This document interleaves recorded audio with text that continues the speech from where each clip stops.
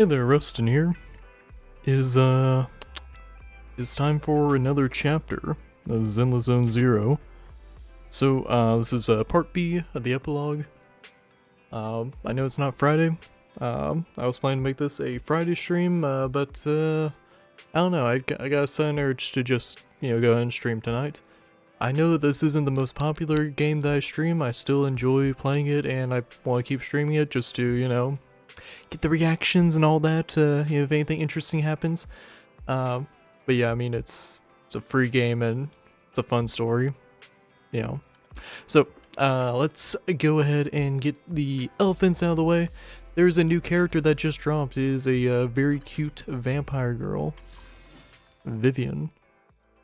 So, I currently don't have enough to guarantee an S rank pull. Could get lucky. Could get very lucky. Could get very, very lucky. And you know what? Before we even continue with anything else, let's go ahead and crack open a Dr. Pepper. And let's just go ahead and do a 10 pull. Who knows? Maybe we'll have some Wednesday night luck. Cheers. Fuck it. We ball. Let's see if we get lucky. Nah. It's all good. It's whatever. Got one A rank. That's a bummer. And it was a fucking W engine, so we don't even get that much pull material back. Well, that sucks. So, yeah. Story continues, though. So this Friday, was going to be Zone 0. But I was informed that someone might be down to do a little multiplayer. So, yeah, I wanted to get this stream out of the way. Hopefully pull Vivian. If not, we'll do that on a future stream, or I might just drop money. We'll see how it goes. But I need to talk to Belle, who is very cutely sitting on a little like a record couch or something. I don't know.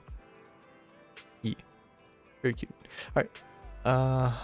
Actually, was there anything else? I think that was like the only thing. Yeah, it was like another side event and all that. But I mean, if I'm desperate, I might go for like pull materials in there. But yeah, let's hop into the main story. Vivian sent a message. Seems they've made more progress on the sacrifice issue. I wonder how Vivian's been doing. After Hugo passed, she's been busy managing Mockingbird. We haven't talked to her in quite a while. Okay, something that like is annoying is like taking a stab or a shot like in this upper area, like by your shoulder of your chest, like a stab up here. I don't think it'd be able to kill a whole lot of like, I mean, you probably kill like regular people, but like fucking like powerful people, like that shit's not killing anyone. You gotta go for the heart or the lungs or like some vital organs. Now someone taking like a rifle round like into the shoulder, like up there, I mean, like I can understand like, some like cavity expansion like going like through the back or something, like that was a sort of believable death. Moving on from that, main thing, Hugo's not dead. Let's continue. Wise, do you want to arrange a time to see Vivian? Let's go meet up with her. And yeah, let's hop on in. Alright then, I'll arrange a time with Vivian. You just rest and await my news. Alright. Go rest on the sofa. Just bum it a bit. You originally planned to watch some videotapes and rest on the sofa, but you end up falling asleep instead. Until you hear something nearby. Oh. Cutscene already.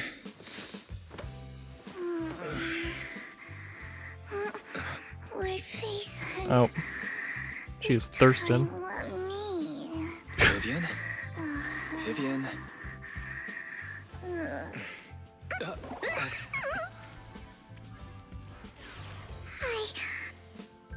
I I didn't disturb your sleep, did I?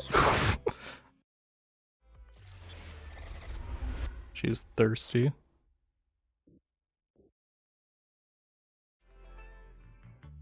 When I got here, the other Lord Phaethon said you were resting on the couch and just let me in. Oh wait, I'd have auto on. Whoops. I was like, wait, why is he I not? meant to keep you company while you slept, but then I dozed off myself. Ugh. I was going to sit here looking super cute, hands cupping my face. You know, like the #1 sleepy face I want to wake up to pose. I can't believe I ended up falling asleep myself.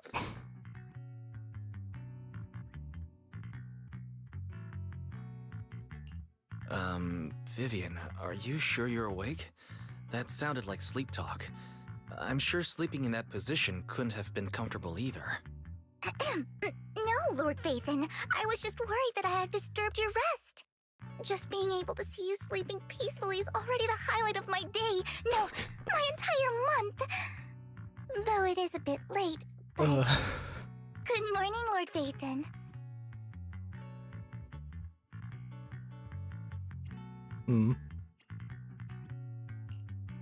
Good morning? Why so formal all of a sudden? Sounds like you're about to make an announcement. Mockingbird's death has stirred up quite the storm. I took some time to gather intel.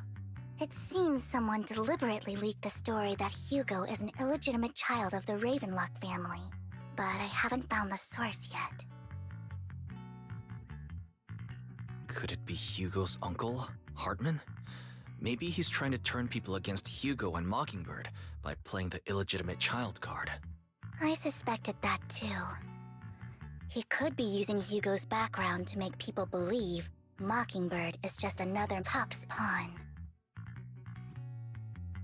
To the upper class, Mockingbird may be insignificant, but it has a loyal following among regular folks.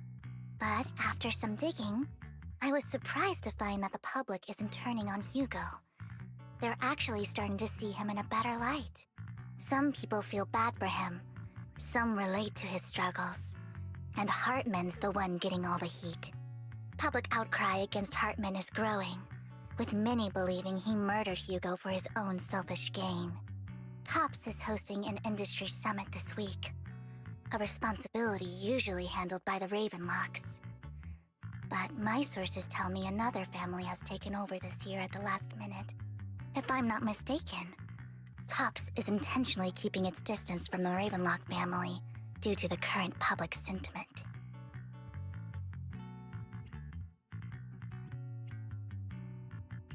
Based on our past experience with Hartman, he's not the type to sit back and let anyone mess with his power or interests. And that's what worries me. Hartman, in all likelihood, must have taken the sacrifice core.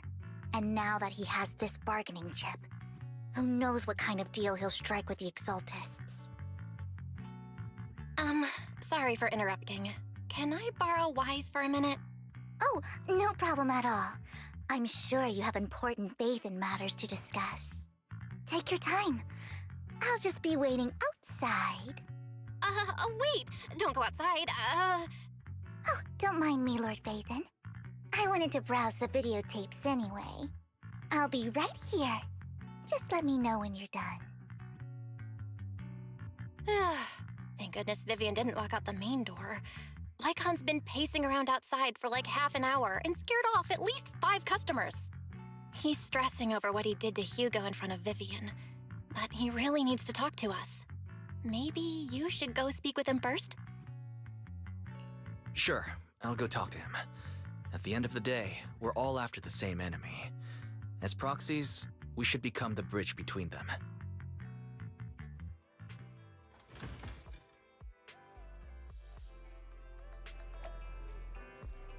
Oh, huh. There's a lot going on. Okay. Good morning, Master Proxy. Good morning. Belle just let me know you wanted to talk to us and Vivian about something? Yes, it's an urgent request from the mayor, one that directly affects New Eridu's safety.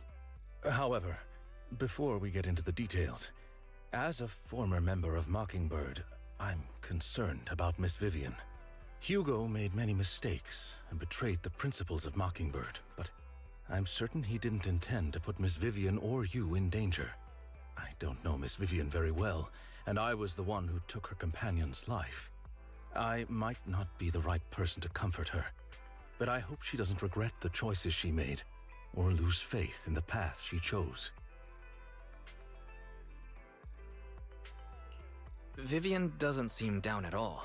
In fact, she's been actively gathering intel. I think she's handling this with even greater calm than I am. If you're feeling bad about what happened with Hugo, it might be a good idea to talk to Vivian directly. From what I've seen, she's not as fragile as you might think. That's reassuring to hear. I trust your judgment. You've always had a sharp eye for people. Would you mind coming in with me? I'd like to apologize to Miss Vivian in person. Sure, but just to be clear, I'm staying neutral and not picking sides. You both have your own stance on this. As a proxy, I'll do my best to help facilitate honest communication. I respect that. Thank you. You turn to the video store with Lycon. Vivian doesn't seem to have much of a reaction to Lycon's arrival. Miss Vivian, I'm very sorry about Hugo. You don't have to explain anything. I'm also part of Mockingbird. Mockingbird stands on more than just gain, so it won't fall when fortunes shift. Hugo had his fixations and ambitions. I also have things I must see through. I'm determined to get to the bottom of the Exaltists and the sacrifices. Miss Vivian, as a former member of Mockingbird, you have my deepest respect. You have my word, whatever comes next. I would never harm you or Master Proxy. As for Hugo, please accept my condolences. Condolences?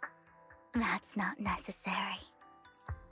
Mockingbird has plenty of tricks up its sleeves. This isn't the kind of act that ends so easily. Okay, she's Wouldn't you implying that agree? he's alive, yeah. You're right. I'm glad you guys are on the same page, but why do I feel like I'm being left in the dark? Master Proxy, I believe we all share the same goal. Uncover the truth of the Exaltists and the sacrifices. The Mayor has tasked me with inviting you to take on this mission, and hopes we can work together moving forward. If the Mayor wants to work with us, I trust he will demonstrate his sincerity and kind. Mockingbird will not serve as a pawn for the powerful. That will never change. Of course. While the Mayor cannot handle this personally, he will make sure we have all the intel and support we need. Miss Vivian, I know you have your own intelligence network, but for some high-profile shady dealings, perhaps the Mayor can provide you a different perspective. Please, take your time to discuss. If you're open to collaborating, I'll set up a call with the Mayor so he can speak with you both directly. Belle, Vivian, and I need to think this through carefully with everything at stake. It's not a decision we can make lightly. Of course, I completely understand. When you've made up your minds, you can find me at the Ballet Twins. Wise, should we talk to the Mayor? Sacrifices are still a threat. Our teacher. You mean if we work with the Mayor, we might be able to get more info on our teacher, Wise? What do you think, Vivian? As a member of Mockingjay, would it be against your values to work with the Mayor? Mockingbird isn't just about going against authority. Mockingbird hopes that all people can be given equal opportunities and treatment. I don't exactly trust the Mayor, but I believe he's someone we can work with. At the moment, at least. And let's go see Lycon. Talk to the Mayor. Let's go see Lycon. Yeah. Actually, did they have any more dialogue? Now, what was the, there's some... Oh, you know what it was? It might have been, if I went up to, like, people, they might have been talking about how, like, you know, weird Lycons being and stuff, yeah. So I probably should have done that first instead of just talking directly to Lycon. I missed some dialogue. Some interesting dialogue, probably. Oh well. I'm pretty sure I'm right about that. It was probably just some, like, you know, fuck is this wolf dude doing? Pacing in front of a store. I want to go, like, check out the movies and shit. Alright.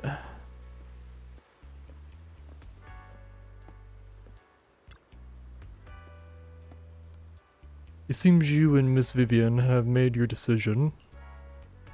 Let's talk to the mayor. Of course. Please rest assured, when it comes to sacrifices, the mayor's interests align with yours. Or rather, we both want to protect the people of New Eridu. I'll connect the call to the mayor now. My dear friends, I'm glad you're willing to keep working with me. I'm truly sorry about what happened to Mr. Hugo Vlad. I didn't anticipate things would turn out this way. As mayor, I can't fully condone Mockingbird's actions, but personally, I had a lot of respect for Mr. Hugo Vlad. I looked further into Bringer's map. The sacrifices were created by an exaltist named Landon, who was active in Janus Quarter. Mr. Landon passed away in an accident a few years ago. Before he died, he was researching sacrifices and was said to have created a batch of serum that could turn living people into sacrifices. The problem was, the serum wasn't stable, and after his death, the recipe was lost. No one knows what happened to the exaltist in Janus Quarter back then.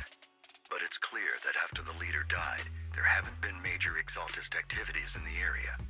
Bringer's map marks the locations where the exaltists' most successful attempts at creating sacrifices were. The leader of the exaltists in Janus Quarter died a few years back, and they haven't been active since. Could it be that Hartman was just acting on his own? Unfortunately, that's not the case. My sources confirmed that Hartman had been secretly in contact with someone, and they only meet inside the Hollow. Is it possible it's someone from TOPS? TOPS is a huge alliance of corporations. They wouldn't bother getting their hands dirty. Instead, they just sit back and reap the rewards. Everything Hartman is doing is to secure his place in TOPS and strengthen his power within the Ravenlock family. If my guess is correct, Hartman has gotten in touch with the remaining members of the Exaltists that used to follow Landon, helping them create new sacrifices. But what's in it for TOPS? There's no way the Exaltists would just hand over their secrets about sacrifices to Hartman, right? A sacrifice outbreak would throw the city into chaos. And that's when TOPS steps in, taking control of the situation on their terms. The public will see the mayor as incompetent, while TOPS comes off as the real protectors of the city. And when that happens, public trust will shift towards TOPS. And Mr. Mayor, you might find yourself in an unfavorable situation. Still sharp as ever, Miss Vivian. So, what exactly do we stand to gain from partnering with you? Please don't tell me you're doing this out of some noble concern for your citizens. I'm not some hero of justice, and I don't believe in lofty ideals or empty promises. We have a common enemy. While our ideologies may differ, we can work together on this. And as proof of good faith, I may not know exactly where Hartman is, but I can fan the flames over Mockingbird's death and escalate conflicts within the Ravenlock family. So it was you behind the rumors. No wonder I couldn't trace the source of the public outcry. I'm not the one who started the rumors. I just helped them spread faster after they leaked. And I pulled a few strings to make sure the story painted Mr. Hugo Vlad as a heroic figure who was unfairly persecuted. As I said before, I had a lot of respect for him, and I'd be happy to clear his name. Now let me lay out my terms for collaboration. After looking into it, I found that the dormant sacrifice you discovered wasn't the only one. There are more places where sacrifices might be lying dormant. Too many eyes are on me right now, so I can't send my own men to deal with it. I'd like to ask you to retrieve the sacrifices from those locations. I'll make sure to dispose of them once you do, so no one will be able to use them again. On top of that, I've asked a friend to help monitor your physical condition, and maybe even uncover more of your potential. Her research overlaps with your teacher's work. You don't need to worry about her capabilities. She's a Void Hunter rank special investigator. Are we gonna see like Miyabi in this? Really? A Void Hunter ranked special investigator is going to be assisting us? And she's involved in our teacher's research? That's I right. don't know, teacher's She's heading research. to Janna's quarter for some business. I wanted to set up a formal meeting, but she declined. She prefers to assess things on her own, and will reach out when the time is right. She'll let you know the details then. No, So it might be looks like you Miyabi. both are on board with this commission and ready to help recover the sacrifices? Okay. This affects a lot of ordinary people in New Eridu. We'll do our best. I know you won't let me down. Given our positions, we might not be friends, but we're definitely not enemies. I'll leave the rest to you then. I've got to go. Goodbye. Yeah, more than likely it's gonna be Miyabi, I feel. Because I don't think any other characters have been called a Void Hunter except for Miyabi. Unless they're just dropping like a new character on us. I'm glad the two of you have decided to continue working with us. With your help, we are sure to successfully recover the sacrifice. I have other business to deal with, so please excuse me. If you require anything, please feel free to contact me anytime. Lycon leaves thereafter. Lord Phaethon, shall we head out now? Let's go and head into the hollow. Alright, let's go. Yeah, oh, she uses Aether. Or Ether. Aether? Maybe, whatever. Waking up at 8? I'm so tired. Who do I want to fight with? Probably just go with Ellen, to be honest. Actually, I don't know would what never track down Lord Phaethon. kind of character is she. She's an anomaly. So she has her own attack power and all that. Good day. Do I really need Yeah, to we'll take just go this with class? go with tried and true. Or actually, hold up. I can't see which. I think it's Ether and physical. We'll just roll with this. Fuck it. Not think too hard on it. I'm 6 levels higher than the trial character, so.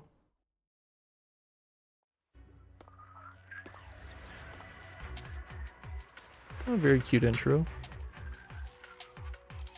Alright, how does she fight? After activating EX special attack, Vivian will automatically tap her and unleash basic attack. Lord Phaethon, thank you for trusting Mockingbird and me.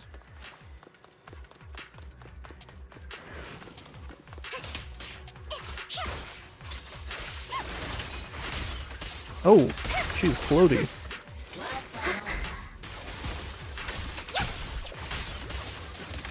Huh. I guess it's kind of fitting for a vampire character. Just kind of float in the air. Don't touch me. I don't know how I feel about her like basic Keep your attacks though. filthy hands off. Don't touch me.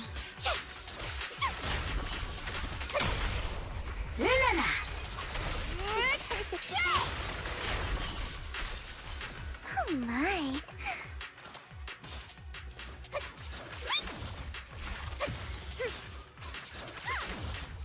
Definitely an elegance. Oh, what the fuck? Huh. Is this like a counter state or something, or what was that?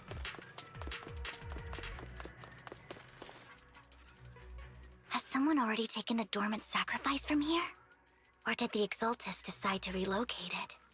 No. If these dormant sacrifices aren't handled carefully, they could awaken and turn against anyone nearby. She wouldn't risk moving them unless it was absolutely necessary. Did she realize the mayor was looking into this? Just as Vivian is talking to herself, you hear another voice of someone debating. You don't know who it is, so you pull her aside to listen.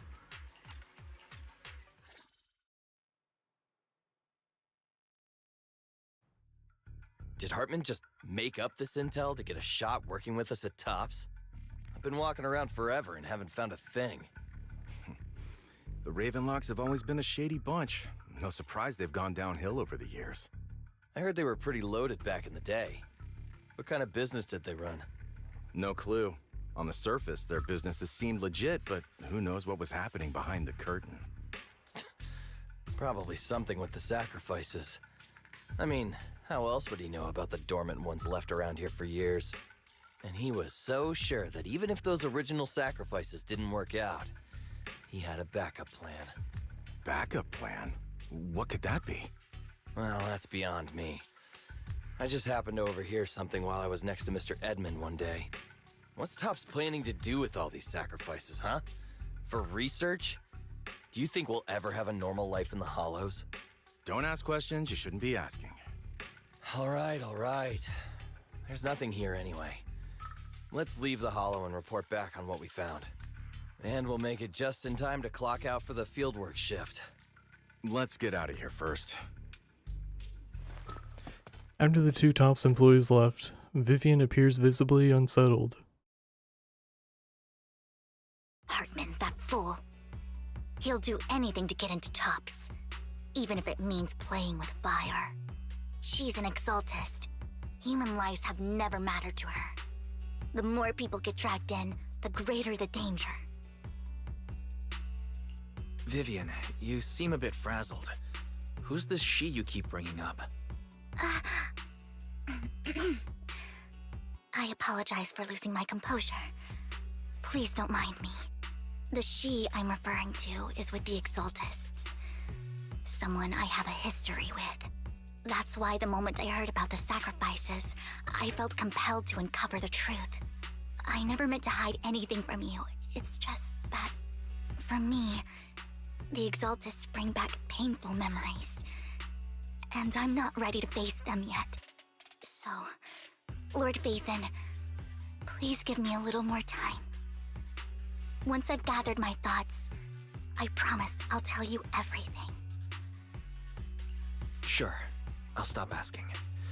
What's more important than an unspoken past is the person standing in front of me now. As for everything else, we can talk about it whenever you're ready to share. Lord Phaethon, if we weren't in such a hurry, I'd spend 3 whole hours singing your praises. Oh man, she I'll is so make note of thirsty. this and make sure to get it done before bedtime. First things first, let's track down those dormant sacrifices. The Exaltists have probably realized someone's after them by now. I wish we knew what Hartman's backup plan is. I just can't shake the feeling that Oh, she does a little spin something when bad she is stops about to running. happen. That's cute.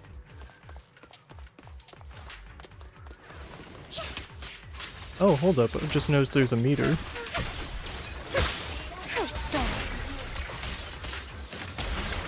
Yeah, how do I use that meter though? Oh. Fool.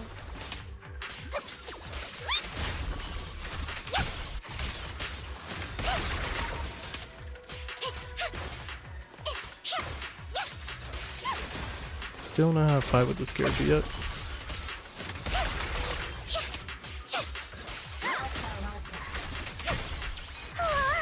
Lord Phaethon just saw that. The dormant sacrifice is gone too. Hey, how's it going, Pixelate, Mariana?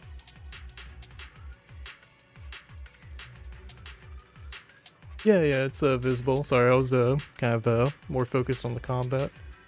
But yeah, thanks for the follow, man. Who could it be? And how do they know the locations of the dormant sacrifices? Let's check the next location. Hope this doesn't become a nightmare for Neredu. Hugo may have done terrible things, but he had his reasons. Yeah, no chests. Fool. Mockingbird might be seen as the bad guys by a lot of people, Chests. but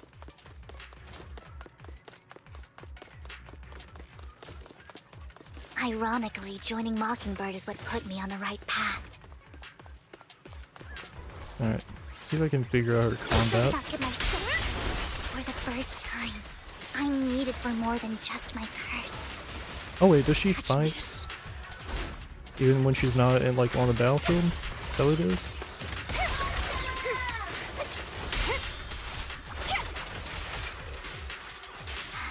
Nothing here either. Are we too late? Oh, I started playing this game like last year. I could probably actually look at the very first stream I played for it. But yeah, no, I've played this game for a while. This is a part. We're on part 26, I think. Yeah. It's pretty fun for a free game. I knew it was you, Vivian. Camille, what are you doing here, sis? Are you destroying the dormant sacrifice? Vivian, don't call me sis. I'm not your sister. Are you trying to stop the Exaltists? I never left the Exaltists. You know what Landon did back then! Lord Landon did it for the Creator. His methods may have been extreme, but they were necessary. Back then, you walked away. You should do the same now. We didn't meet today. Take your friends and leave. What's wrong? Are you being forced into this? I can help you. Help me? Like how you helped her? Vivian, you're crying. So, streaming wise, I started. It was 2023, or was it? Let's see. So I streamed all of 2024. Yeah, it was fuck. You know what? Let me take a look at this actually. You can look on my YouTube. So streaming on Twitch. I started streaming on Twitch this year, but I've been like streaming on YouTube since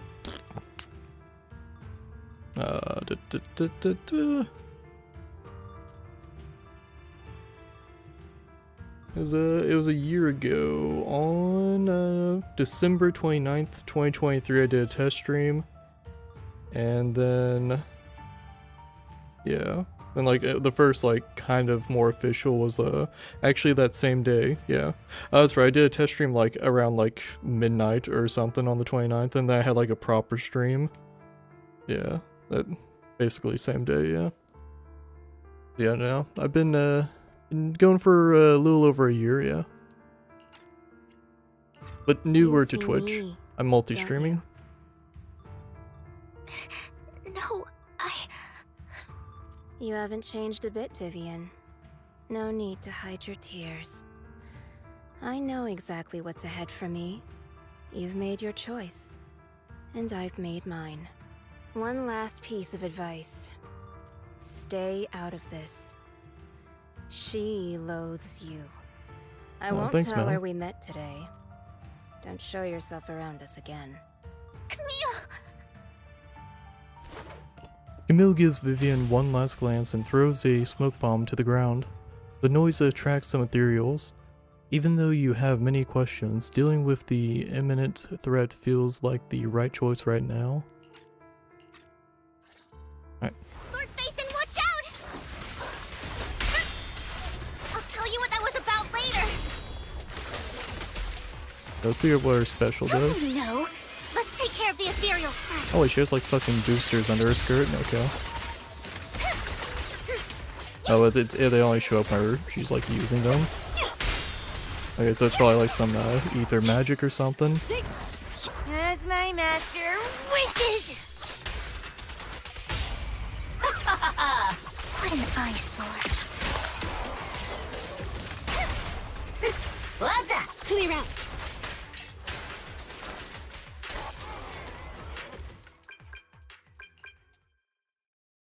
EW, who inspired you to start streaming?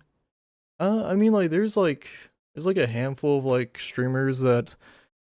Okay, so like here's the thing, like for the longest time I wanted to stream, I just did not ever have like the internet speed for it, and then my area got Google Fiber or fiber optics, whatever the fuck that It's not Google Fiber. It's just fiber cables. We got fiber cables in the area, and you know, the internet, you know, company and all that I got going on, they allowed for fiber. So I finally had good internet to be able to actually stream. Yeah, like back whenever I think it was like in college, I was like kind of wanting to like get into streaming and stuff, and I tried, but the frame rate was garbage. It was chugging, and I was just like, you know what? This isn't gonna work out. I'll just stick with making YouTube videos and stuff, you know. And then like yeah, it was something that like I always wanted to do. And then like when I got Google Fiber, or not Google Fiber, when I got fiber, I was just like, oh, this is my chance. Let's get into streaming and have fun with this, yeah. Um, but yeah. Yeah, internet does play a huge part. I would say that like people who kind of like I would say like reignited a bit. Probably like maybe like Sea Dog VA. That was like a huge one of like, man, that is fun. I remember wanting to do this and stuff. Then like a bunch of like VTubers and stuff. Like VTubers in general, I was just like, man, I always wanted to like stream and stuff. Yeah. Yeah, no, like a bunch of like HoloLive, you know, VTubers, and like my favorite VTubers like, you know, Crony and stuff, because I was like also like subscribed to her like previous channel before she joined HoloLive. Yeah. I keep it very simple. I don't like a bunch of like noise of like overlays and stuff and all that. Like the most complicated thing is I have like a starting screen, I have like a break screen, and I have like an ending screen. But like for the most part, like the most complicated thing I have is the chat and the little heart rate. And that's about it. I don't like to make it all noisy. I want the game and the chat to be like the main like focus of the stream. Yeah. So after finding after finding off the ethereals, you search for a long time but don't find any dormant sacrifices. After deliberating with Vivian, you decide to leave the hollow for now and figure out your next move. Just then the phone rings. You've been gone forever. Did you run into any trouble? We searched the coordinates the mayor provided. Most of them were already empty. No dormant sacrifices. Camille, the Exaltists have been actively destroying the dormant sacrifices. Yeah, you can make suggestions. I get tossed suggestions every single stream. I'll just let you know. Majority of them might not actually go through. But yeah, by all means, feel free to toss suggestions out. Yeah.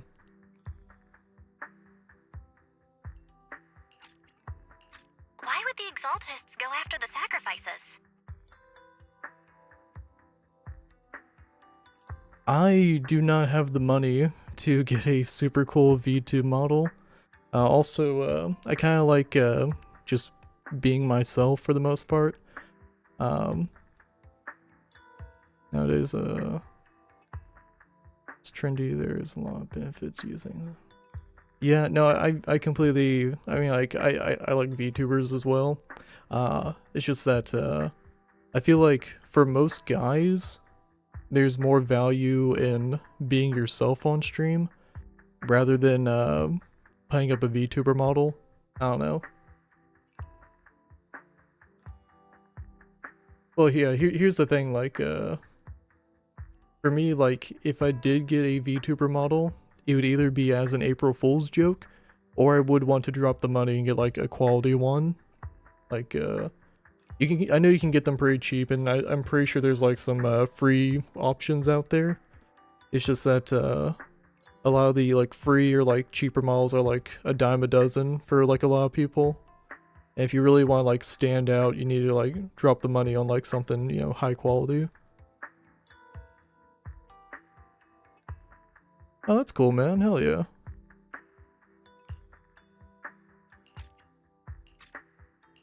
I saw it too, but I can't figure out why the Exaltists would do this.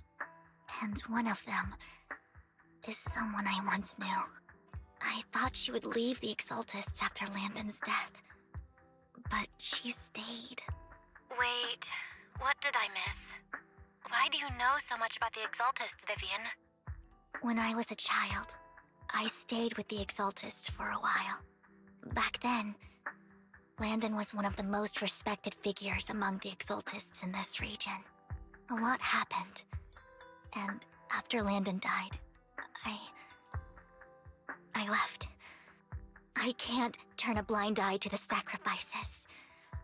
I know all too well how many lives have been lost bringing them into existence. Ever since I learned a sacrifice had appeared in Janus Quarter, I haven't been able to stop worrying. I won't let history repeat itself. That's why I asked Hugo to investigate, starting with the Sacrifice Corps. Vivian. Please stop. I'm not looking for comfort. I'm just recounting the story for you to understand the situation. We've got bigger things to focus on. But when I do need comforting, I'll come straight to you. I hope you'll make time for me, Lord Vathan. Just so you know, I'm not the easiest to console. Yeah, by all means, you can like, tell me your, like Twitter or Instagram, whatever. Just to let you know, I'm not looking to drop any commissions or anything. I get asked that like every other stream if, I'm willing to like buy some artwork, buy an overlay, buy a channel icon, or buy this and that. Yeah, I make no money off of this, and I kind of do it as a hobby. So yeah, I'm not looking to like drop any money on this. Yeah, like the only thing I really drop money on is like tech equipment and games and stuff. Just stuff that I would buy even outside of streaming, just because I like audio equipment and making my setup look nice. Nah, I'm not looking to drop any money, man. Yeah, if you're looking to try to like sell something, I'm not looking to buy. Yeah. Thank you though. Thank you. Absolutely. If you're feeling down, we'll be here for you. Okay, back to the matter at hand. That conversation between those two TOPS employees back in the Hollow is still bothering me. They said Hartman had a backup plan, and that got me thinking about some news that was quietly swept under the rug.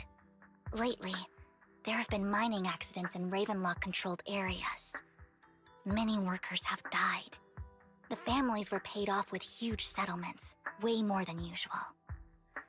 No protests, no controversy, and the issue was buried.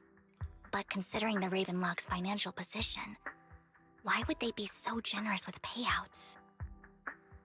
I do have a Discord. I've just stopped giving it out because the past 3 times I've given it out to someone who, was like saying, hey, I do this, I do that, they've just spammed me with a bunch of like artwork and stuff and like, hey, let's cut a deal, let's, if you're looking for a commission or something, and it's just like 20 like messages of just a bunch of stuff. And yeah, down the road I plan to make a public Discord and stuff, since I was like saying that was requested by some regular viewers. But yeah, no, I don't really give out my Discord anymore. Yeah,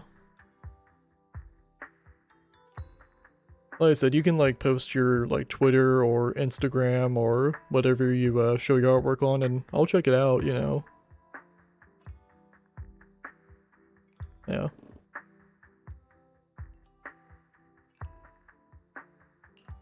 That sounds sketchy.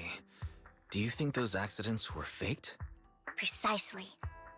I don't think those workers died in mining accidents. I'm planning to reach out to some old friends, see if they've heard anything about this. Do you have time, Lord Vathan? My contacts are just near 6th Street. Care to join me? Sure. Let's go together.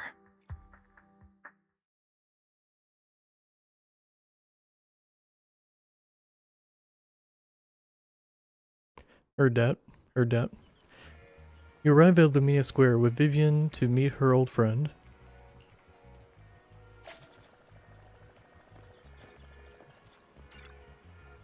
Lord Phaethon, let's head out as soon as you're ready.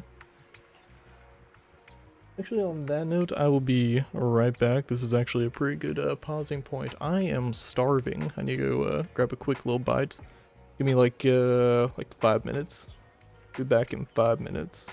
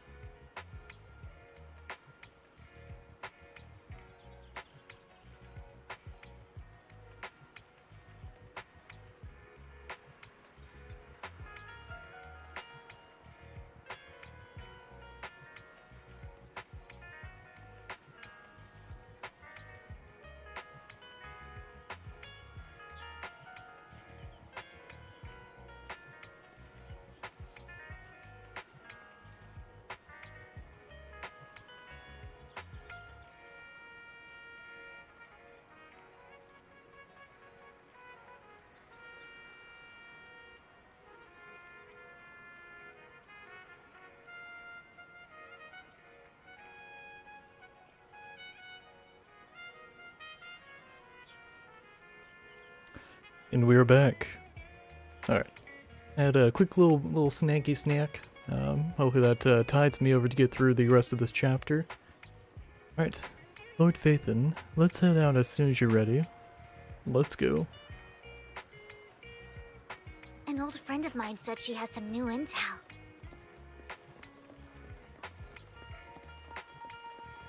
She's like a mentor to me. Oh, it's I learned a Rain. lot about data scraping on Internet thanks to her. We meet again. Rain! Long time no see. Yeah, it's been a while. Rain? So you're the old friend Vivian was talking about. Yeah, Phaethon. Long time no see. Rain! You actually know that Lord Phaethon is Lord Phaethon? No, I mean, you actually know Wise is Lord Phaethon. I didn't know right away. One time, I needed a favor from Nicole. I only found out after meeting them. I mean, who would expect a legendary proxy to be running a video store for a living? Oh, by the way, your idol... Rain, let's not bring up old stuff. Lord Phaethon wouldn't be interested in that. Why are you all tense? Right! Lord Phaethon lives on 6th Street too, and might know your idol. Remember when you traced that post on Internet to 6th Street and actually went to check it out? And you came back all bummed, spouting nonsense. Like there was only a black cat at the location, and maybe your idol is actually a talking cat. Or something like that. I think I know that black cat. It hangs around our shop now. Lord Phaethon, please, let's drop this topic. Come on, Vivian. It's been years and you still won't say who your idol is. If you'd just let me, I'd have tracked them down ages ago. I get it. You want to find the person who's important to you on your own. But you've tried so hard already. It's okay to lean on me a little, you know. I'm sure your idol won't hold it against you. I shouldn't have come to see you. Huh? What's wrong? Rain, Vivian said you might have some intel for us. Should we get into that first? All right, let's get down to business. Here's something I'm pretty sure about. The Ravenlock family's claim that those missing workers died in an accident? Don't buy it. The last signal from those workers was near the Hollow, then communication went dark. I think they were taken into the Hollow. And yesterday, I picked up that the Ravenlock family secretly hired some people to search the Hollow's perimeter. I caught a weird distress signal from someone and managed to track down the source. When I tried to reach out, the signal cut out completely. The last trace of the signal was near Lumina Square. Finding someone in real life isn't really my thing, so that's where you come in. Okay, we'll take a look around. You just said this is something you're sure of. Do you have anything you're not so sure of? I dug up some info online, and one thing stood out. A few days ago, there were some creepy sounds coming from an abandoned warehouse by the port. The place was locked up, so no one could see what was happening inside. Not sure if it's related to your search. If you don't find anything useful around here, it might be worth checking out. Well, that's all I have for you. Thank you, Rain. Don't get all emotional on me now. I'm just helping out a friend. This one's on the house. Consider it payback for the favor you did me last time. But if you still want to find your idol, hit me up. I've been curious for what... Alright, don't worry about it. I'll manage it myself. Stop being so nosy, Rain. Nosy? Nah, just professionally curious. What kind of person is worth all this searching, huh? But honestly, whoever they are in real life, they've become a part of you. You've come a long way in this search, Vivian. I much prefer the person you are now. So if you find this person, Don't chicken out. Go meet them. People will appreciate you for who you are. Rain. I might not care about the real world or what it'll be like, but I hope everyone I know can live a good life. I'm counting on you to save the world, guys. All right, I have other business to take care of, so I'll leave the rest to you. Rain waves goodbye and leaves. Vivian mentioned she knows someone who's really skilled at finding people in real life, so you follow her and continue on your way. Lord Phaethon, please pay no mind to what Rain said.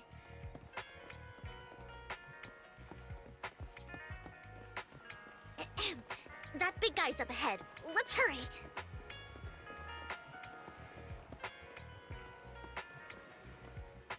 Oh, really? Long time no see. You seem to be doing well, little one. Yep, I made an awesome friend since the last time we met. My friend got ill before, and it was the manager who helped him. Helped heal them. Wow, words. I didn't realize you two knew each other.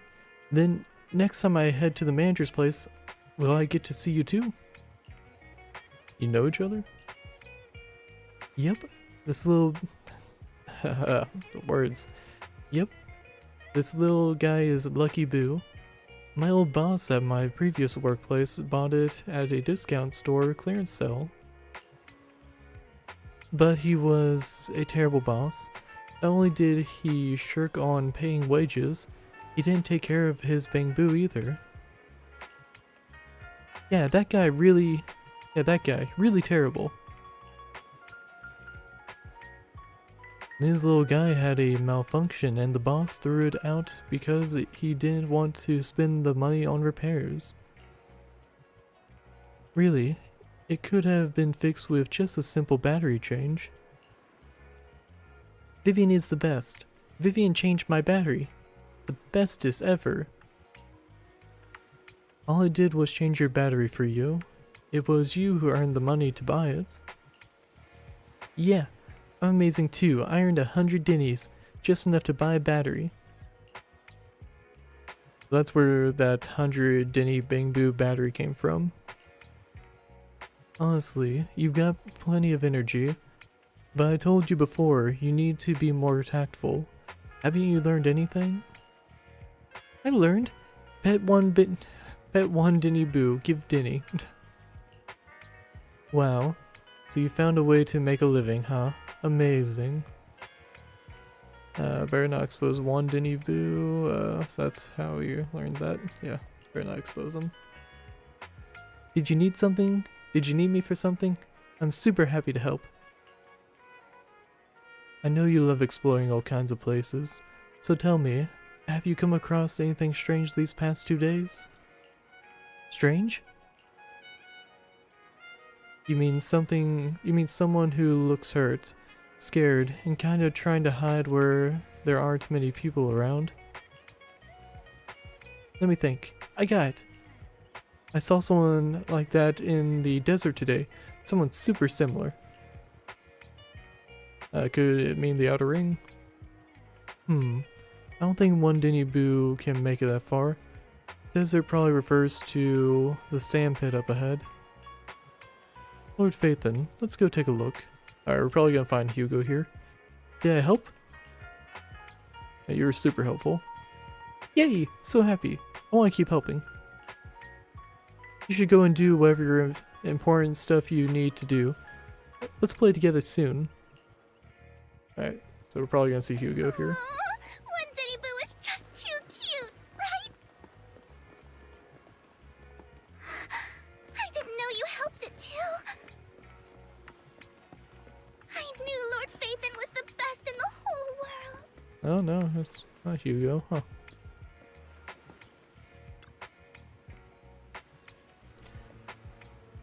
It seems that's the person Rain and one Dinny Boo were talking about. Lord Phaethon, please stand back. I cannot be certain if he'll end up doing something extreme, considering his current mental state. I'm afraid he might hurt you. I'll try talking to him and see what's going on. Vivian walks forward and taps the cowering man on the shoulder. Don't take me back, please. I was wrong. I know I messed up. I don't want your money anymore. Please, no. Calm down. Who are you? I won't say anything. Just let me go. I don't know anything. I swear, I know nothing. We're not PubSec, the HIA, or the Ravenlock family. We won't force you into anything. There's no need to be afraid. What do you want from me then? We simply want to know where the Ravenlock family took you and what they made you do. I can't say. I can't tell you. I have a family. They'll hurt them. You never saw me. Please, just stop asking. Don't you wish to see your family? I don't deserve to see them. It's my fault. I was greedy. I did this to myself. But your family must miss you dearly. I'm sure they won't blame you. No, it's my fault. It's all on me. I don't want to drag them into this. If the whole ship is sinking, no one on board can escape. I'm just a nobody. And right now, there's nothing I can do to change anything. If you care about your family and friends, now is your chance to stop the disaster before it's too late. Even a butterfly flapping its wings can send a tsunami surging across the ocean. No one knows how this will turn out. But if you do nothing now, the only thing waiting for you at the end will be regret. We're not here to turn you in, and we won't force you to confront them. You'll be safe with us. I'll help you return to your family. But you must tell us precisely what happened. Hartman offered a huge amount of money, looking for workers to go into the hollow to guard something. The money was way too good. We all kind of figured something wasn't right. I thought it was just smuggling or guarding some kind of illegal ether resources, so I signed up. After we sent in our applications, Hartman's men took us into the hollow. The first place we went, there was a strange box. When we got there, they handed us some pills, saying they'd improve our aptitude for ether, for us to last longer in the hollow. But after I took them, everything went fuzzy. Something was definitely off about those pills. When I woke up, I saw my coworkers dead in front of me. And there was blood all over my hands. They said something about me being a good experiment, moved me somewhere else, and locked me up. They wanted to inject me with something. I got scared and didn't know what was gonna happen. But then a blonde guy found me, gave me a carrot, and let me go. So I escaped. I didn't want to kill anyone.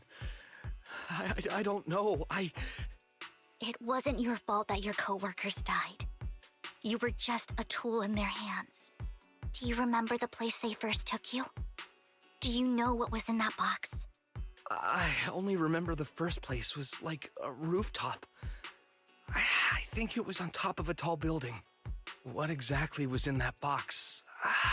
I can't remember. I'm not lying. Those pills they gave us, they make you hallucinate. I took just one and my mind felt like it wasn't my own. My memories turned into a blur. I'm telling the truth. I'm not trying to run from my mistakes. I just really can't remember what happened. I know you're not lying. We'll arrange for your protection. You can rest easy and recover, and your family won't be dragged into this. Once this is all over, you will be able to reunite with them. You and Vivian contact Lycon, the mayor representing Victoria Housekeeping. Oh wait, that was a round sentence. The mayor representing Victoria Housekeeping agrees to protect the worker and will keep his identity confidential. Soon Rena arrives and takes the man away, mentioning that the mayor will confirm the location based on his description.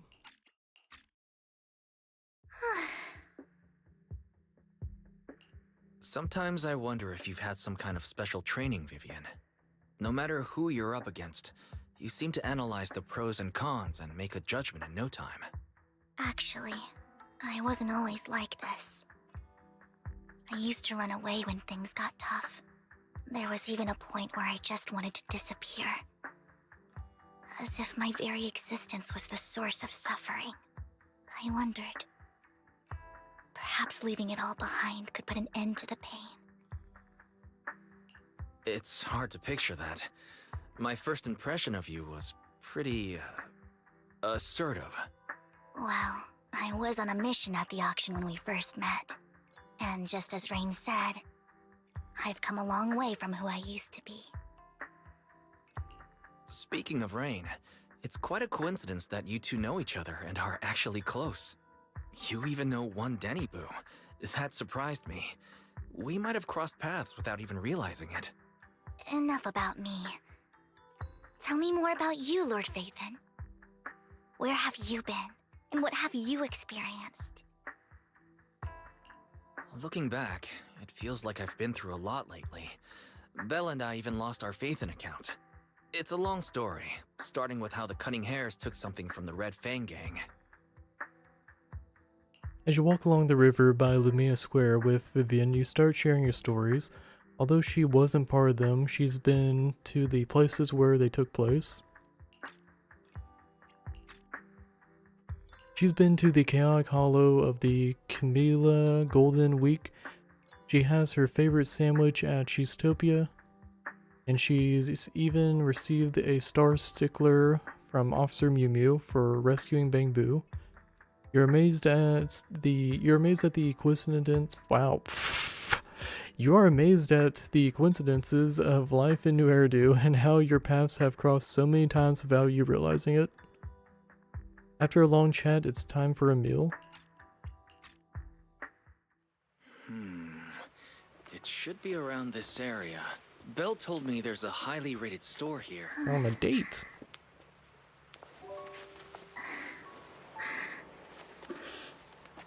Lord Phaethon! What's wrong? I've seen that black cat on 6th Street. That harmonica in the outer ring you mentioned. I've heard it before too. I've even been to the monument outside Hollow Zero. But none of that was a coincidence. It was me.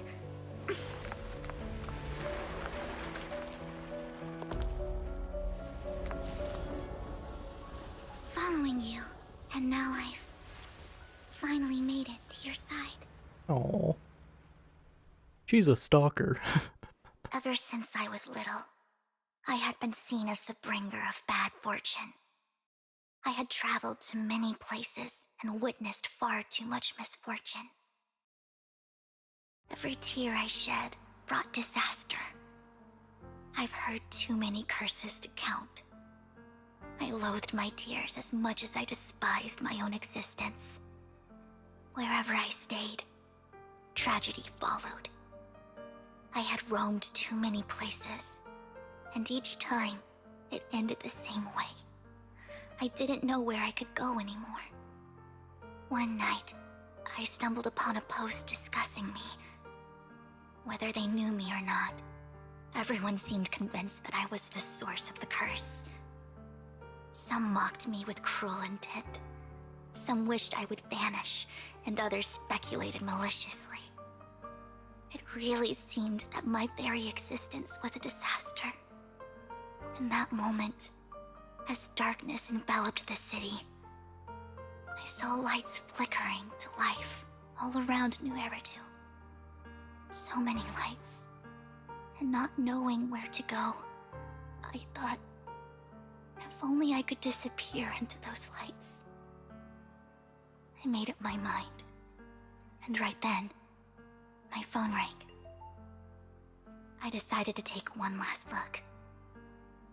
I wanted to know who left me my final message from this world.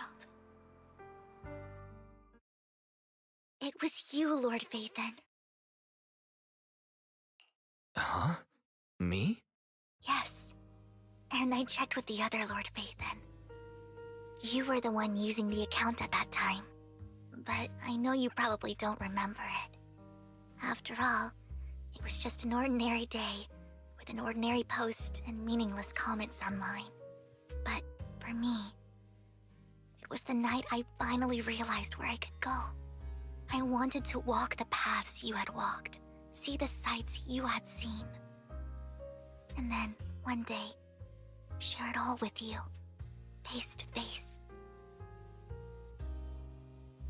So, I have to ask, what exactly did I say in that reply? Well, you'll have to figure it out for yourself. I'm not telling you. You're putting my memory to the test.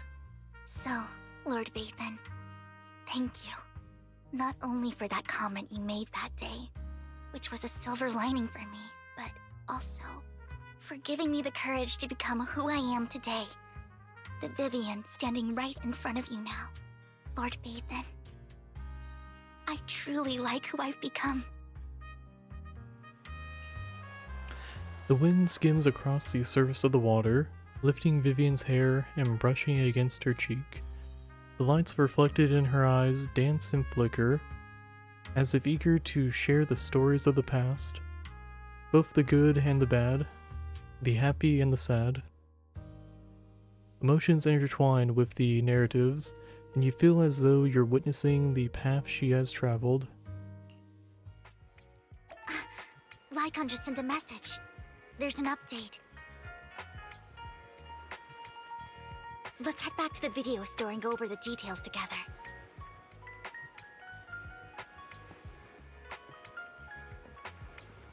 Oh, just not gonna follow. Okay. Eh.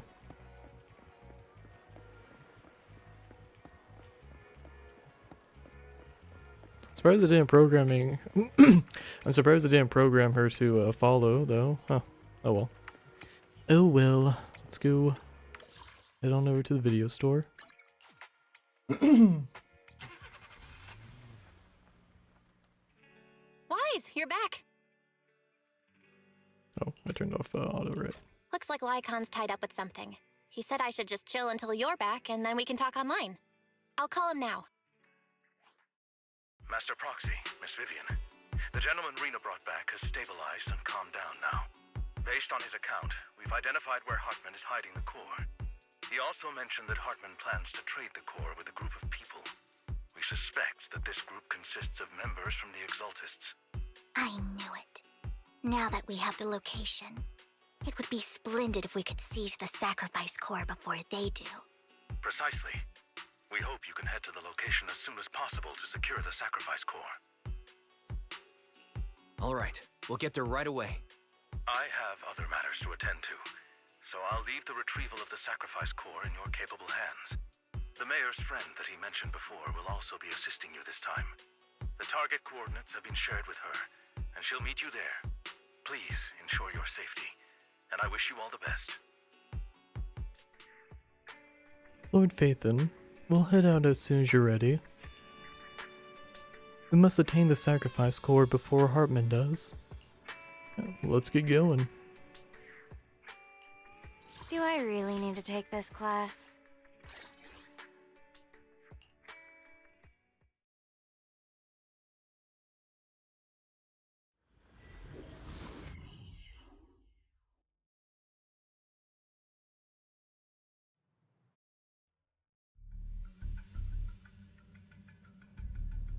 Where's the sacrifice core?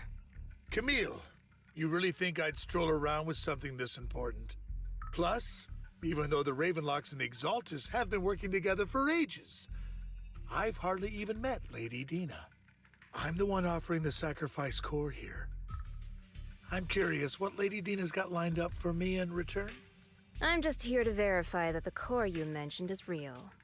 Once that's sorted, Lady Dina will give you a proper response. Our partnership isn't just talk. We need to be sure you have what we need before moving forward. Sure thing. I'll take you to where I keep the core. Once you verify it's legit, have Lady Dina come over. We'll lay everything on the table face to face. All right, lead the way. It seems Hartman is trying to bargain for more. What a greedy and insatiable man. It's just that... why would they only send Camille for something as important as the sacrifice core? And I can't shake the feeling that Camille doesn't want Hartman and Dina to meet. Why is that? So this Dina they were talking about, is she the leader of the Exaltists? Kind of. Lord Phaethon, I really think we should hurry. We must get to where Hartman keeps the core before anyone else does. I've mapped out a shorter route, but there will be ethereals along the way. I'll leave the fighting to you, Vivian. Don't worry, Lord Phaethon. You're in capable hands. I'll ensure your safety.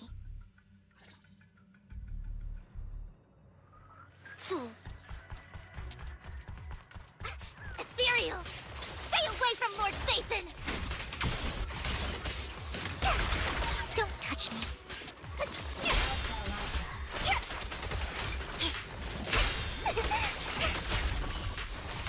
Oh, what the fuck?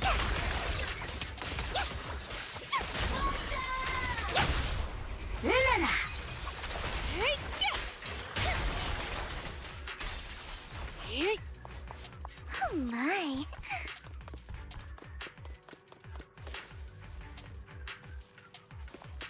Looks like Hartman's trying to negotiate for more leverage.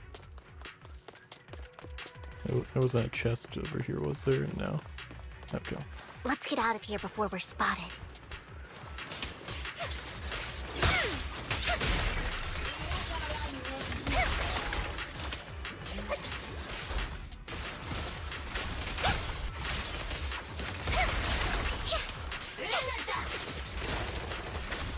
Let's keep moving, Lord Phaethon. No chest, okay.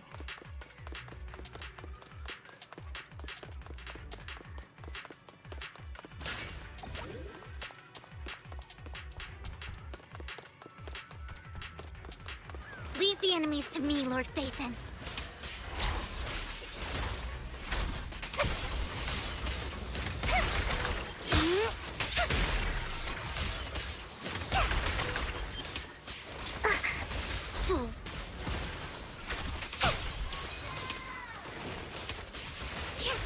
Still, I don't have her combat down. It's... Don't touch me. she's like... it's weird. She's very floaty, so I'm sure like any like ground-based attacks she probably avoids. And she's like actually fighting, but like... I don't know, it's funky. I feel like I'm not fighting with her properly. I don't know what that meter on the left does. Can I actually read? Okay, so yeah, basic, first, second, third hit, fourth hit.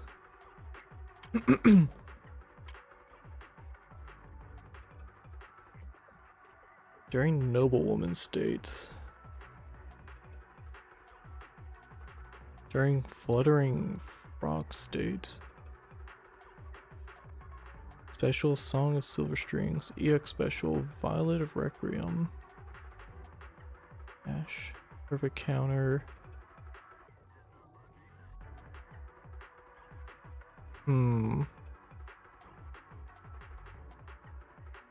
Okay. What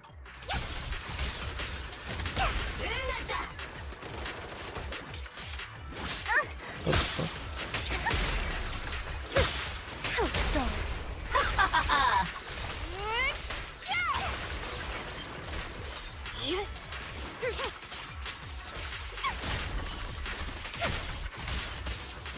They're still over there.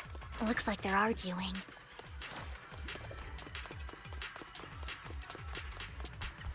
This is our chance. Let's hurry. No matter who has the sacrifice core, Hartman or the Exaltists, it would be really dangerous. Hand over what's in the box. Who dares get between where we do this the hard way? You sure talk big, little girl. Let's see if you can get past me first. This guy has a whole lot of health. What the fuck?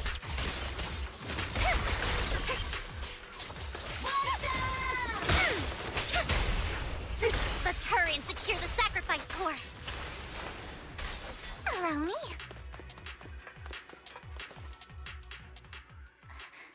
Lord Phaethon, the box is empty.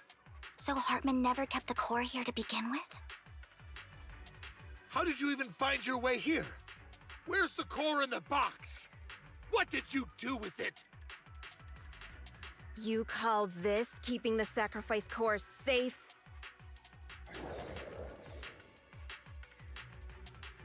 Just as everyone stands confronting each other, a voice comes from behind. Oh, that character looks important. Vivian, it's been ages. Dina! Oh my, you actually remember me. So sweet.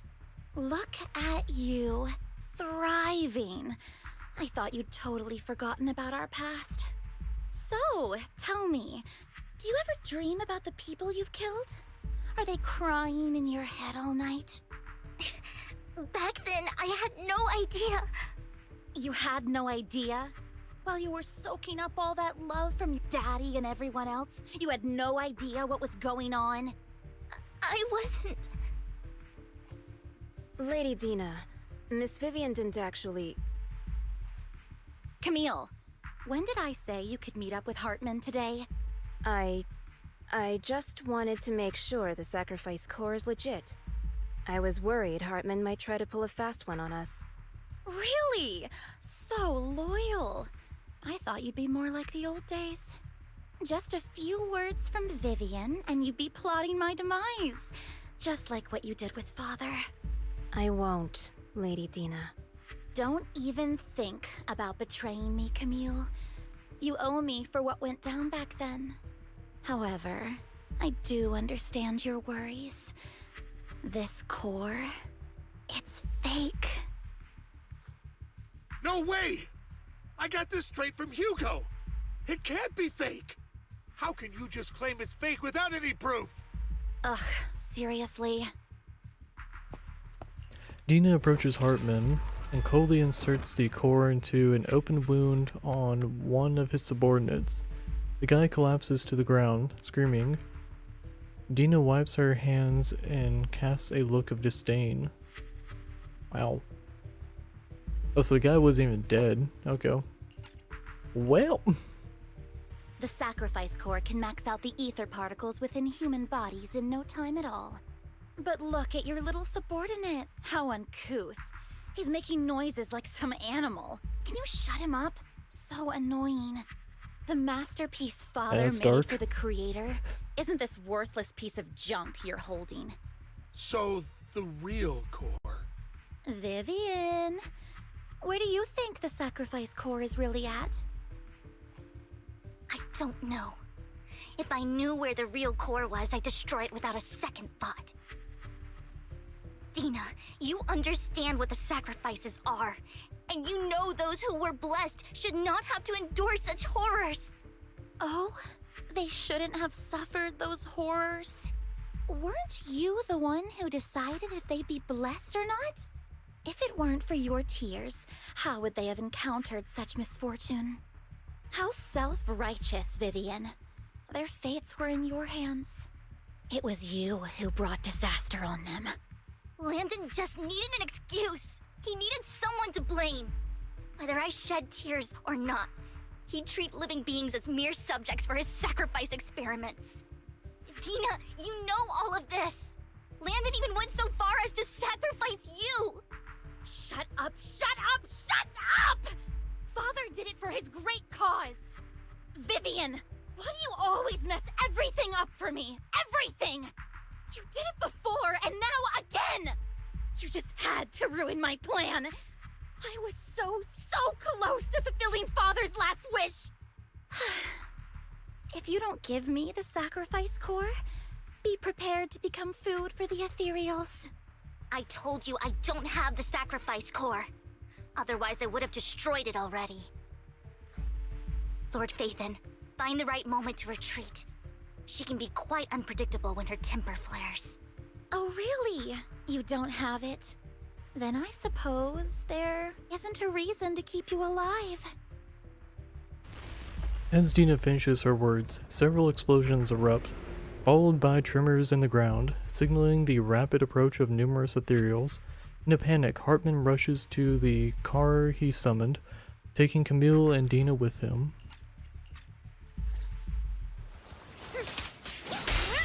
More ethereals are coming. Oh, I missed an opportunity for more damage there. Ambush! Oh, he swings in. That's adorable. There are too many. There's no chance to get out of this. Shit, I messed up on that.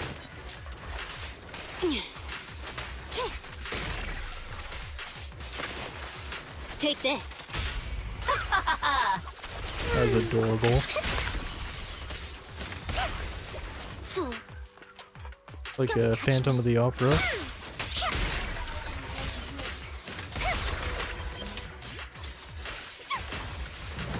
Or she's like better against like AoE enemies or something. Okay. That was poor timing. Weak spot. I'm not exactly thrilled to be serving you. Oops, I just said that.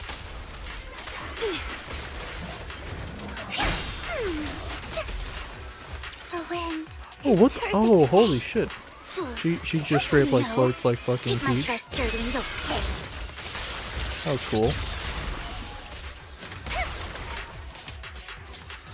You better not get my trust dirty. Get back. Oh my.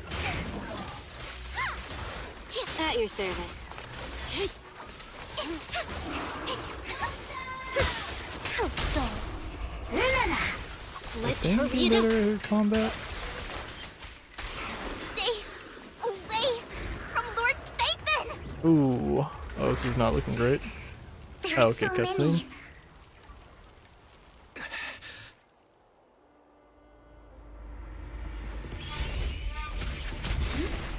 It's ink.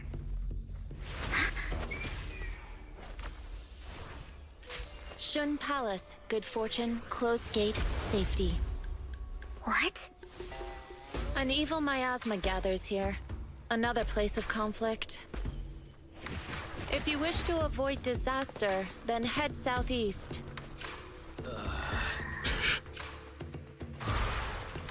Now!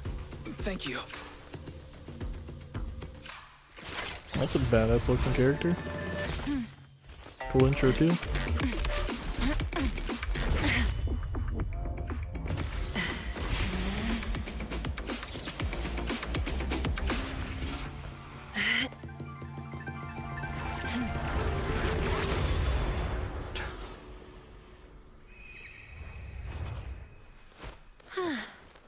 Finally, peace and quiet. You must be wise, right? Mayflower mentioned a special partner might need my help. May I ask, who are you? I'm the 13th generation master of Yunque Summit. You can call me Yishuan. Mayflower passed along your info, and I was curious what kind of person you are, so I came to see. At first, I thought it might be a hassle, but your energy feels really calming. Quite nice, actually. So, you're the investigator the mayor mentioned. Yes. He also asked me to be your temporary teacher and offer you a bit of guidance. Guidance? What does that mean exactly? Unfortunately, this isn't the right time or place to talk. I have some investigation work to catch up on, and it seems you've got quite a lot on your hands, so let's part ways for now. I'll find a good time to visit you soon. Shit, how you pronounce it again? Was it like Ji Yun or Yi Yun? Leaves after saying this, while Vivian appears lost in thought, looking distracted. I'm so sorry, Lord Vathan. I'm just not feeling very well. I think I'll head back for now. I'll investigate the sacrifice core and reach out once I find something. You don't look so great. Let's get out of here and figure things out later.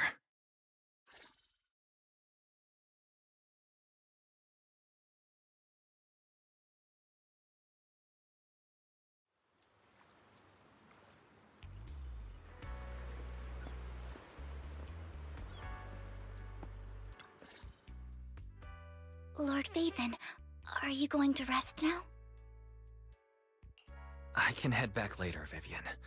You seem a bit off since we left the Hollow. If you want to talk about what's bothering you, I'm here.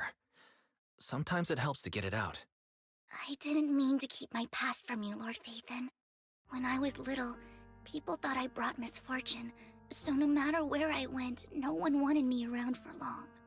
Then, one day, Landon adopted me and brought me to the Exaltists. There, I met Dina, who was so kind to me, treating me like a dear sister.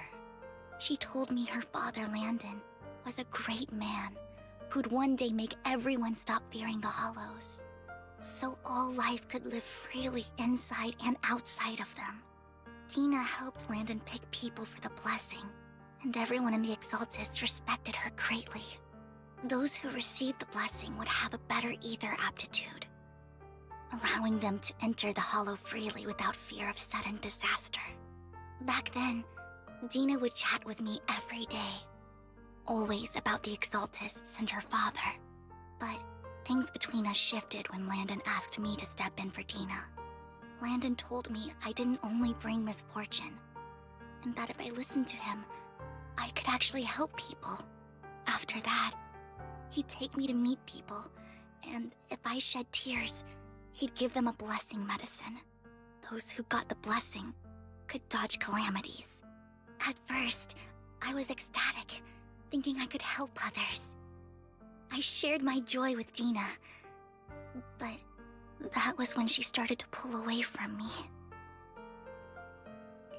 Was that blessing medicine the same sacrifice serum Bringer had? Yes. To be precise, it was an early version of the sacrifice serum. Landon's medicine wasn't stable. The medicine Landon developed could boost abilities quickly, but also sped up the development of ether corruption. In the end, most people turned into ethereals, and a few became sacrifices, losing all human consciousness. The ethereals were killed while the sacrifices were given to the higher-ups of the Exaltists. The Exaltists wanted the sacrifices to hold human consciousness, so Landon's medicine was seen as a failure, and he gradually lost influence within the Exaltists. One day, I saw Dina, and tears streamed down my face. In a bid to save his reputation, Landon decided to let his own daughter receive the blessing. I had always thought that getting the blessing was a good thing, until I saw terror in Dina's eyes that day. That evening, I broke Landon's rules for the first time, and followed him out of the Exaltist's residence. I trailed him to the Hollow, where I witnessed someone who had been blessed becoming corrupted. In the end, that person became an ethereal. Then, without hesitation, Landon killed him. Before Landon returned, I went back to the residence and snuck into his study. And there, I uncovered the truths I just told you. And just a few days later, it was time for Dina to be blessed.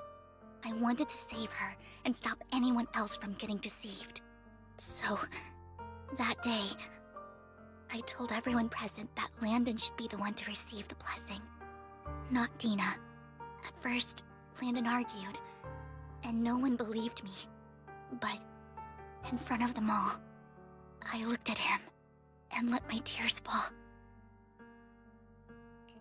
Vivian starts to recount what happened that day. Lord Landon, please accept the blessing. Vivian, you... Why won't you accept the blessing? Were you lying to us? Ungrateful fools! You have no use anymore! Liar! Run! Run!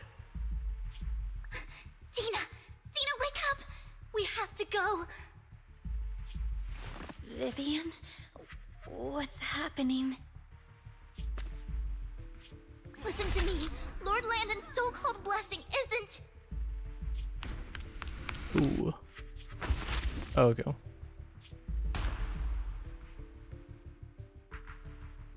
Father!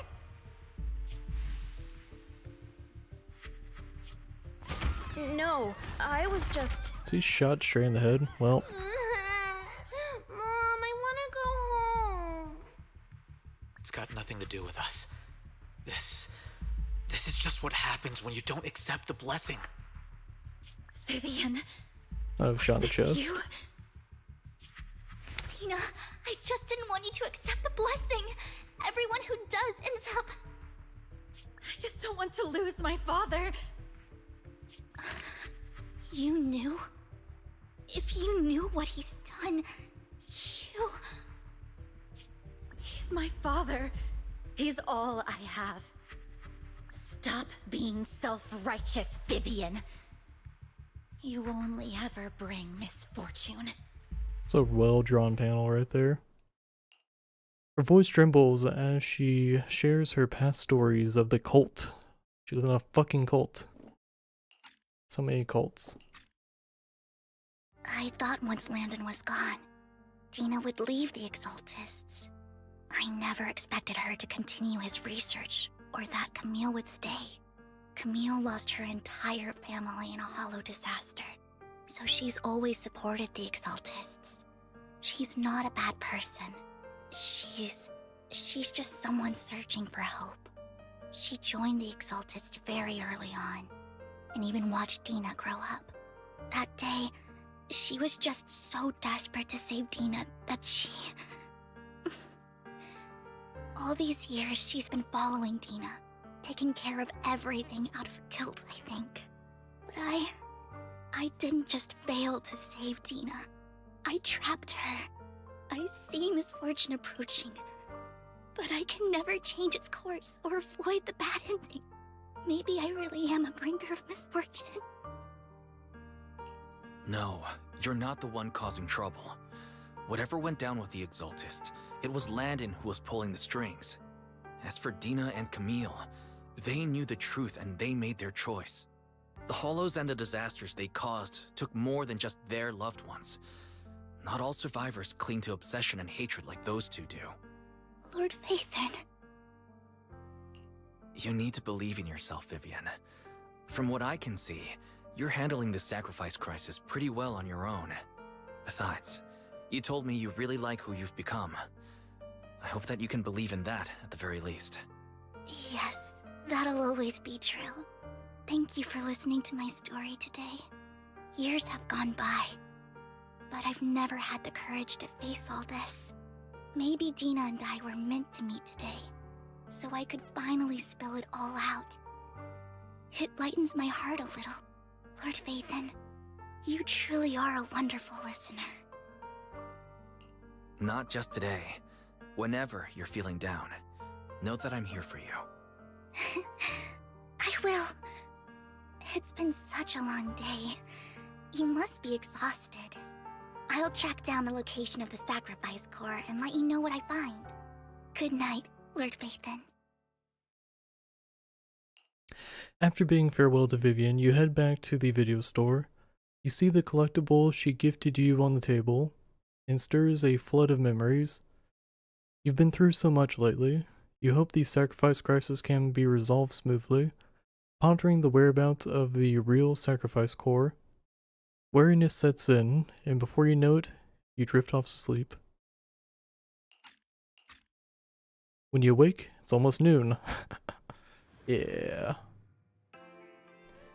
Wise, Vivian was in the store just now, but you weren't here. Did she need something? It was about the sacrifice core. The first time the sacrifice core appeared was at the auction, so she decided to try and find the security footage from after that day. It's possible more happened afterwards, and we're simply unaware of it. If we can get the footage, we may gain new clues. Wise, if you have time, head to Lamina Gallery to meet up with Vivian. Go there now. Rocket.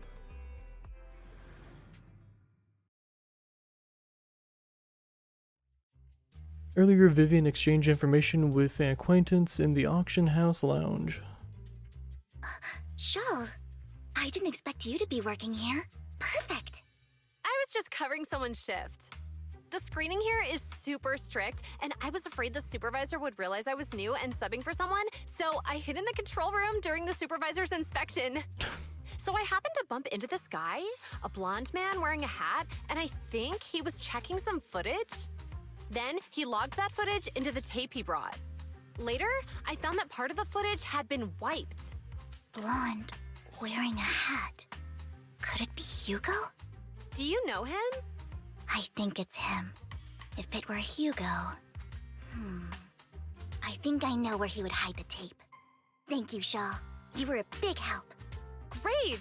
You also helped me a lot when I started working. I used to make mistakes all the time. If it weren't for you cleaning up my messes, I would have been fired ages ago. So I'm happy I could help you too. All right, go ahead and do what you need to do. We'll catch up another time. After saying goodbye to Shaw, Vivian leaves the lounge. Lord Phaethon, you're here. Someone I used to work part-time with just so happens to be covering a shift at the auction. I learned from her that Hugo once took some footage away with him. I think Hugo was planning something, so he hid the security footage. But once I know when Hugo came here, I should be able to guess where he put the videotape. How? We are Mockingbird after all. It shouldn't be surprising if we have subtle ways of communicating information, should it? Yep, should it? Yeah, I can't talk. Once on a mission, we couldn't use communicators. So Hugo trained a few birds and put trackers on so we could communicate. But after that mission ended, we let them roam free. But I just checked their trackers and one of those birds flew near the auction venue on the day Hugo took the footage. It still flies around here from time to time. The tracker only gives a broad area, but I believe this might be something Hugo left for us to find. If I'm not mistaken, the videotape is hidden wherever the bird is. I can't be sure which bird Hugo used this time. But all the birds he originally trained had at least some black feathers. Lord Phaethon, let's split up and search the area. If you see a bird, you can send me a picture of it. I should be able to recognize it.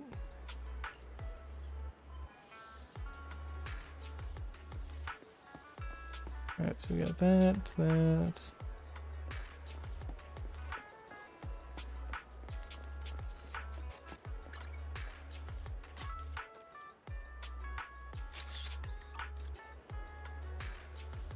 A soft and sweet ball of fluff. It's hard to imagine this is the bird Hugo chose for the mission.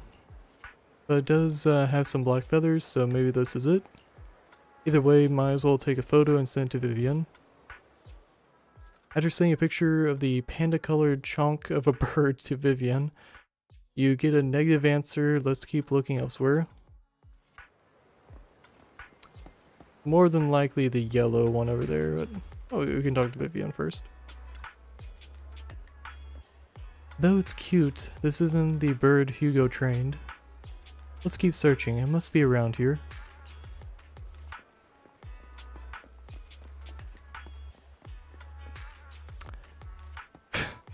I mean, for the comedy's sake.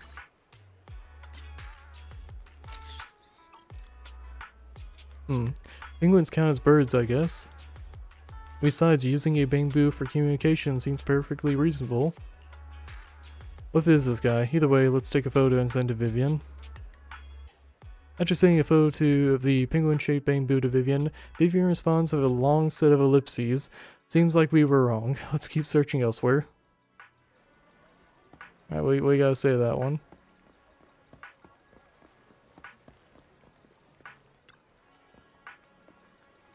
I heard wing flaps over here just now. Let's see.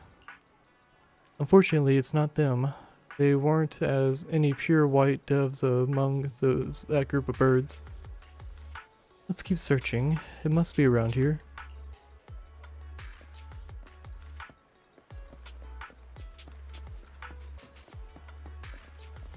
Oh, and that's just for the side quest. Or side event, not really side quest. I guess that's the same thing, you know what I mean. Alright, let's go into the back alley. In the back.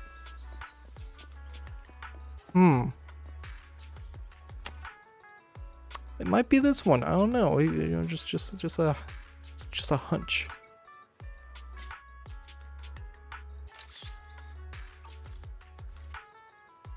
Black rose and a dark alley. Seems a bit cliche, but this really is a good place to hide something.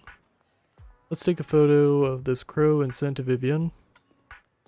After seeing the photo, Vivian quickly responds that that's the one. She quickly comes over. That's the one. It's all thanks to Lord Faithen we found them so quickly. If it's here, then Hugo must have hidden the videotapes among these boxes. You look through the boxes and find the recording, but it's been damaged. After discussing with Vivian, you decide to head back to the video store together to repair it, and check the contents before making your next move.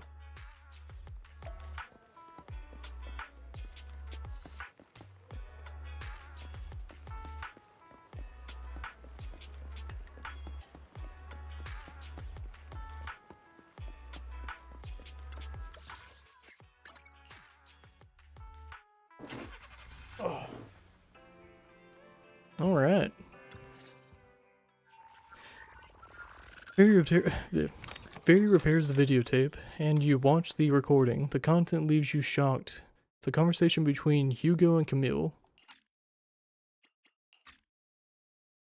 If I'm not mistaken, you and Vivian share the same goal. Silence is no good for negotiation. I just don't want Dina to reach a point of no return. Hasn't she already reached that point with what she's doing?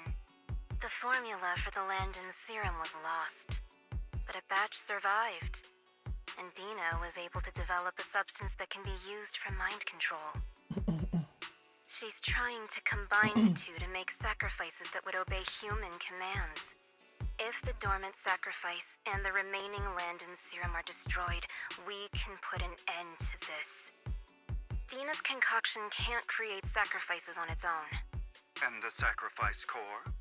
That belongs to the creator, not her. Although I find Landon's methods despicable, I can't deny that the Exaltists and the creator are leading us in the right direction.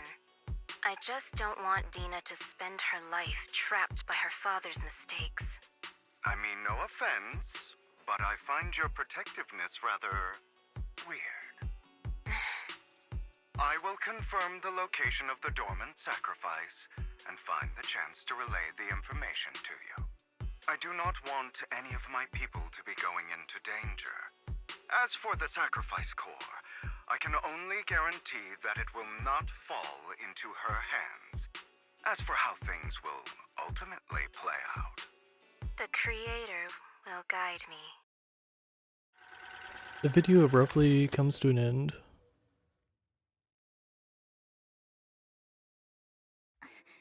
Camille was actually destroying the dormant sacrifice? Compared to Camille's motives, I'm more concerned about whether Hugo has more plans lined up. Hugo... Wise, Lycon just sent a message saying he's got something urgent that he needs to talk to us about now. Alright, let's patch him in. Master Proxy, I apologize for disturbing you. We have just learned that the Ravenlock family will host a banquet tonight. This banquet is rather special, as they're allowing members of their family to invite business partners to attend. With Hartman at the center of controversy, there are many members of the family who are eager to use this opportunity to replace him. The mayor has been spreading rumors of a young tycoon who inherited a sizable fortune and is looking to partner with a person from an old and influential family. This information has lured a young man named Burton from the Ravenlock family. So, you want me to pose as this tycoon and use Burton to infiltrate the banquet? Correct. And Hartman's study is also located within the venue. I see. Hartman's study might hold valuable information. It seems like there's nothing left for me to do. You can attend as her +1. +1? Lord Phaethon, please go with me! Master Proxy, it seems Miss Vivian requires your presence, so... Yes, just your presence will help me immensely! Sure. If we go together, we'll be able to keep an eye out for each other. I'll accompany Vivian. I'll send you the time and place for the meeting with Burton. If you encounter any danger, please evacuate immediately or contact me for backup. I hope everything goes well for you tonight. You get in contact with Burton. He said he'll come to 6th Street later to escort us to the banquet. Is there anything I need to look out for? Yeah. Don't worry, Lord Phaethon. Just leave the socializing to me. I won't let any evildoers get close to you. But since there's still some time before we have to go, should we watch an instructional videotape on formal dinner etiquette together? I learned everything from videotapes when I first went undercover at a banquet for a mission too. Though such a method isn't sufficient to master it, it's enough to deal with this one excursion. Yeah, let's watch it. Yep, I'll go over the key details for you as we watch the tape. You do some last-minute studying on the etiquette expected at a formal banquet for your mission that night. Before you know it, evening has arrived. Morph will have some formal wear. Lord Phaethon, Burton sent his location. Are you ready to join me for the banquet? I'm ready. Then I'll meet up with Burton first and make sure he's not tampered with the car. Lord Phaethon, please wait 5 minutes before joining me. It'll be safer this way. Vivian heads off first. After 5 minutes, she sends a message saying all is good. Let's go meet up. Alright, I guess we're just rolling with our casual wear. Okay. Belle, you got anything? No, just, yep. She's probably out front.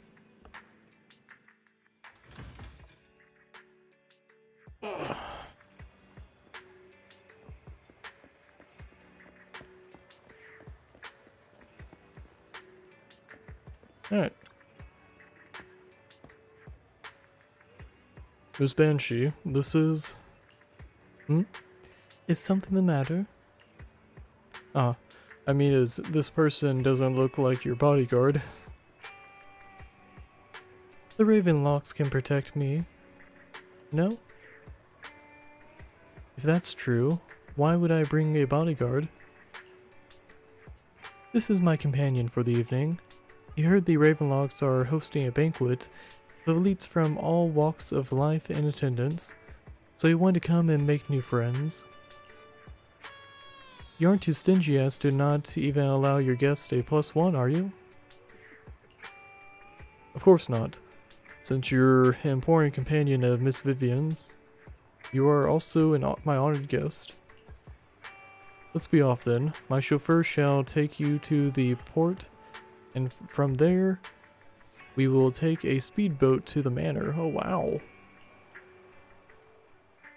About an hour later, you arrive at the Ravenlock Manor. With Burton's guidance, you go through numerous security checks before finally arriving at the banquet hall. Miss Banshee, I believe I've shown you my sincerity. Now how about you? Sincerity? My presence here is a show of sincerity. If we're to work together, Miss Banshee, you should drop your pretentious act. I am well aware of the ways of the Ravenlock family. If I were to come empty-handed, I probably wouldn't even be able to make it out the front door tonight. Since I agreed to come with you, and even brought along my most precious companion, does that not show my deepest sincerity? No need for such an off-color joke. Our door is always open for those coming or going. We both know what's what, so let's cut the small talk. I know far more about how the Ravenlock family made their fortune than most here. I am also well aware of why Hartman, despite such a massive scandal, still remains in power. Oh? Do tell. Exaltists, blessing, sacrifice, Landon. Where would you like me to start? How did you know that?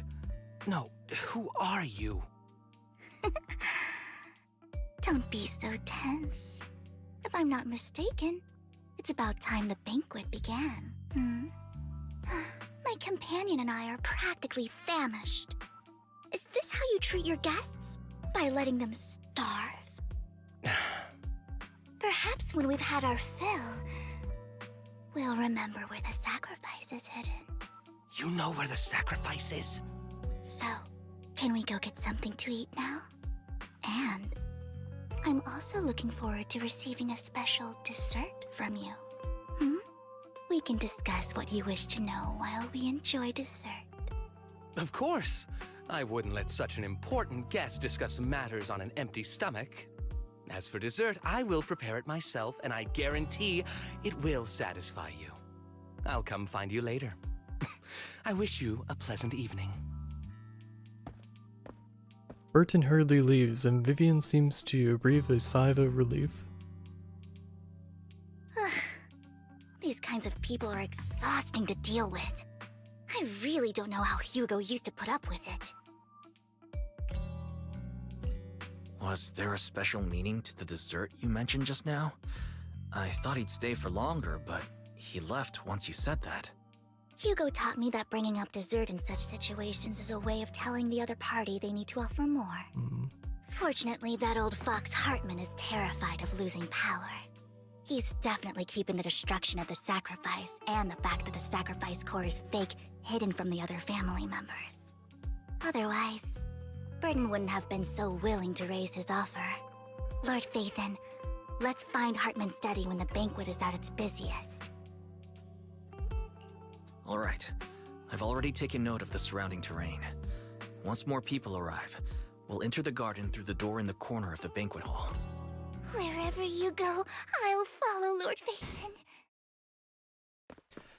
In accordance with the plan, you head deep into the manor. After sneaking out the banquet hall with Vivian, it doesn't take you long to reach Hartman's study, and with a gentle push, the door actually opened.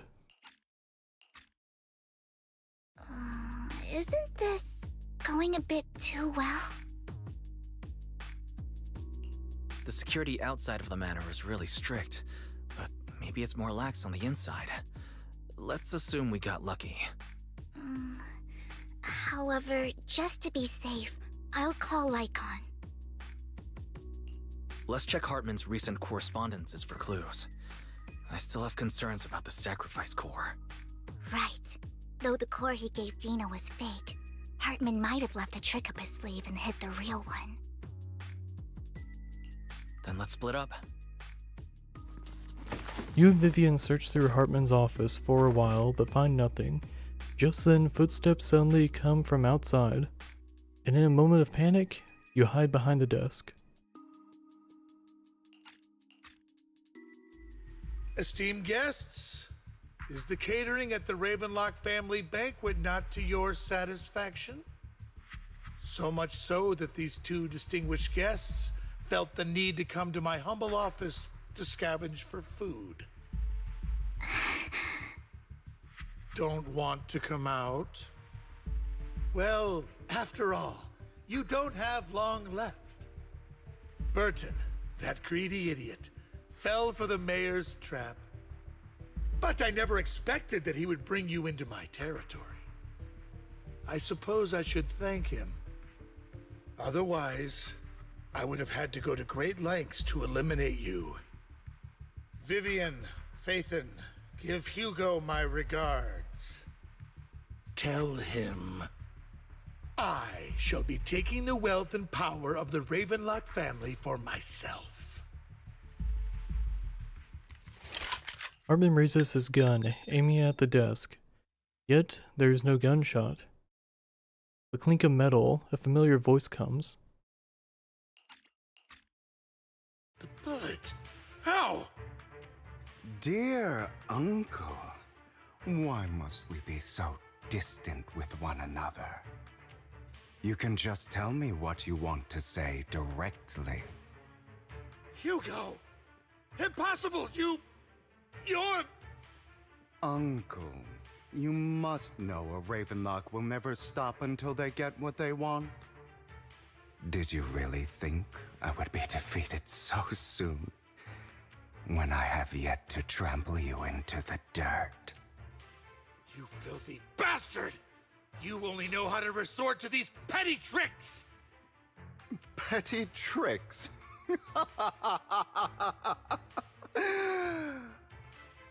Perhaps you'd like to know what I managed to accomplish using this faked death of mine.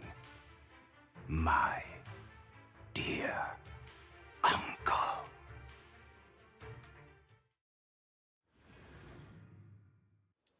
Shortly before, faking my own death. Hope it's all worth the theatrics in the end. It was just to keep Hartman off my back, but maybe I went a little overboard. The manager must be pretty shaken up. I should apologize at some point.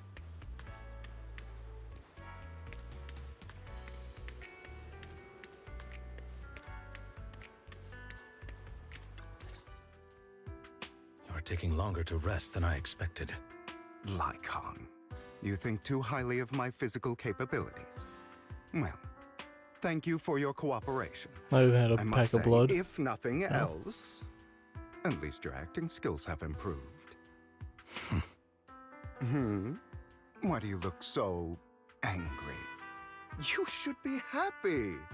We pulled that off together with flawless teamwork and managed to fool everyone. Drop your foolish facade. I'm glad you still remember the code we set all those years ago. And thank you for ensuring your sleight of hand didn't deteriorate. Oh, right. I should also thank the blood bag hidden in my clothes and our other props. Do you remember when we last used this trick? It was probably ages ago. Sometimes I really don't understand you. Have you never thought about what the consequences would be if I didn't understand your code? If I decided against helping you? Or if I just couldn't control my strength properly? You'd understand it. Of course, if things really did go awry, I had alternative plans. You wouldn't be so arrogant as to think I'd bet everything on you, would you? You're insane. Aw, I'm flattered. So what exactly is the purpose behind all this? Surely after going to such great lengths to erase your own existence, you don't just plan to hide here and reminisce about the past with me. Don't try to brush this off. I've already helped you enact your plan. Tell me the truth. Don't get your tail in a twist. I have more plans that require your assistance, so naturally I would not hide anything from you. Simply put, as things stand, whether as Hugo Vlad or as Mockingbird, I am doomed to die. Seems you've made quite a few enemies. As a member of the Ravenlock family, I negotiated with Edmund and managed to obtain resources from Tops for my future plans. I also confirmed what attitude they held toward your master, the Mayflower family. Meanwhile, I used my identity in Mockingbird to strike a deal with Hartman and gather information on their collaboration with the remnants of the Exaltists. That's where I got my intel on what Bringer left. Oh, by the way, the crime declaration letter that your dear mayor received, that was also sent by yours truly. He's probably figured that out by now, right? Though I'm not sure if he told you. The mayor learned about the sacrifice attacks through his own means, but lacked an opportunity to take action. That warning letter was precisely what he needed. You aren't hopeless yet. How delightful. In short, I'm more well-informed than your lot because I get around, dealing with all these different important figures. But of course, it comes at a cost. It's only fair. After all, you can't hide the smoke from a wildfire. Rather than trying to carefully tame it and risk setting yourself alight, it's better to let it burn free. When I helped you put on your little act, killing you in front of everyone, you left the sacrifice core to Hartman.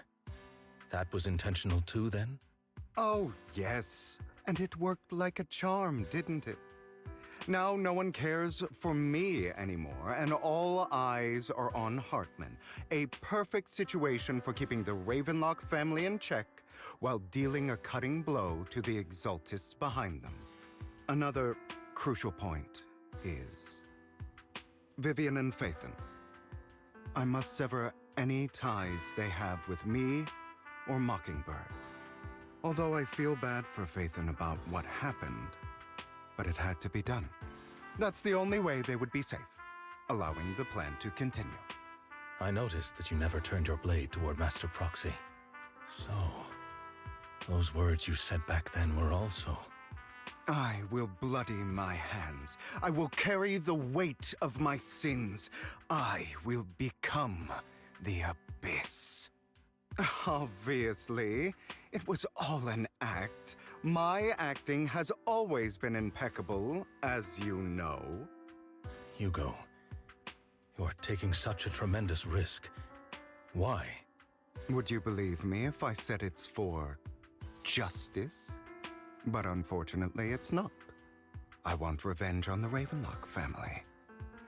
And I will make sure that despicable excuse for a human being, Hartman, suffers a slow, torturous end.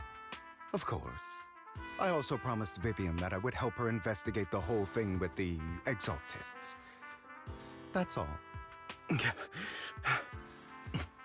don't look too good. Is it your wounds? No. This is the first problem I plan to resolve. Lycon, do you have a place that is sufficiently discreet, quiet, and can take a lot of damage? Lycon leads Hugo to a small warehouse in Port Elpis. Hugo looks quite pleased with the place.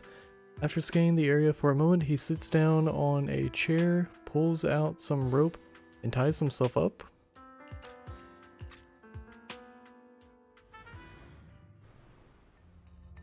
What exactly are you doing? Don't look at me like that. If I didn't have to do this, I wouldn't. Hartman recently obtained a bizarre substance, most likely from those crazy Exaltists. After use, it allows control of the victim's mind, to some extent. You were dosed with it? To be more precise, Lycon, I deliberately allowed Hartman to put this drug in my cup to facilitate our previous collaboration. Hugo tells Lycon of what happened back in the private suite when he was negotiating with Hartman. The only reason Hartman agreed to work with him was because of this. Because he had drugged that red liquid. After that, every time Hugo and Hartman met up, the latter would always add a small dose of that drug into Hugo's cup and then ask questions, attempting to glean information. After finding out about it, I quickly found someone to help analyze its composition. The good news is he gave me a very low dosage, perhaps because he was afraid I might notice.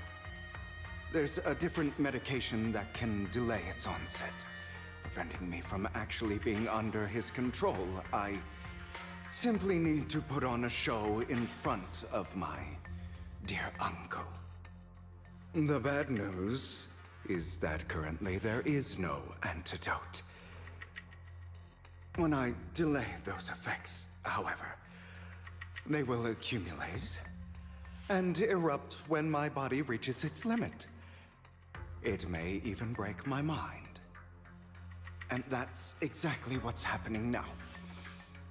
I need to endure those accumulated consequences. So, I will lock myself in this room for however long that takes. I've tied my limbs to prevent me from smashing this place or accidentally hurting myself. Anyway, after you leave, do not open this door, no matter what you hear. I recommend seeking professional medical assistance. This is advice I received from a doctor. Or are you saying you don't believe I can make it? So, I can't. Come find me here at the scheduled time. All you need to do is smile and await my victory. What if I want to stop you? You know you won't succeed. You never have. And you never will. Well, time is short. Let's begin. I understand. Don't die, you stupid bastard. After who knows how long, after enduring seemingly endless pain, Hugo finally awakens. Ropes that bound him had come undone. Though he didn't know when that happened, Hugo checked himself over. Okay, fine. Okay, after some time, Hugo straightens out his attire and ties himself up, then opens the warehouse door. Is this because the side effects haven't worn off yet? Lycon's late. I'm surprised. Or is something wrong with time itself? Looks like someone's over there. Might as well go ask.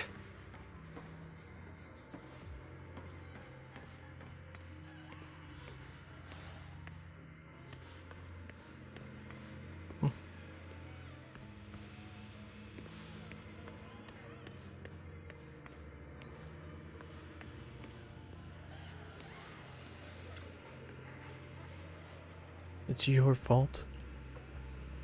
Why were you born with those eyes? If it weren't for you, I wouldn't be in this mess. I made it. I endured for so long, all those years of planning. I was so close. Yari agreed. You. Go and beg him to reconsider for me, okay? Tell him you'll do anything. Tell him to take me back. No. He won't want to see you now. You can't go and see him. Mother. It's all your fault. I wish I had never given birth to you! The woman's face is distorted with hatred, as if the person before her is not her child, but an enemy who destroyed her future. She blames all her misfortune on this innocent child.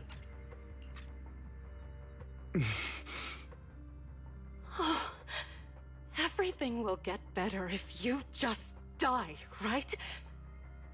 If you die, he'll come back. We'll have another, more perfect child. One who will inherit the Ravenlock family bloodline.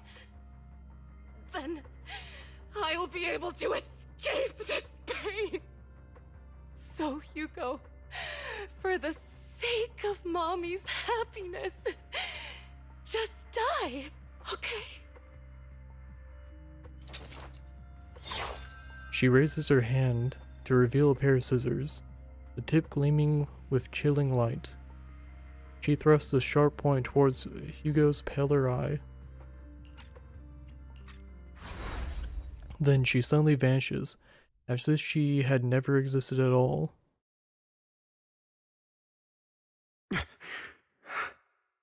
So, I wasn't awake yet after all. That's because you don't want to wake up again. Who are you? I am you. Hidden deep within your heart. Your most true self. You want to kill her, don't you? Your so-called mother. Every time she beat you without reason, when she tried to gouge out your eyes, when she sold you into that hell, laughing all the while. You wanted to be the one to end her life. Why not admit your hatred? As you are, you can hunt her down and make her pay for the living hell of a childhood she made you suffer. Yes, I hate her. I hate her because she was foolish and shallow, greedy and stupid.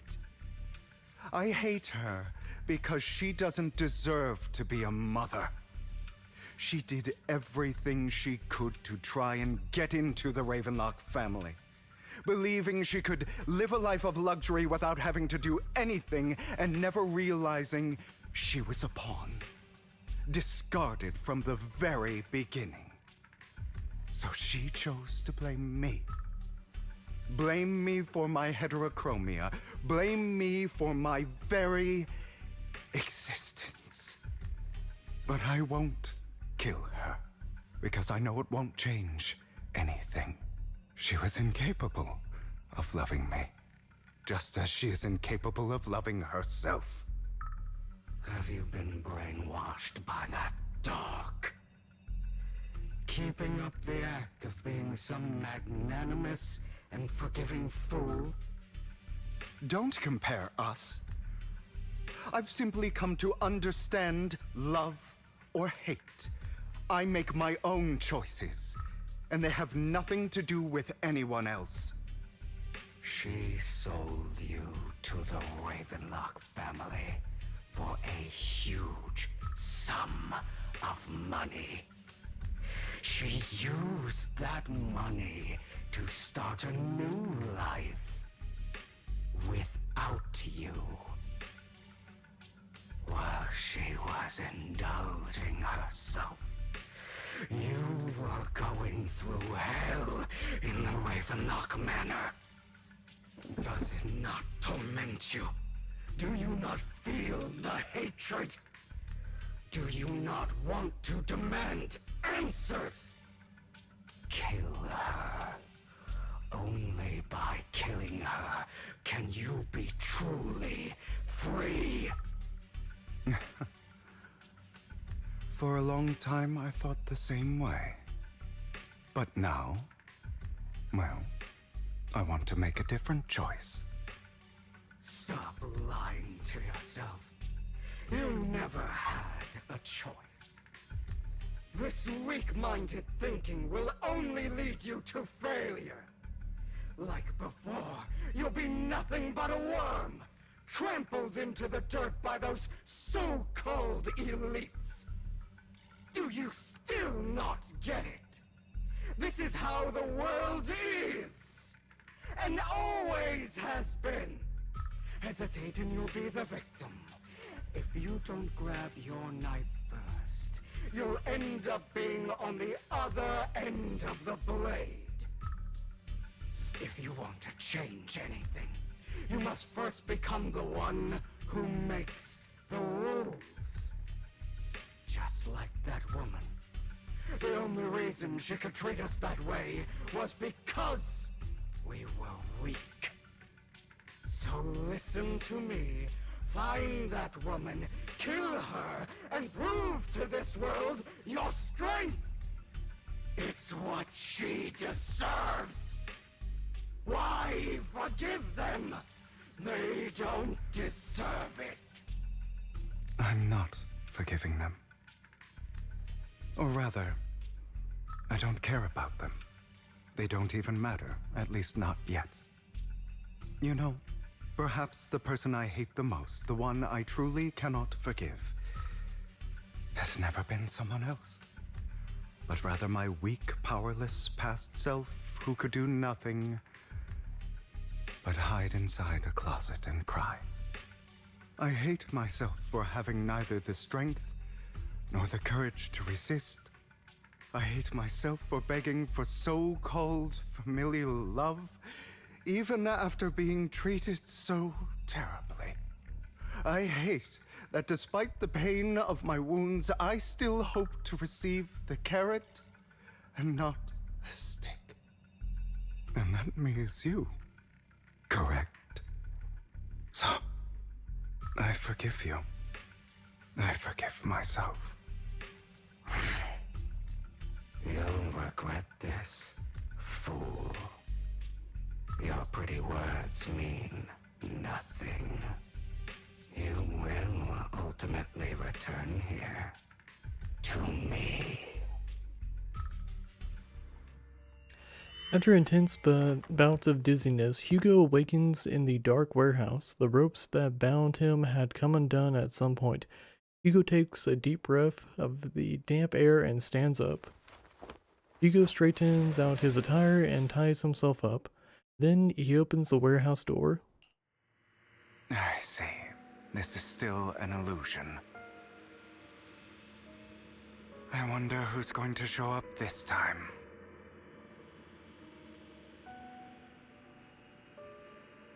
Alright, I have determined what the issue has been for me. Also, is that seagull just giant? Oh no, it's a trash can. You'll find me, right? Like you always do. Serena. So I think the weak point in the recent chapters have been Hugo's backstory, because they draw it out like really hard. Like that whole like conversation with the inner demon was super slow paced. And I think that's the issue that I have with, because like a lot of other characters, they're like dialogue and monologues, they're like fairly like well paced. Hugo's there like drawing it out.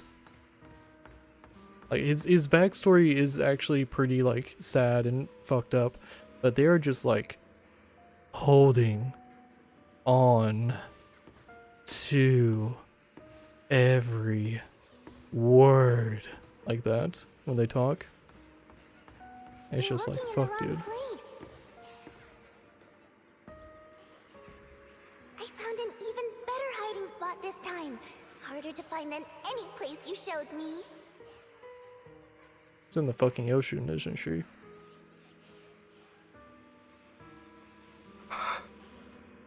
Hey, Hugo. Do you ever wonder why I had to die? It was because of me. That's right. It was because of you. It's all your fault. If only you didn't exist, I wouldn't have had to suffer.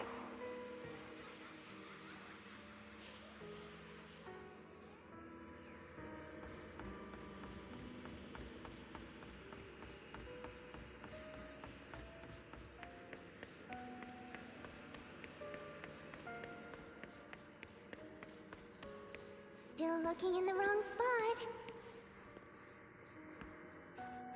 I can't believe you still haven't found me after all this time.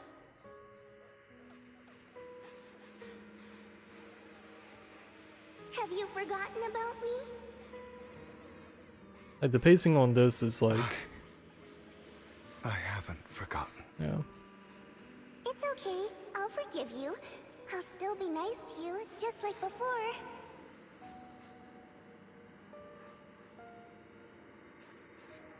I was the only one who was ever nice to you, wasn't I?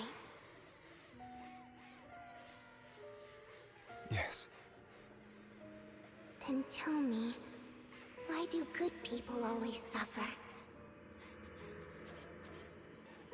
Why is kindness always punished instead? Tell me, Hugo, why? Oh, look at that. Oceanus. Are you lost? Go back the way you came. I left you a surprise there.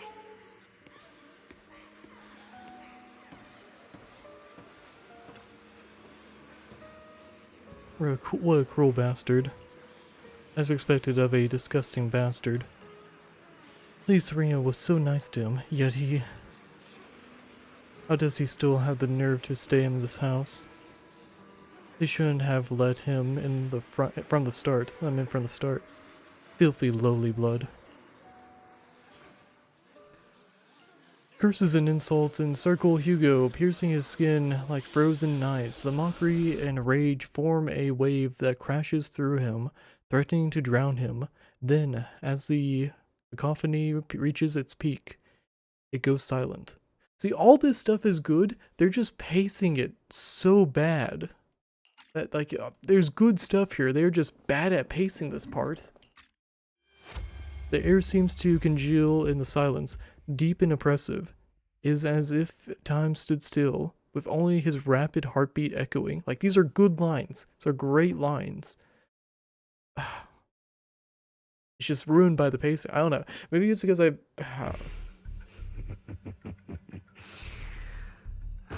told you that you would eventually return. We meet again, my friend. I told you, I am you.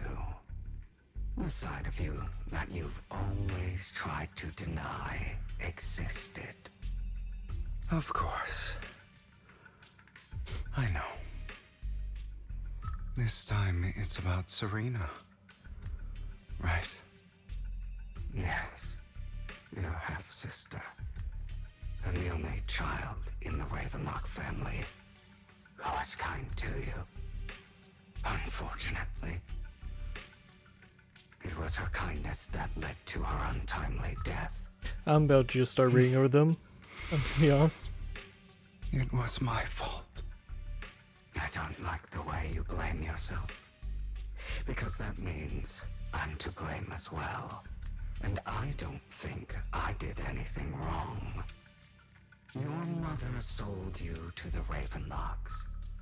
And your father, he saw your talent and wanted to use you to push the other children into competing with each other. My brothers and sisters wanted to get rid of me from the moment they first saw me. In their eyes, you were no more than a slave. But Serena dared to treat you, a slave, as if you were human. And so, she was fated to die. They tried to kill me many times, but I was careful, and they did not succeed. So they killed Serena, who was weaker, an easier target, and pinned everything on you. Serena died in your place. Those cruel brats thought that by reporting this to Father, they could use it to get rid of you, a rival who threatened their positions. Yet, not only did Father not blame you for the incident, he praised you for it. In this world, only the ruthless, cruel, and merciless can stand at the top. And that's exactly what you managed to live up to, no? You found a perfect opportunity thereafter to catch the ringleader of the group who framed you and almost beat him to death.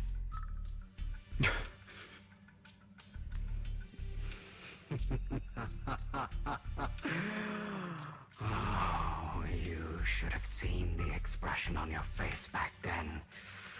crazed and manic with utmost delight. I don't remember that.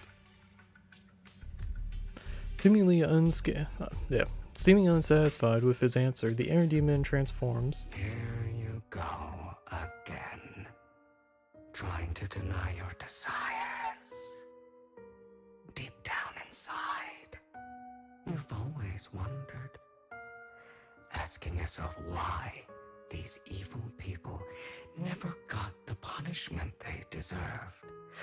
Why the world is so unfair. Don't you want to rip them to shreds? Just like that day when you beat that boy's face into the dirt until he was barely recognizable. His disgusting blood staining your fists. Recall your exhilaration, your cathartic release of rage, that outpour of hatred. That victory belongs to you.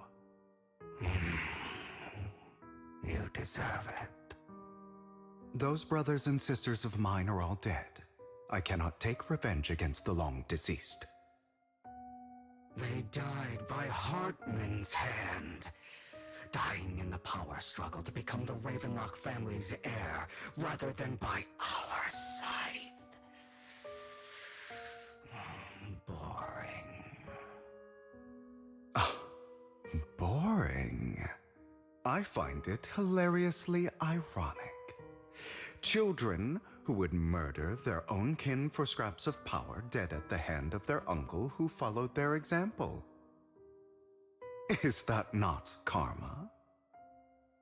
Power struggles pitting kin against each other, betrayal, suspicion, and hatred between people of the same blood. It's like a curse written into the Ravenlock family's genes. Laughably stupid. Don't forget, my dear, that the same blood flows through your veins. As if to prove his words, the air demon transforms into Hartman. That's right, my dear nephew. No matter how much you deny it, the blood of the Ravenlock family flows through your veins. Survival of the fittest.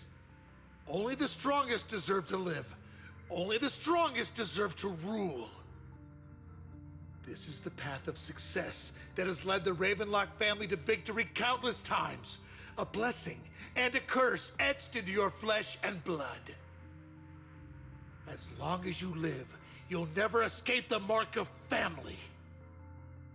You are destined to one day become someone like me, like your father.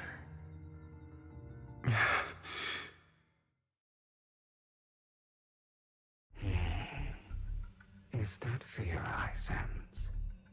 I can see you trembling. Why does the Ravenlock bloodline terrify you so? I won't become like my father. Never. You won't become a failure like him, so relax. Our power eclipses him, and so does our ambition. So, do not deny your own desires. Do not resist your own ambition. This is the talent you were born with. The best gift fate has ever given you. Admit it.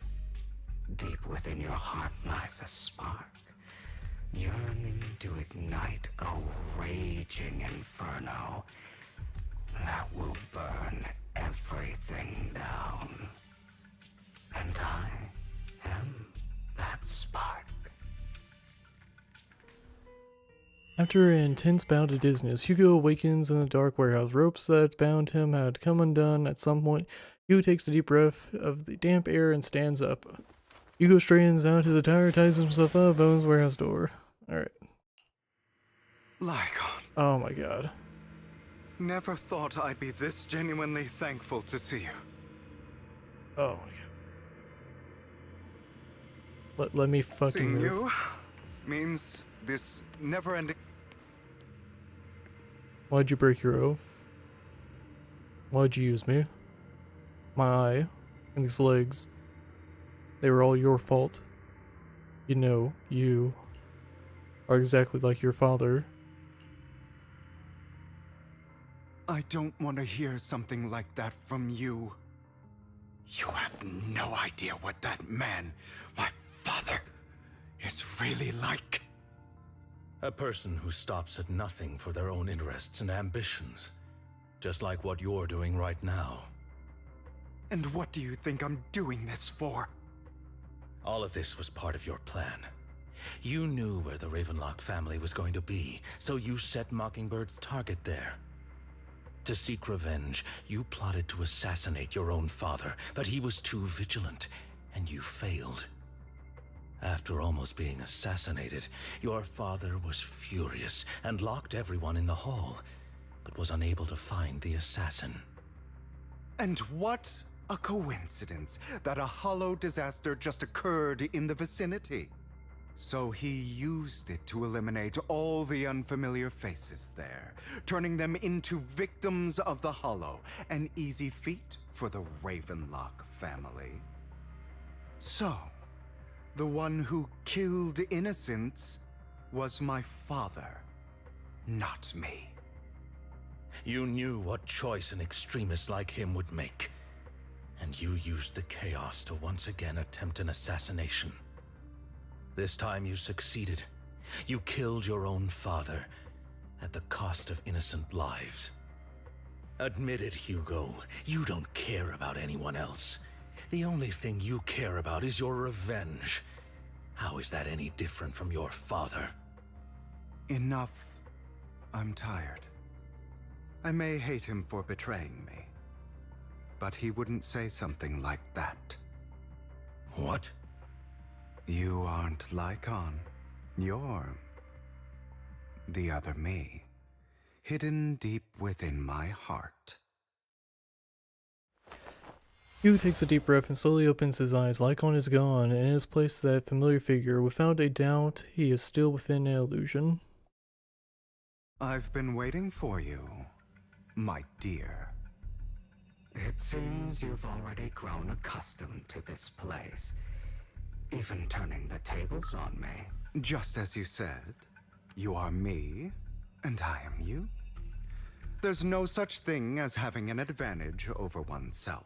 We are ultimately one and the same, forever inseparable. Then you should know what I want to say. When you and Lycon split, you didn't even try to clear up the misunderstanding, didn't deny or argue against what he said, because you realized that deep down, he was right about you. You just hadn't acted on it yet. Some people live only to bring more suffering into this world. Sometimes, murder is what brings justice back into this world. For that, I must stain these hands in blood. That's right. Just like what you said before you faked your death. Were those words really just an act? To slay the dragon, you must first become one with sharp claws, rending fangs, and strength enough to destroy anything. You know the truth better than anyone. If you hadn't hesitated, and instead seized the first opportunity to kill your father, none of what followed would have happened. Innocent civilians wouldn't have died. Your partner wouldn't have lost an eye and both legs trying to save people. Alright, we're just gonna skip a bit. I've spent countless hours in... So why not submit to your True nature, executioner of this world. I wasn't responsible for Father's death. The true mastermind is my uncle, Hartman. His schemes to kill the head of the family were all so he could take control. We're caught up in it. For a behemoth like the Ravenlock family, with its roots so deep, a single of course, whether it's Tops, the Mayflower family, or even the entire world, I refuse to be dragged down by pointless hatred and... You foolish, stubborn idiot. Or are you going to follow Lycon and Jack's twisted logic? Come on. Otherwise, why would you hide this whole scheme of faking your... Of course you are right to do so, but you stay silent, that's why. Sorry, this dialogue is just so fucking... We are children come. But it's not really like adding anything to the plot. We already have like a good grasp of who Hugo is, like fucking hell. Alright, finally.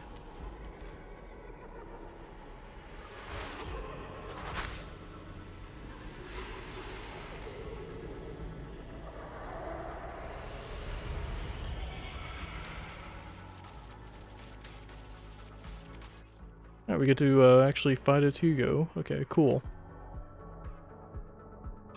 Think about all the injustice you've suffered. If you choose to forgive, you're betraying yourself. You know that. Letting you consume me would be the real betrayal to myself.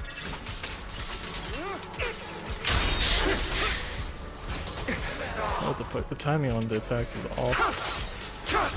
There we go.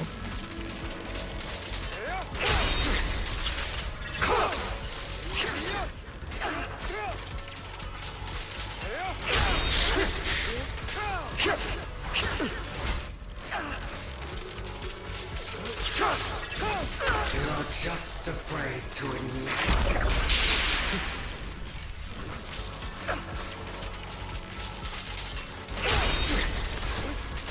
Out of my way!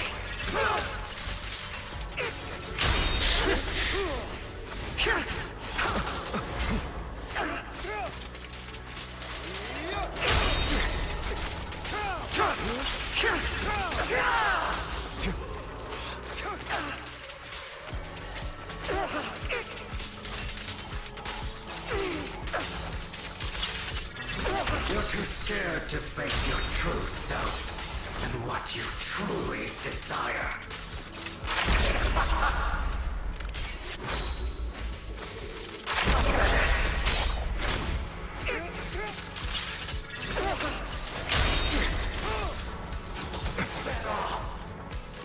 I have you now.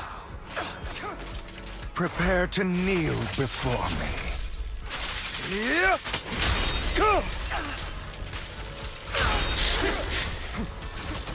My way. Beg for mercy.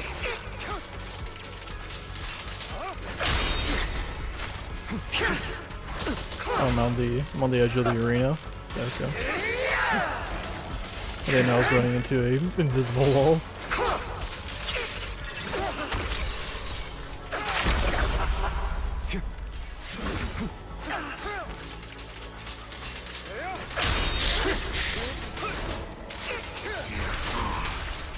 Are you trying to kill me? You think you can just get rid of me? Without me, you are nothing. For what it's worth, thank you. Don't be afraid. You and I are inseparable. You're part of me, just as I am part of you. Fancy words won't change anything. No. It's not just platitudes. I finally understand now. Some pain only fades when it's seen. when it's accepted. So I won't fight you anymore. I won't hate myself anymore. Weakness, hatred, malice, strength, forgiveness, justice.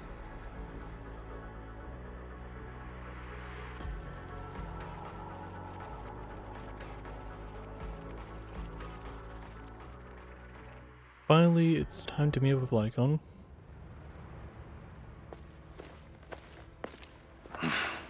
Hugo, it's time.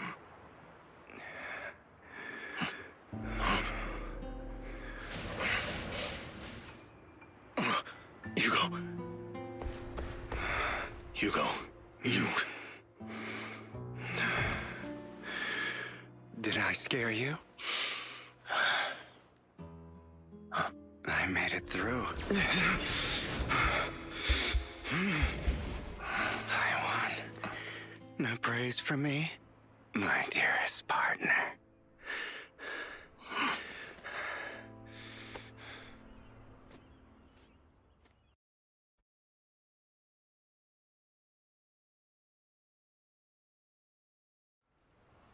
This is just like what I saw in my dream. Ah, my former partner. You're still as punctual as ever. Are you sure you are fully recovered? How about we fight, and I'll show you how recovered I am. I refuse to fight someone who is in need of medical attention. Lycon falls silent for a moment and eventually hands over a coin. No looking at the packaging, it's not a coin, but chocolates. How thoughtful. I'm touched. Or perhaps is this simply part of Victoria Housekeeping's professional care? I'd rather you not starve to death. Hugo takes the coin. After a moment of silence, he eventually eats it. Not to your liking. I'm fairly certain this is the same kind as before. No. I've just gone too long without food. It feels a bit uncomfortable. Either way, thank you. Now tell me, what exactly happened in the warehouse? Just going a bit crazy from... you know what? Were you expecting anything else? But... I did have a very long dream. A dream about many things from the past. If I had to put it into words, it would be like giving myself psychological therapy. You seem like you could benefit from some too. How about it? Want to book a session with me? Trust me, I'm a pro. Seems you really have recovered. Well, of course. I'm feeling pretty great right now. Like I could argue with you all day on every petty detail of who exactly was in the wrong back then. I wanted to ask, what you said about Mockingbird before, when you faked your death, was that part of the act? Oh, you mean the part about how Mockingbird has never really changed anything or saved anyone. I didn't expect you to still be so hung up on this. Interesting. After all, it was you who chose to betray Mockingbird. To betray me. Just as I said before, I never considered Mockingbird a failure. Perhaps Mockingbird deviated from its origins, but it has its value. You shouldn't reject the things you've done. Or Mockingbird. I have contemplated this before. Yes. Mockingbird has helped some people and has genuinely managed to cause trouble for those who abuse their positions of power for evil. Yet those in high positions still possess immense resources, and the people we helped remain destitute and suffering, willing to become slaves to those in power for scraps. But just as you said, even if what we did was childishly idealistic and flawed, as little as we actually achieved, even the slightest change is by no means meaningless. Nothing holds more value to me than Mockingbird. Hugo stares out at the ocean. A gentle breeze lifts his golden locks. The sunlight glances off his eyes. All right, let's catch up later. I still have things to do and need to wrap up my plan. I thought you would rest up first. As much as I would prefer that. My dear uncle and the Exaltist fanatics likely would not give me such an opportunity. If all has gone to plan, the fish will have taken the bait already. And if everything goes very well, I'll soon have solid evidence of the Ravenlock family's crimes. Well then, thank you for your assistance, former partner. Let's part ways here. I'll go with you. Lycon, surely you don't think that because I just recovered, I'm too weak to deal with those useless fools. Hartman's actions will disturb the safety of New Eridu. As I serve the mayor, I should intervene. Very well, whatever. Let's go. And don't slow me down. Before that, don't you have something to tell me? What do you mean? Don't play coy with me. I know you're not spilling your whole plan. You kick things off by approaching Edmund from the top's big shots. How'd you manage to sweet talk him? I'm a bit of an illegitimate child, but I still have that Ravenlock family blood running through my veins. Funny enough, this Lord Edmund Thank's direct lineage is way more noble than these side branches, which is absolutely laughable. So I played his arrogance to my advantage. And let's be real, I had some juicy intel to swap with those high rollers. But that's Mockingbird's secret, so I can't let any outsiders in on it.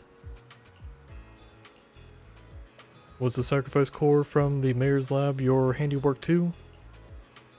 You could say that. The security there is no joke, so I had to leverage Tops for some extra intel. After that, as you know, they've got plenty of moles planted next to the mayor.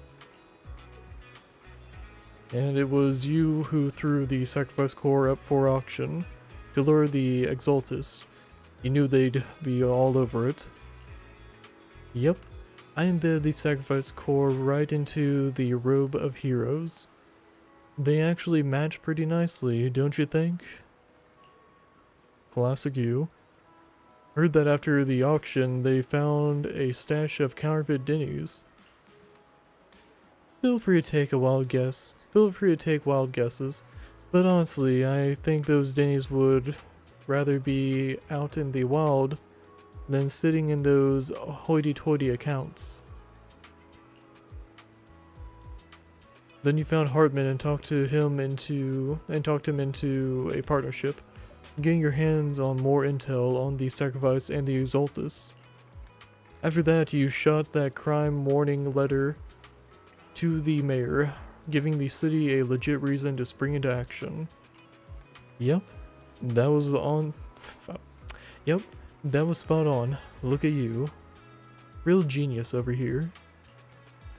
In the end, you faked your own death to pull yourself out of the mess, and you used the whole show to redirect everyone's attention to Hartman in the Ravenlocks, keeping the Exaltus on their toes. Hold on a second.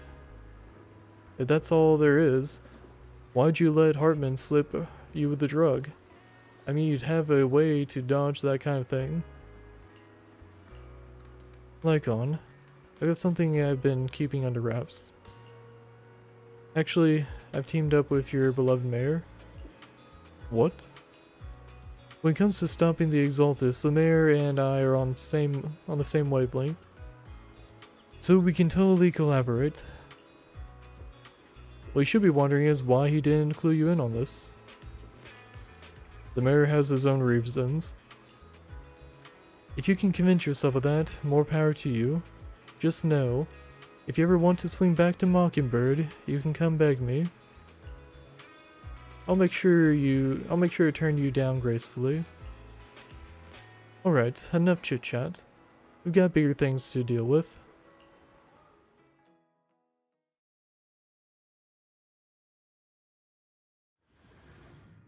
Alright.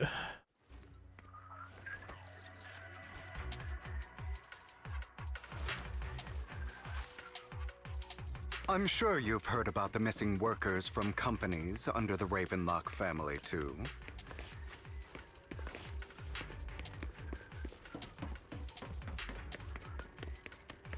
Those are Ravenlock's men. The workers with them are the victims who were tricked into going into the Hollow.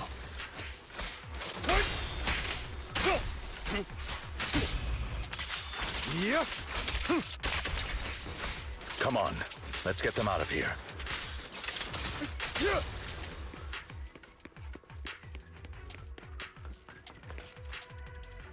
No chest, okay. You untie the workers.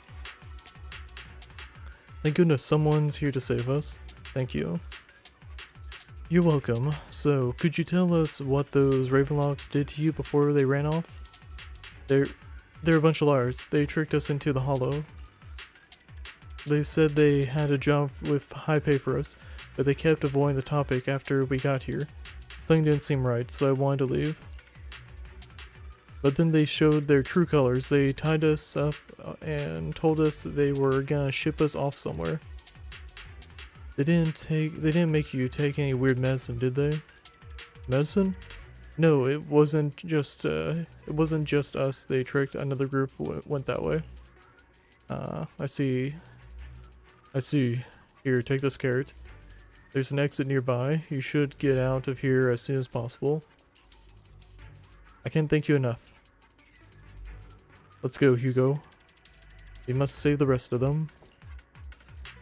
You sure are eager. Alright. Bunch of nobodies. Annoying as hell. Kill them! You're welcome to try.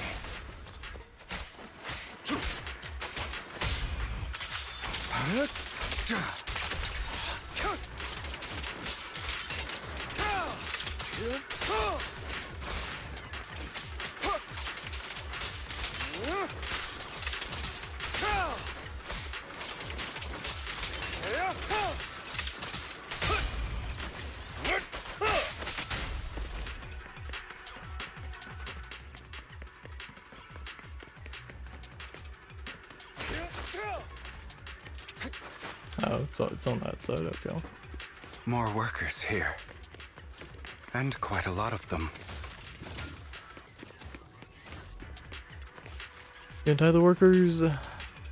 We're just gonna skip through this. Who are you? Your saviors. Thank you. Group started that. Mark instinct. No, let's do anything to you. Anything? Well, already told them to sign up. Nothing else. Good. Okay. Workers ahead. Okay. Is Hartman behind this, too? Of course. He threw them into the Hollow like offerings for the Exaltists.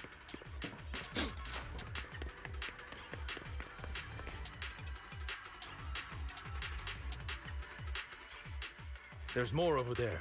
Let's hurry. It's different this time. Don't rush in. Let's listen in on what they're saying first. I still need more direct evidence to ensure the plan is absolutely foolproof. The compensation you promised. It's all real, right? All we have to do is follow you into the Hollow for some simple tasks, and you'll give us a huge sum of dennies. It sounds real suspicious. Shut your trap. You keep yapping and asking questions. If this is all so suspicious, why were you so eager to sign up for it? Because I don't have a choice. My daughter was previously caught in the Hollow disaster and suffered severe corruption. The treatment costs have completely drained our family's savings. So that's why... It's the same for me. A serious illness at a senior age.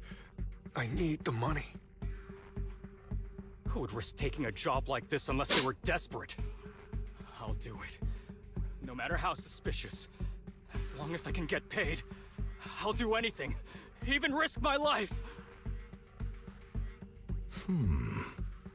Wait, you people from the Ravenlock family, you're part of a big company in Tops. You wouldn't go back on your word, right? Don't worry, you'll get every Denny you were promised. But before we start, you all need to take this medicine first. Ooh. The fierce man pulls out a bunch of white pills and gives one to each worker. Another Ravenlock member seems a bit doubtful and leans into the whisper. Bro, should we really be doing this already? These workers keep talking. We're wasting time like this. And the sooner they take it, the sooner it'll be over. Consider it an early release for them. What? You didn't say anything about having to take pills before. Look, this is good stuff, all right? It'll increase your ether aptitude. There's tons of people who'd kill for something like this. Exactly! You'll be working in the Hollow for several hours. This is essential medication. You have to take it before we continue. If you refuse, then you can forget about the job. Of course, you won't receive the compensation either. Lycon, what are you doing? Rescuing those workers, of course. There's clearly something off about those pills. We can't let them take them. Now is not the right time. As I said, we need more evidence to ensure the plan works. Yeah, no, and fuck as I that. said many years ago, you can't exploit innocence to achieve your goal. So that's how you see it. If that's not what you want me to think, then explain everything to me. All right. It's a little complicated, but simply put, these workers will be fine. Of course, it's your choice to trust me or not. But if you try to rush in, I will stop you. I trust you. Meanwhile, the workers have also made their decision. Except for the talkative worker, most of them already swallowed the pills. That's when the arrogant Ravenlock family member finally reveals his true nature, saying, "You think I'd let you run?" while forcibly shoving the pill into the worker's mouth. Something tells me Hugo swapped out the pills. That's my guess. After clearly capturing everything, Hugo lets out a sigh of relief. Ah, okay, yeah, he was recording it. All right. That's the evidence. Now we can go and beat them into the ground as much as you want. Don't forget, you owe me an explanation. Also, don't overdo it and kill them. Even if they're the worst of the Ravenlock family. All right, Your Holiness, Saint Lycon. Those were... Who the hell are you? Why don't you take a guess? We're the ones here to stop you.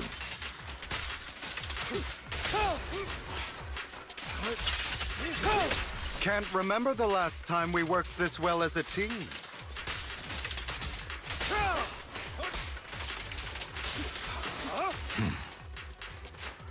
Oh.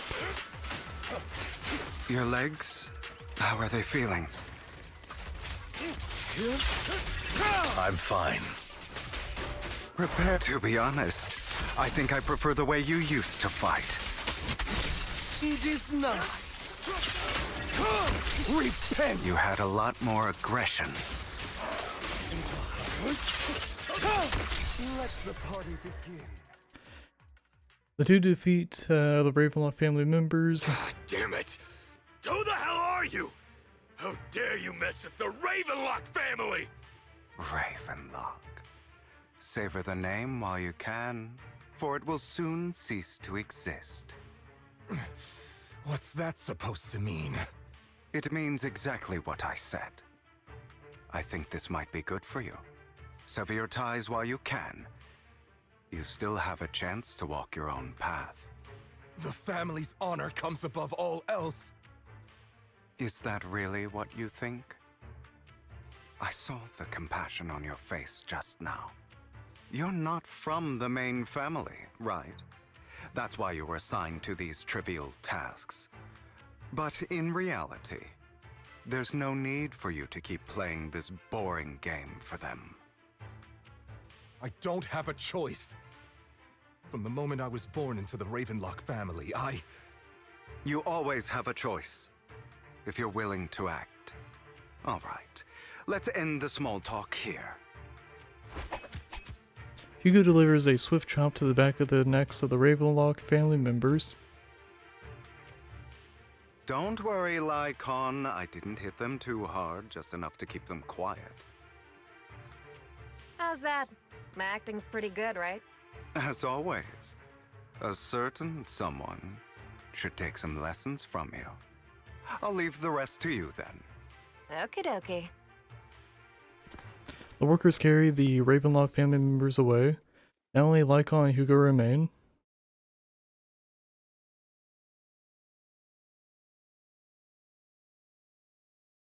Okay, now can you tell me exactly what's going on here? As you can see, that worker just now was actually an informant of mine. The pills were swapped out with vitamin tablets. Outside of this batch, some workers have already taken the actual substance Hartman has. But rest assured, the antidote for it is already in development. I found the best in the field to help, and with the data I collected before, we should have results soon. I wanted to ask. The reason you decided to lock yourself in a room and endure the effects of the drug, besides getting evidence, it was also to collect data on this drug in order to create an antidote, correct? It seems you're not completely beyond hope. I thought you were just being stubborn. Sometimes I wonder if you know me at all. Then, I have one last question. Why did you never tell me any of this back then? The truth is, I heard everything. That entire conversation between you and Jack. Before he passed away in that small attic. When Jack called you aside and gave you those warnings. When he told me you might go down the wrong path? That's right. You never said anything. What would I even do? Scream and rage over your suspicions, or get on my knees and beg for you to trust me? You know there's no way I'd allow myself to do such a thing. Besides, back then, even I was confused about myself. Jack, he... It's all in the past. You don't need to explain anything to me. Enough. We should get going. If we're going to reminisce over the past, we should find a more suitable location. After leaving the hollow, the two arrive at a place with nice scenery. Lycon, that incident back then, I didn't do it. It was a scheme Hartman devised to take over the family. It was Hartman who killed my father, too. I only discovered the truth long after the fact. I did indeed attack my father, and I thought he was dead. But he wasn't. I couldn't kill him. And even before that, if I hadn't hesitated, none of what followed would have happened. Even now, I still think they deserve death. But I no longer care to personally deliver that fate. They're beneath me. And I have more important things to do. You... I know we may never agree on that point, Lycon. I once wanted to fight against those ugly truths that defined me, but I discovered that the more I rejected them, the more painful it became. So, I could only accept that crazed, hateful, and malicious side of myself. As long as I know I will never become like my father, like Hartman. That is enough for me. You've changed, but I think that might be a good thing. Don't patronize me. You've changed a lot too, compared to before. I still disagree with Jack's words, and I won't forgive your betrayal. I will walk the path I believe is right, even if I must tread over thorns and through the mud. But I will also allow you to walk your own path, Lycon. Should I say thank you? You're welcome.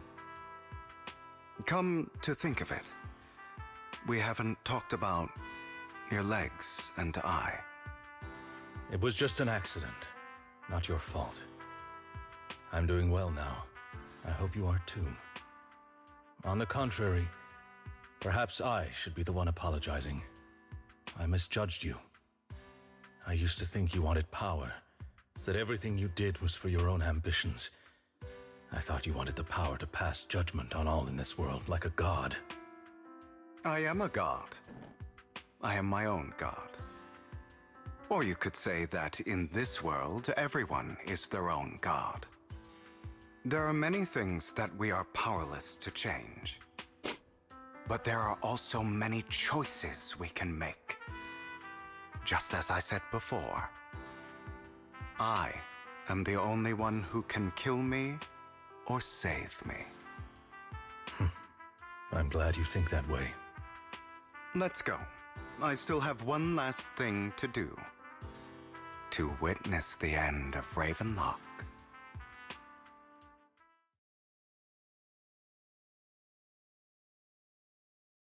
As Hugo recounts the process of gathering evidence, Hartman, unable to listen any longer, slams the table in anger.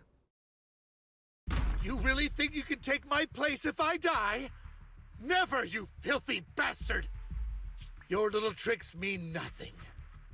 As long as the Ravenlock family stands, I can still get back on my feet. You still don't get it, do you?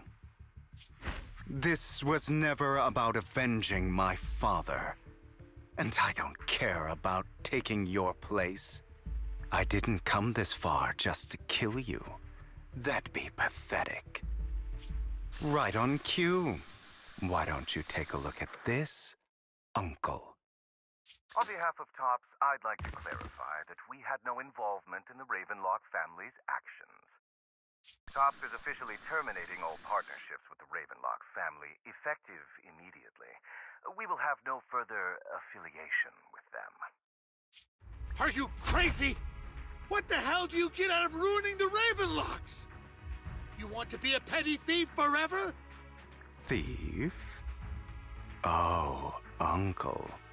Allow me to reintroduce myself. I'm the name people whisper about. The one who robs the rich and gives to the poor. I'm the master con artist who can fool anyone, anytime. I'm the leader of Mockingbird. The one who turns every headline into my own stage. I have friends who'd catch me if I fall, partners who'd shed tears for me, and allies who always have my back. I am Hugo Vlad. You're the one who needs the Ravenlock name. I never did. You ungrateful bastard! You should have never been born. You flatter me. Same goes for you, Uncle. You leave the Ravenlock Manor on Hugo's speedboat. After reaching Port Elpis, you all wait for Lycon to arrive. You've done well, Vivian. You had better give me an explanation. And here I thought this would be a touching reunion. What's with all the anger? Hugo, I'm a member of Mockingbird too. And I mourned your death. Listen, Vivian. I don't want you or the people you cherish to get caught up in danger because of me. I've always been selfish, so I don't hesitate to use you all as variables in my plans. But it is because I am selfish that I also don't want my failures to affect my treasured companions. In any case, if you were in the same position, would you not make the same decisions? Lycon's taking care of everything outside. We should go. Also, Wise, thank you. And I'm sorry for the whole act where I threatened you. It was the only way for Hartman to drop his guard against you and leave you be. I, Hugo Vlad, am forever indebted to you. With Lycon's assistance, you successfully leave the Ravenlock family manor and return to the video store. Master Proxy, although it is late, there is some important intel that I must give you now. Did you know about Hugo's plan to fake his death and everything that's been happening, Lycon? I was simply playing along. After all, I could not determine whether Hugo's plan would pose a threat to you. You are a student of the mayor's late friend, and I am obligated to protect you. You still have that habit of finding awkward excuses when you're embarrassed. Mr. Hugo Vlad, if you have any important intelligence to share, please do so with haste. I need to return to rest before midnight. You two sure are, close. For the sake of a certain old fossil's sleep schedule, I'll keep it brief. I learned from Camille that Dina intends to embed the sacrifice core into the sacrifice. Apparently, it will make the sacrifice much stronger. Sacrifices created this way will not retain their minds and will indiscriminately attack all living beings, including their creator. So the Exaltists don't do this. It would bring them no benefit. But Dina's concoction can control people's minds. If a person takes the pill and is injected with the serum Landon left behind, the sacrifice would be under its creator's control. Although the dormant sacrifice has been destroyed, Dina found a batch of that serum her father created and wants to create new sacrifices. Putting aside the sacrifice for now, Hartman's sacrifice core is fake. We don't know where the real one disappeared to. The real core has always been here. Here? In Lord Phaethon's video store? Vivian, do you remember when I suggested you give that collectible to our dear Proxy? I remember. But that was just an ordinary pendant. And I've met the person who submitted it. She has absolutely no connection to the Exaltists. How about our dear Proxy take out that pendant so we can take a look? After finding the pendant sent by Vivian, Hugo takes it and gently presses a hidden clasp. The pendant clicks open from the middle. Inside, it's the sacrifice core. Neat.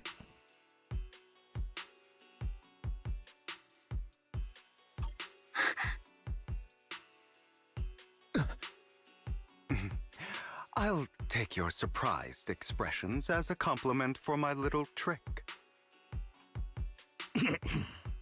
I will hand over this core to the mayor as agreed. Since he fulfilled his promise to protect Vivian and the manager while I was pretending to be dead, I won't go back on my promises. No wonder the mayor would promote rhetoric favorable to Mockingbird. I can't believe I thought he was actually being sincere.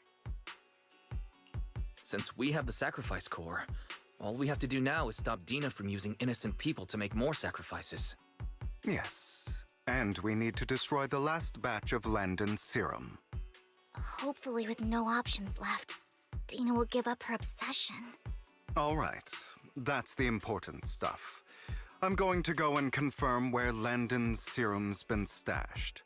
I'll contact you again once I have something. What's wrong, Lycan? Were you in a rush to get back and rest? You act like you're gonna turn into a werewolf after midnight or something. How are you feeling? Relax. I'm not kicking the bucket just yet. They look a bit more run down than before. Just getting over some nasty, that's all. Risking your neck like that wasn't exactly smart. Maybe you should have. Lycan, remember what I said back when I faked my death? For a permanent and absolute victory, we must endure the pain of cutting away rotten flesh and persevere through the darkest hour before dawn.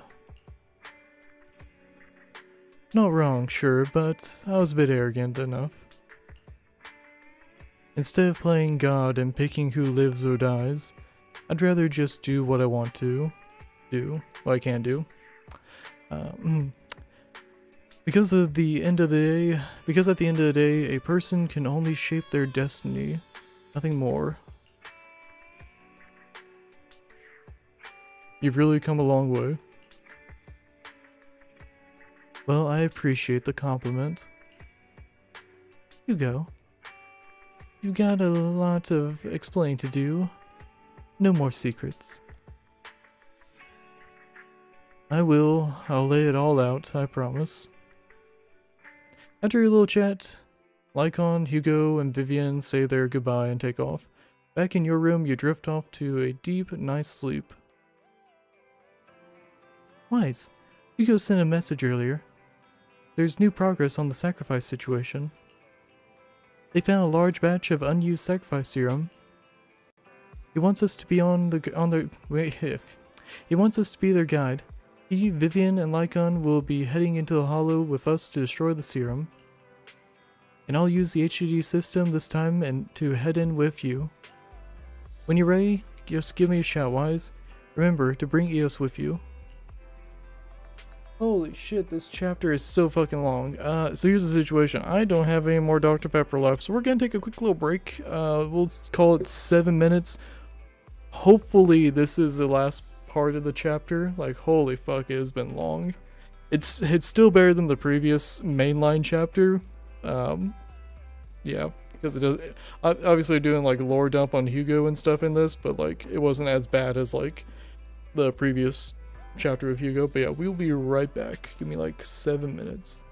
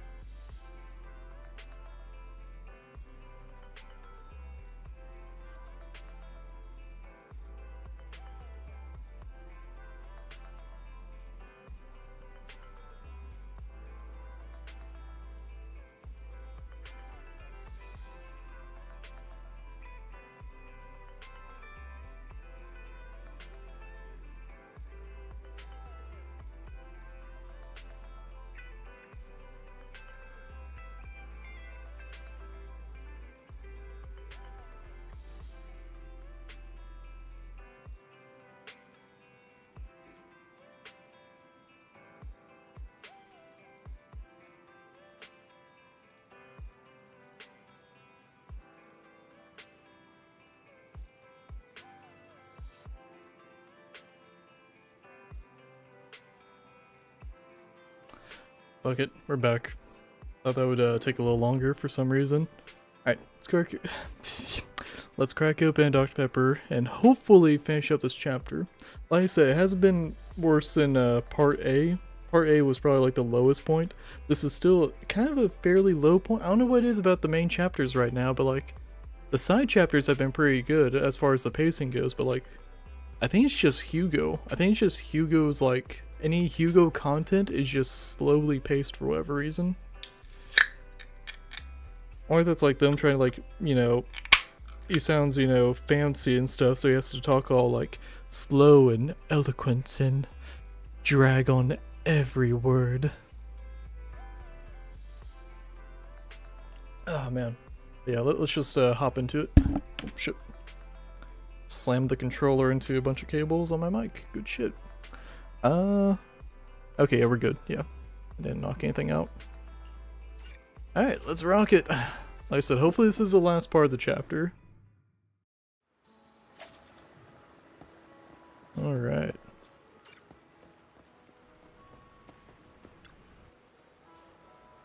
Dear Manager, you're here.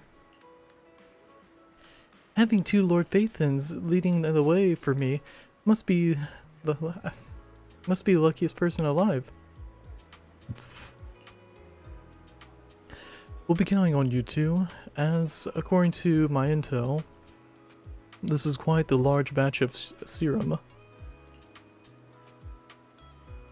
My guess is that Dina wouldn't put all the serum in one place, so we may need to split up.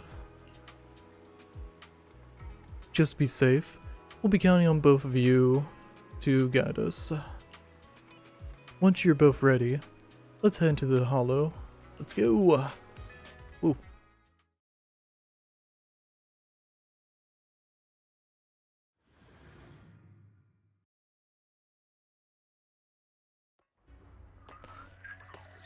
Alright. Landon's stash should be somewhere nearby. I did some digging. Oh, some of the missing workers were brought here too. Miraculous moment. Dina's getting ready to make her move. Don't worry, we'll clear them out.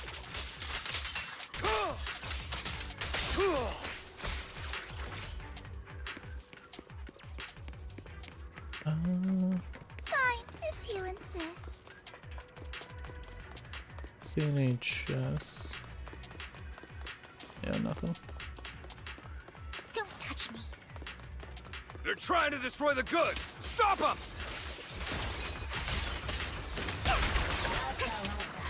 We need to take care of the guards first.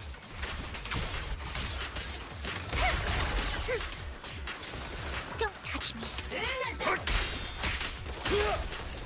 Move, please.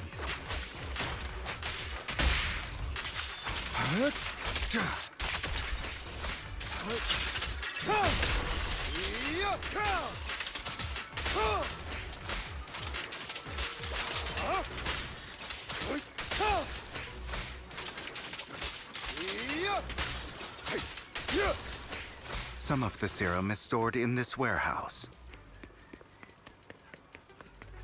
I'm part of Mockingbird too. You're not taking anything from here! Hugo, get the guards first. Oh, dog.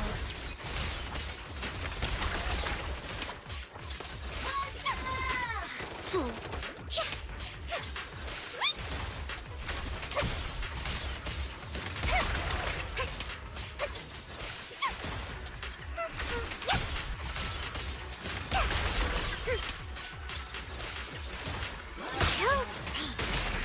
Take this.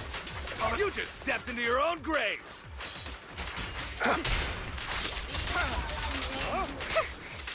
Fools. Allow me to reap your soul.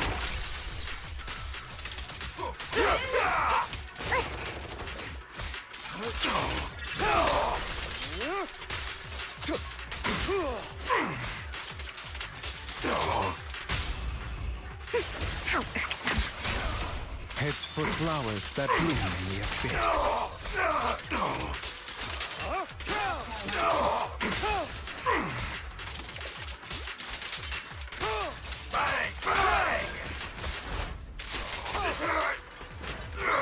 That was a weird pose. Move it! Notice me, Lord Nathan.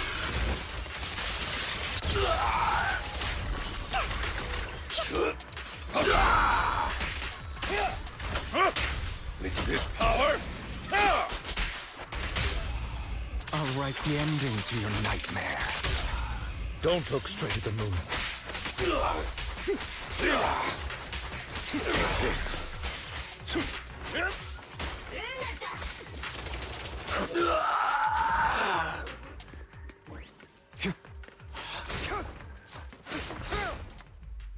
More of Landon's serum survives than expected. Fortunately, since they're still here, it means Dina hasn't executed the final step of her plan. There's likely a lot more stashed around here, and we have yet to locate the missing people. Our actions here won't go unnoticed. Perhaps they're making plans to deal with us on their side. With Landon and Dina's concoctions combined, she may be capable of creating a sacrifice that obeys her. If it comes to that, this will get far more troublesome. How about we split up? Hugo and Lycon will destroy what remains of the substance around here, and Vivian and I will go search elsewhere. Very well. Let's go with your plan. But be careful if you encounter Dina and her people. According to Camille, she's absolutely obsessed with completing her father's dying wish. Who knows what she may try? Let's part ways here for now. And perhaps the other manager could use EOS to guide us. Sure. I've been feeling way better these past few days, so just leave it to me. It's only now that I realize how fortunate we are to have two Lord Faithins. Yeah, but I feel like our work's doubled. In the past, Wise and I would only ever work on the same route. Greater power means more responsibility. And in any case, I'm sure the mayor would be able to provide double compensation. He's a very generous person, after all. Right, Lycon? I will request additional compensation from the mayor. It's not about compensation. It's just... I'm still not used to us being separated in the Hollow, so I'm worried about Wise's safety. Oh, but I have no doubt in your abilities. I just haven't gotten used to it yet. As they talk, Vivian stands behind them and suddenly sheds tears as she gazes at one of them. She turns and quickly approaches the area where Landon's serum is stored. Vivian recalls the tears she shed when looking at Phaethon and the destiny she saw then. This is the future I saw. Lord Phaethon. Falling from the sky with wings? Vivian closes her eyes as if making... I'm sorry. Darn it. I didn't stop it before. Oh well. Actually, can I do playback?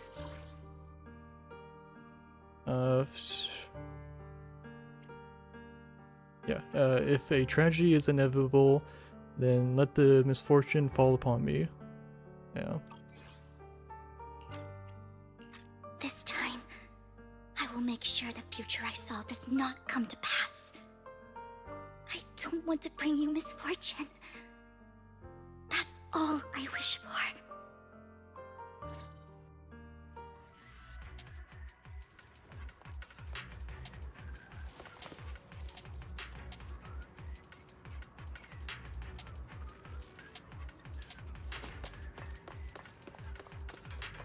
Leave this to me, Lord Phaethon.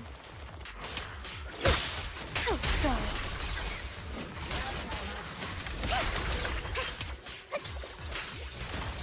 You better not get my dress dirty. I will say being able to hover in air is pretty neat.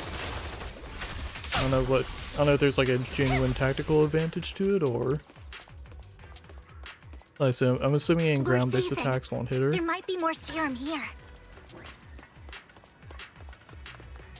How dare you steal from Lady Dina!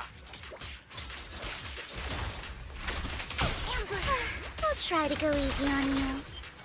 No promises.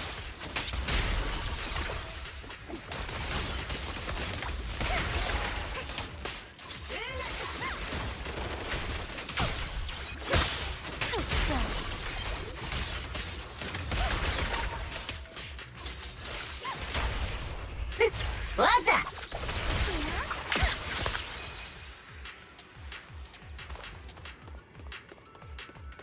There are containers by the fissure. No chest over There's here. got to be something inside. Let's try opening them. We don't want the money anymore. Please just let us go. I don't think I'm going to make it. Just end my pain, please. Oh, fuck. We're here to save you. We're here to save you. Are there any other captives? There are. There were, but they all turned into ethereals. So many ethereals. They're all dead. Please, just let us go. The girl never intended to let us live. My friends will get you out. We'll deal with this. Don't be afraid. We'll get out of the hollow alive. We promise. Really? Oh, thank goodness. Be careful. So many people were brought in with us. They're all ethereals now. Really, really scary ethereals. I can't even imagine what she's planning to do with such a massive horde of ethereals. People will die. Everyone will be killed by those ethereals. Cough, cough. Hush. Say no more. My friends will get you out. Leave the rest to us. After contacting Hugo and Lycon, they quickly arrive. You eventually decide to have their first take. If you eventually decide to have them first take these civilians to a safe place, while Vivian and you continue to search for any overlooked serums or victims. Shortly after they leave, a familiar voice comes. It must have been tough for you to find this place. Vivian, if you had stayed out of it, I wouldn't be so eager to get rid of you. Those people have been taken to safety. You're all out of options. They're just mere test subjects. So what if they get away? There will always be people consumed by greed, and therefore, they will come willingly to me. In any case, what are a few sacrifices in comparison to the completion of Father's grand ambition? Dina, you deceived those people. They didn't come willingly to you. You tricked them, just like Landon did back then. Deceived? Father gave hope to those who had everything taken from them by the Hollows. Vivian, you once rejoiced at the hope Father offered you, too. Before Father took you in, you were no more than an omen of disaster that no one wanted. It was Father who gave you shelter and a purpose for existing. Do you remember the first time you bestowed a blessing under Father's guidance? How did you feel when that person looked at you with adoration and gratefulness? That was the first time you felt hope. Like your existence had a purpose, right? Don't forget that it was Father who, through what you call deception, gave you hope.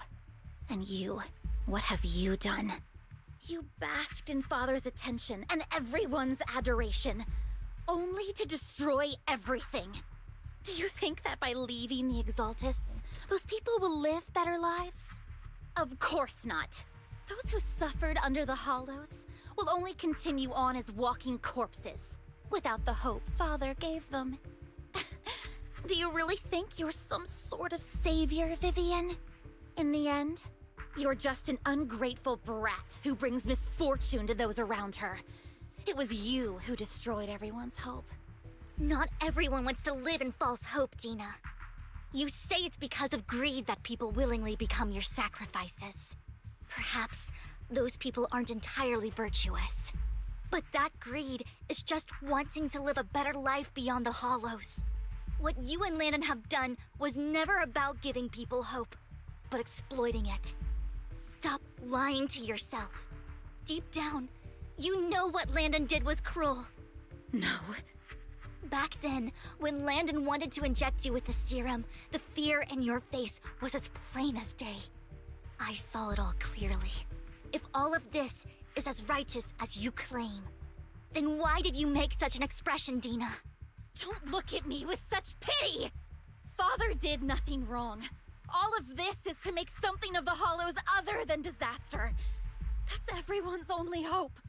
Dina, it's not too late to stop. Stop living in this lie. You know what would happen if a sacrifice loses control and escapes the Hollow. It's not the Hollows that are to blame for those people's deaths, but the hope you keep talking about. That will cause more despair and claim more lives. That is merely the necessary sacrifice to accomplish a greater goal. No one deserves to be a sacrifice. Your hypocritical magnanimity disgusts me. I can always go and get more test subjects if they've escaped. And I will be able to replicate Father's serum with enough time.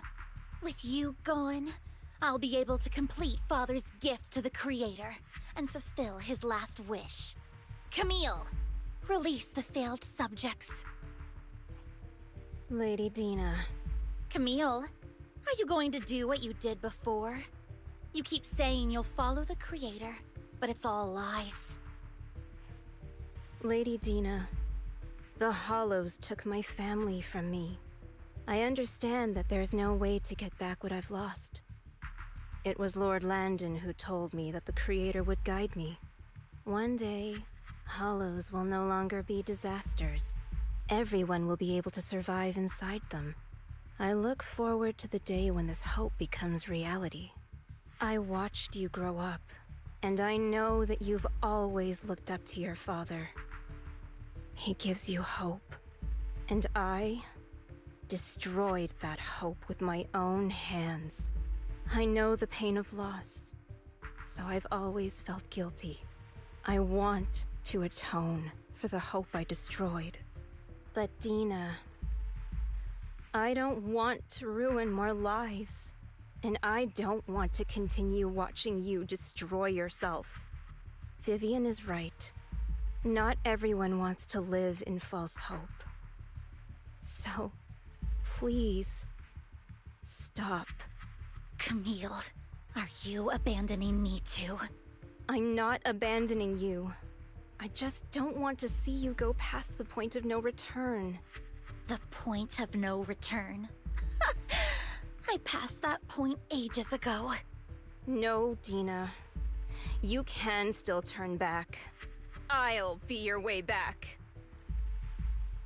Where are you going, Camille? I made a deal with Hugo and the mayor. If someone needs to take the fall for this, let it be me. I did it. All of it. I've been forcing Landon's only daughter, Dina, to research how to create sacrifices. I colluded with the Ravenlock family for my own gain.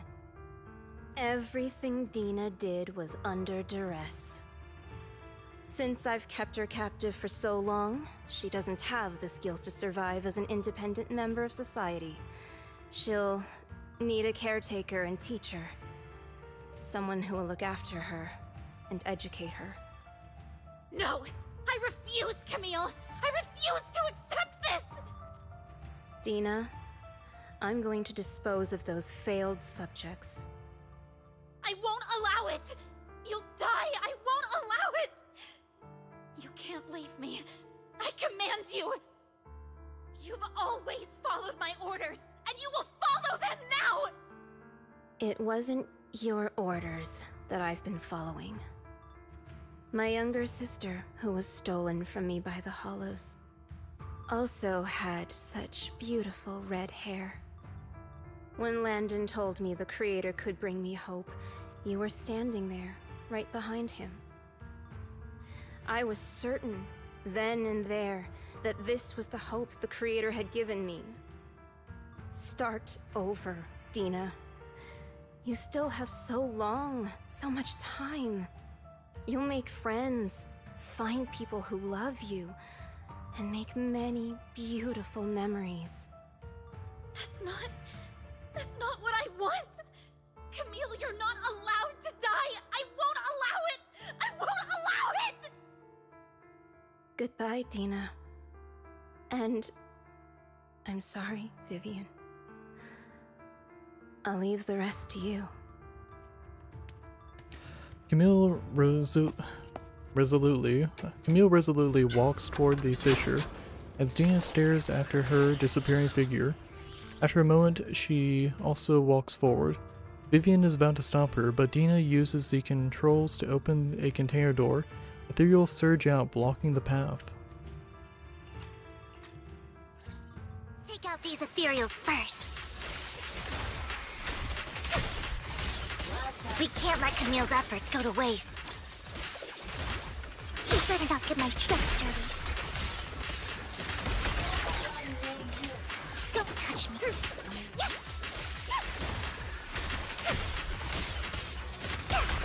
Don't you know? Get my dress dirty and you'll pay.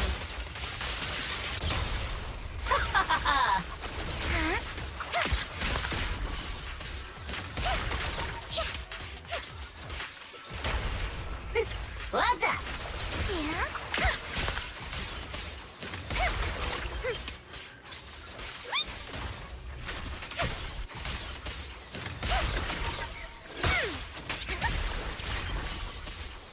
Let's go after Dina, Lord Faith.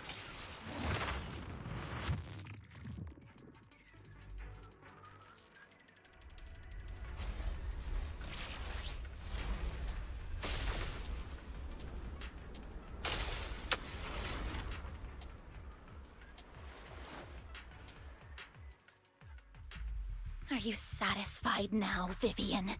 You were the one who brought yourself to this point. You're saying this is all my fault? Losing my father, losing Camille. I wish you had never come into my life. At first, when father brought you home, I was happy. There are so many Exaltists, yet father never allowed me to get too close with any of them. I never had any friends either. But when father brought you back, he told me to take good care of you. That you were my first friend. I was also so happy the first time you took my place in helping father select a person to receive the blessing. Because it meant you were different from all those other people. You could stay with me. But soon, I grew jealous. You took the attention that should have belonged to me. You even took father's love from me. It's only because of my ability that Landon... I know, but... Vivian, jealousy is something you cannot control. Of course, the same goes for fear and hatred. I was terrified that one day you would look at me and shed tears. I knew if that day ever came, father would not hesitate to force the blessing upon me. And when that day did come, I hated you for causing my father's death. Tina, you knew everything about what happened back then, so... Why are you still defending Landon? And why didn't you tell me back then? If I had known earlier, maybe I could have found a way. Because it's the only thing that makes me more special than you, no? It proves I had father's trust. I was more useful to him. Vivian, you said you wandered without a home ever since you were young, hated by anyone you encountered.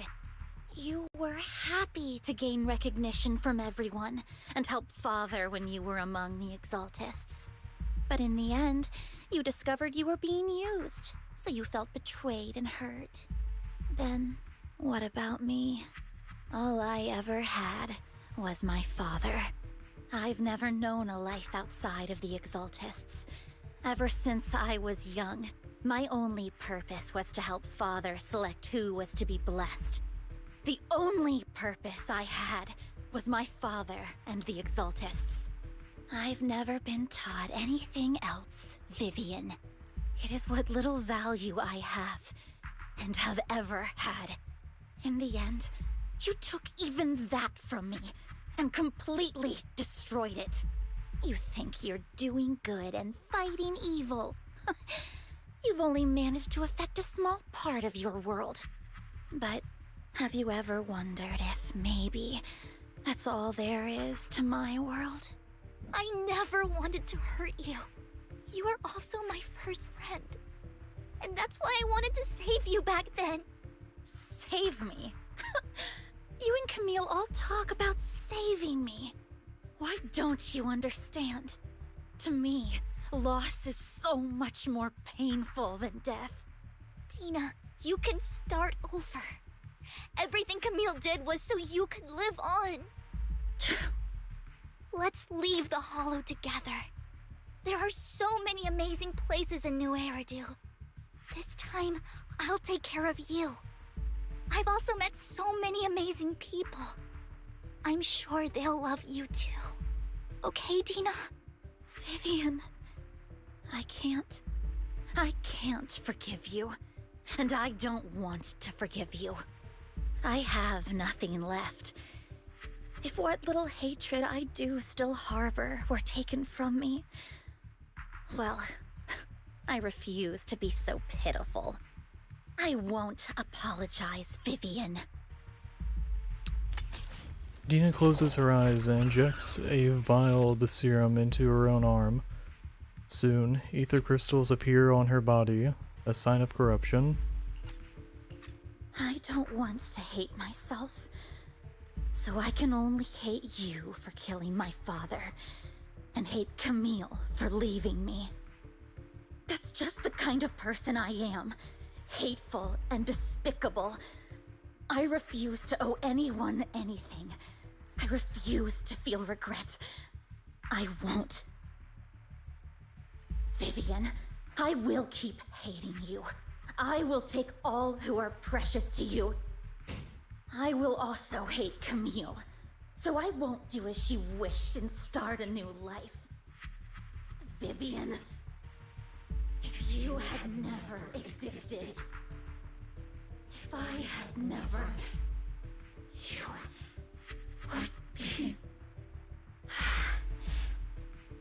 Lord Phaethon, please do not interfere. She was my first friend.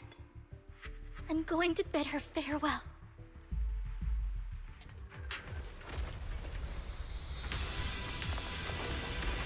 Alright, new boss. What the fuck?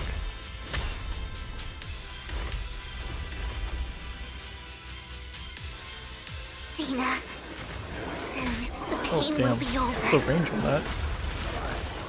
Lord Phaethon, don't come any closer!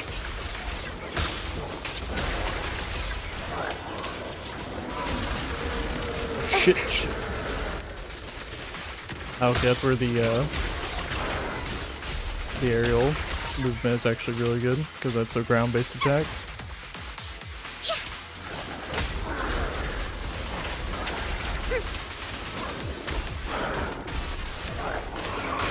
Okay. Oh, okay, they can actually do aerial too. Fuck.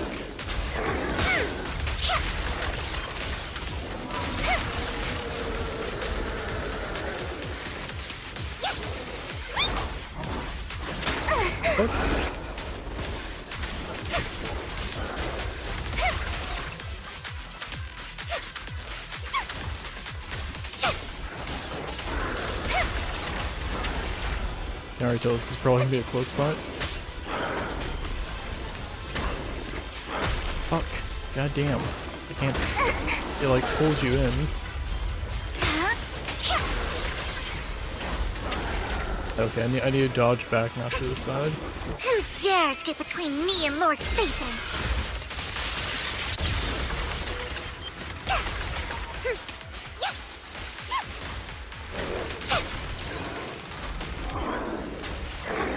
Fuck, okay. You get locked into her attack combos, so you can't like dodge.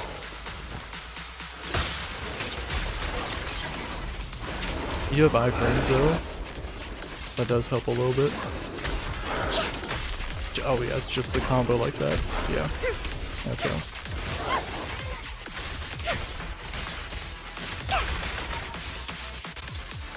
this one's pretty tight.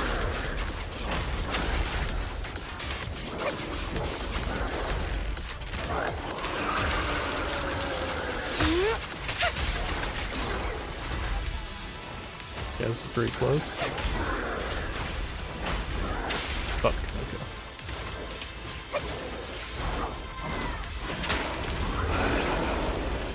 I don't know how I didn't get hit by that.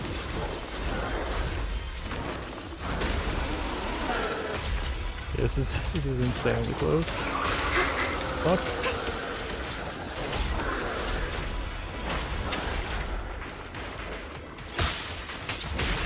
Okay, we got this. That's game. Not worth my time. Unless there's a second one, then I'm fucked.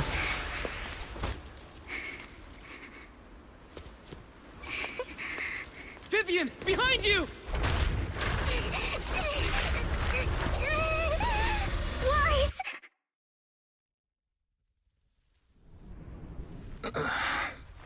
What happened? What the...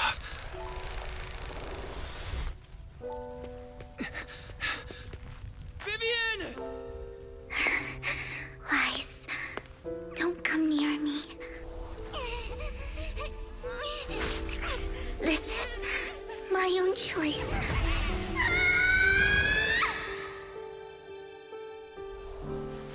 I will change the fate I saw. Vivian!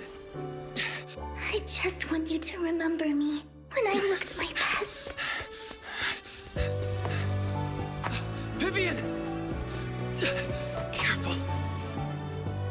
Vivian, your body... I'm sorry you had to see me like this, but I don't want to be the one that only brings misfortune anymore. No. There's got to be another way. It's so warm, and the night is beautiful. Vivian?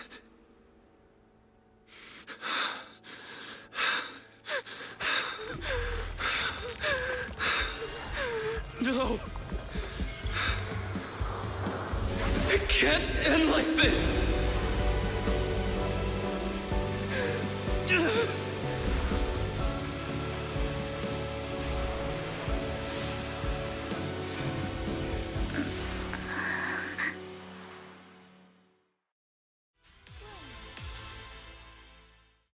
Oh, that was sweet. And why is unlocking more of its powers? Oh. It feels as if you had a long dream where you saw your teacher again with her familiar smile, but soon the environment and your teacher both dissolve in the water, like behind a misty curtain, blurring, then vanishing. So I think this is implying that, like, Wise, or well, I guess the main character is going to be like the solution to stopping the spread of the hollows through whatever power, because he just reversed the hollowing effect. So, yeah, stopped her from becoming an ethereal. Wise. Wise.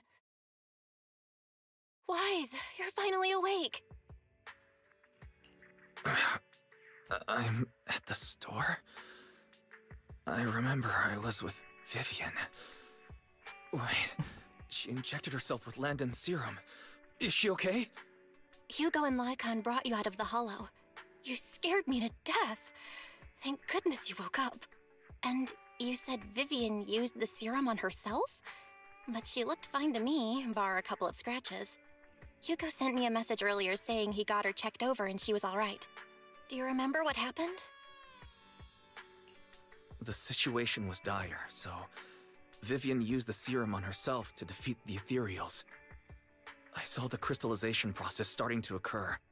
I can't describe exactly what happened. I saw something blurry, but I just wanted to stop Vivian's corruption process. I don't know exactly what I did, but then I lost consciousness. What happened after that? When I let Hugo and Lycon there, it was just you and Vivian lying there on the ground. We couldn't wake either of you. Let's put that aside for now. Do you feel any discomfort-wise? I'm a bit dizzy, but otherwise, I'm fine. Don't worry. Phew, that's good. You should rest for tonight. Hugo and Vivian said they'll come over tomorrow, so we can discuss the details then. Okay. Sorry for worrying you, Belle. Good night. This time there are no strange sounds or sights in your dream, and you sleep peacefully throughout the night. Shortly after you wake, Vivian, Hugo, and Lycon arrive at the video store. Lord Phaethon! How are you feeling? No headaches? Leg pains? Heart palpitations? Loss of appetite? Vivian? I was just so worried. Sorry. Anyway, Lord Phaethon, I'm so glad you're okay. What happened this time was all my fault. Things were dire, and you did what you had to. Plus, if it weren't for you, we wouldn't be here now. So what happened? Wise said he saw the crystallization process start, but I didn't see anything through EOS. Hugo? Lycon? Did either of you guys see it? Allow me to explain. Miss Vivian told us what happened after she awoke, and the mayor arranged a full medical checkup for her. Based on the results, Miss Vivian indeed shows mild corruption sequelae. But if the crystallization process had already started, the lingering effects should be far more severe. To be precise, if the process had already reached the point of mass surface crystallization, it should have taken no time at all to become an ethereal. So, the mayor theorizes that it was the etheric energy within Master Proxy's body that affected Vivian's condition and the surrounding etheric particles, causing Vivian's corruption to recede. Essentially, corruption is a reaction between the etheric particles inside the body and in the surrounding environment. Therefore, it's not necessarily irreversible, just that currently our mainstream method of defense is prevention.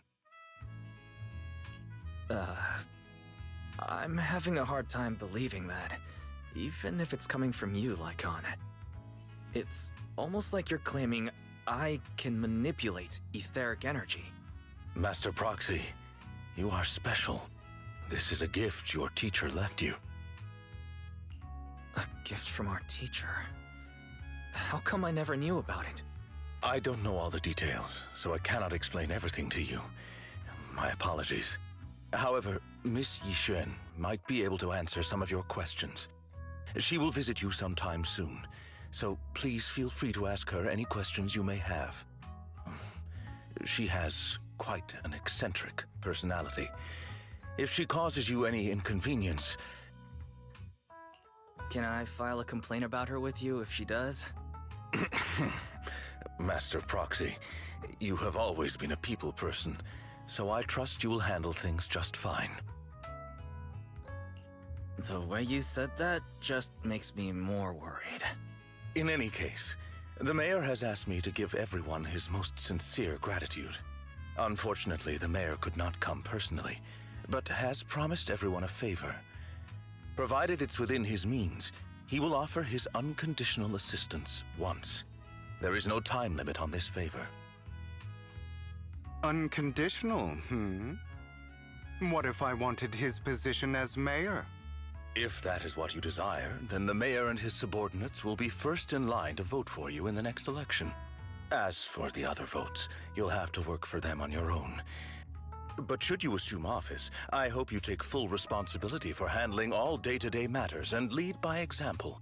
By sheer happenstance, the mayor has provided you with a copy of his current assignment, the City Waste Sorting and Processing proposal. Old fox. Well, can I request Lord Phaethon's? The mayor imagined you might ask. I have prepared all the necessary documents, and the ceremony expenses will be covered by the mayor as a gift. As long as Master Proxy agrees, we can sign and process the documents immediately. But this matter requires mutual consent and cannot involve coercion, confinement, or one party's lack of consciousness. Stop! I would never do that to Lord Phaethon! Probably. At least not today. As for you, Master Proxies, the mayor has some sense of what you desire. That said, He hopes you might speak with Miss Yishen first before you decide the timing of that favor. Hugo and Lycon are still bickering, and Vivian sits to one side, eager and anticipatory. As always, you can smell the aroma of noodles from the neighboring noodle shop and hear snippets of Elfie's music from her store.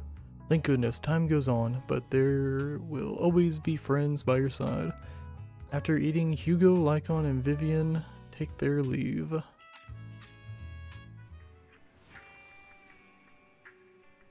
Alright. Oh, it literally just rolled to 4 o'clock. Oh, that's funny. Alright, cool. Yep, neat. Wise, are you feeling alright? Well, Lycon talked about controlling ether particles. He said it was a gift from our teacher. I keep thinking about it. I feel like something insane is going to happen. No, I can't think about this right now.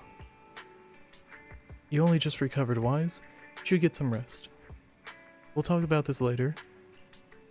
Upstairs to rest. Alright. It's like we just finished a chapter.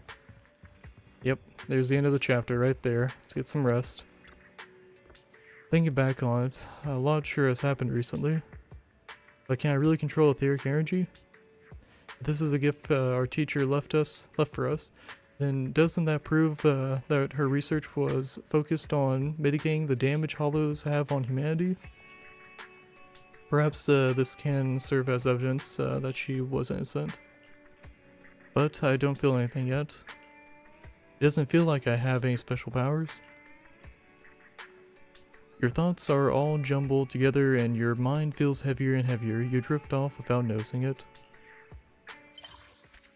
Alright. Another chapter done. Alright. More pool material. Cool, cool, cool. New Eridu continues to coexist with sacrifices, and neither daily life nor hidden crises ever cease. New stories and the distant horizons are surely exciting, but one should also cherish each passing day, present or past. One day they'll become memories worth holding on to. Alright. We got the Bang Boo just talking to each other. Yeah, I'll just gonna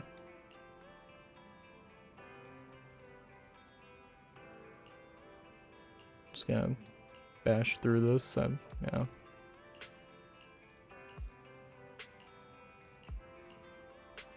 Alright, yeah, it was just some dialogue. Oh, they're literally in my room doing that? Okay, that's funny. Alright, talk to Belle. Oh, I thought this would like end the chapter. Why is someone calling themselves Xian is here for you?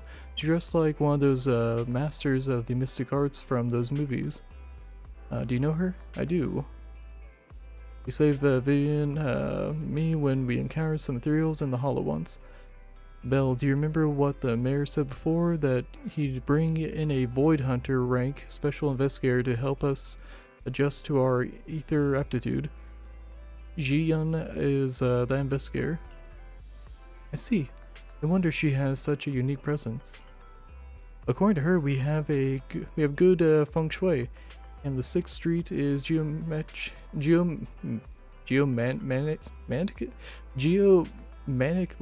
blessed and a good place to live too. That makes sense.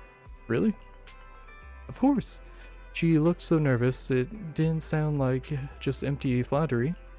Oh, serious, not nervous. You weren't here when she came in earlier. I asked if she wanted to stay and wait, but she said she wanted to take a look around and you could talk once you were free. You have time now, you should find her, Wise. Man, it just keeps going. Here, let's go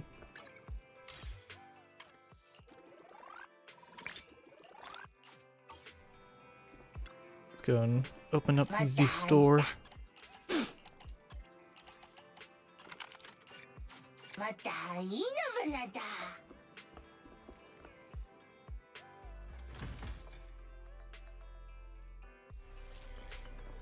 And she's literally in front of Hal, so I came in. Okay, I can still get Hal's. Yeah, Let's go grab some coffee, and we'll talk to her. Have a cup of coffee to jumpstart your day. It really does just keep going, though. Sometimes stopping to take a break can help you go further.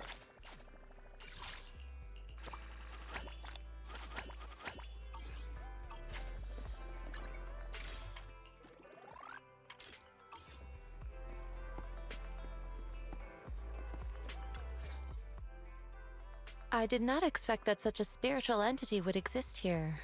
It appears this street is a geomantic gem. A spiritual entity? His name is Howl, and I guess you could count him as a neighbor of mine. Is there anything special about him? No, I was simply a bit surprised. It's rare to find such an intelligent individual of this breed.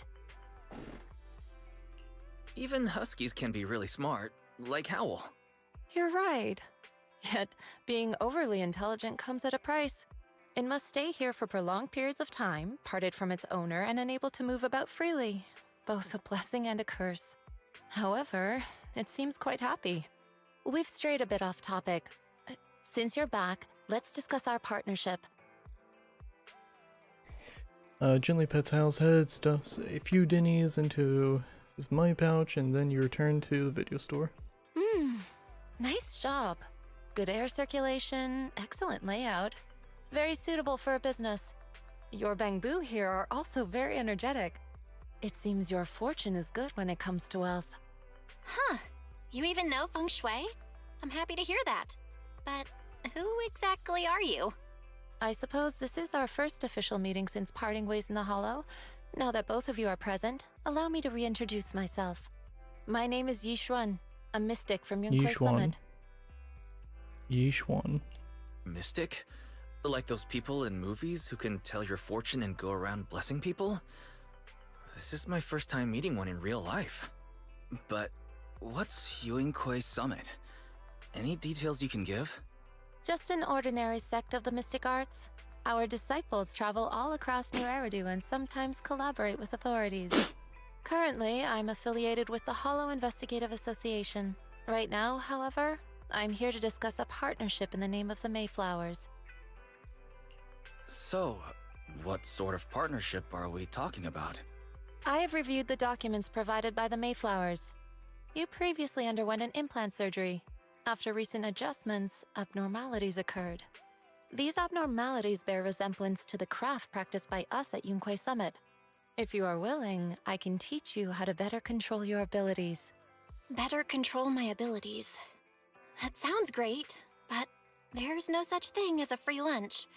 Since you're willing to teach us your craft, Shifu, you must want something in return, right? That's right. Mayflower will have you join me for some investigations. Looking at my divination results, this will be a complicated and very likely dangerous matter. He's still going over the details, but should have more information for you soon. You can wait until then to decide. Let's leave it at that. The weather is nice today, perfect for going out. I just happen to need to head to a nearby store to collect something. If you're free, how about coming with me? We have a long path ahead of us, so it would be good to take the opportunity to learn more about each other's ways and methods. Sure, yeah. Sounds good. Then let's go. Yishan Shifu. Where's the store? It's at Lumia Square. It's called Bayon. I know the store. No, the store, but hasn't it been closed for ages now? Is that okay, Shifu? It matters not. Over this situation, let's head over first. It's been ages since I last came to the Janus Quarter. I'd like to take a look around. Just tell me when you're heading to Lumia Square. We can meet up there. Nods goodbye. Holy shit, it just keeps going. It just keeps going. Been going for 4 hours. It just keeps going.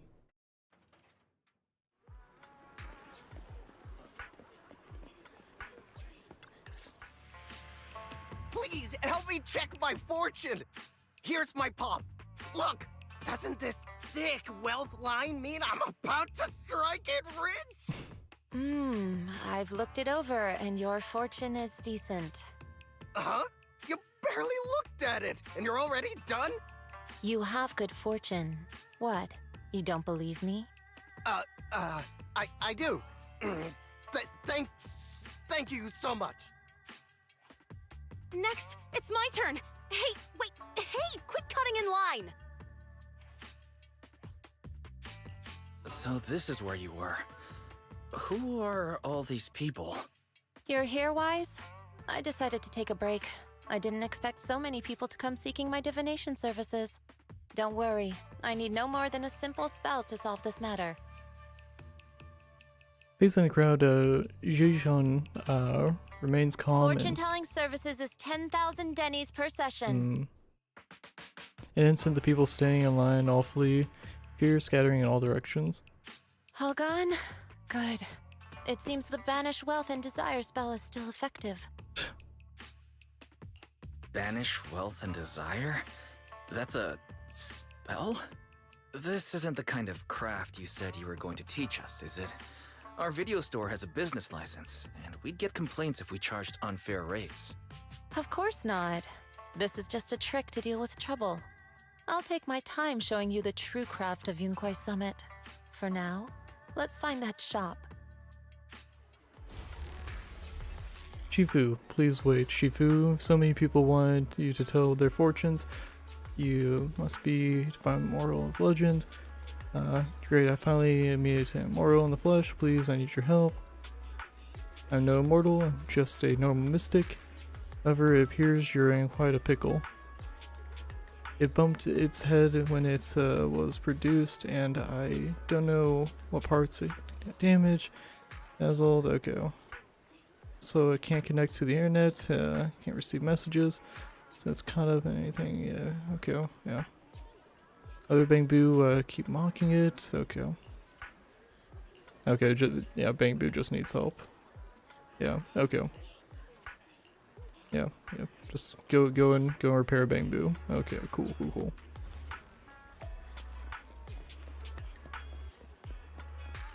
It's kind of speed through this because we've been going for like 4 hours.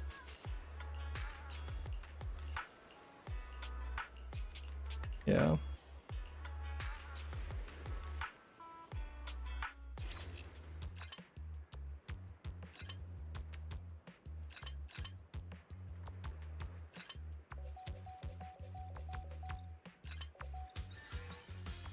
Da-na-na-na. Alright. Yep. Cool. We repaired the Bangbu. Good stuff. Cool. Yishuan Shifu, the store is right up ahead. Yes.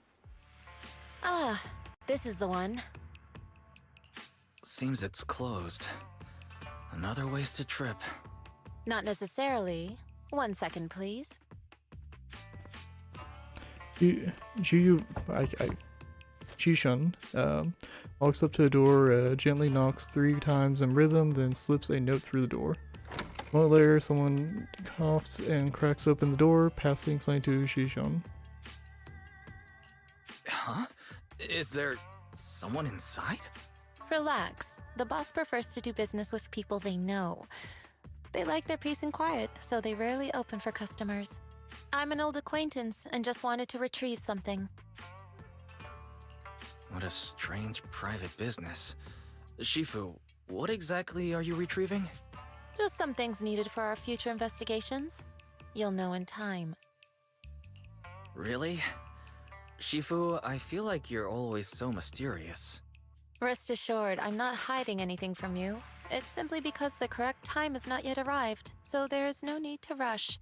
Since we've already obtained what we came for, let's part ways here. There will be plenty of time in the future. We will certainly meet again. Alright.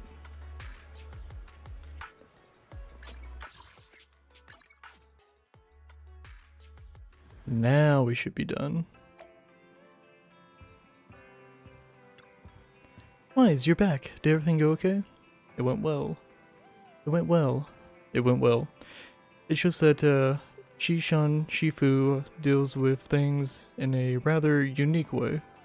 Maybe that's just how a mystic does things. I see. Wise.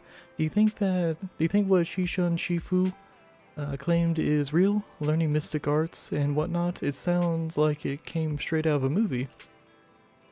Are we going to be like those movie protagonists who use talismans to defeat ethereals and magic arrays to suppress hollows?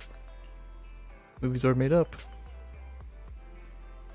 Definitely won't be as exaggerated as a movie, but I don't think Shishan Shifu is lying. She really did display mystical powers back in the hollow. I see. Well, I trust your judgment. Plus, the mayor must have his reasons for choosing her to teach us. Shishan Shifu said that the mayor would have us help her on some investigation. I wonder what it is. Either way, we'll find out soon. There's no rush. Wise, you have been so busy recently. You should take this time to rest and have a break. Alright.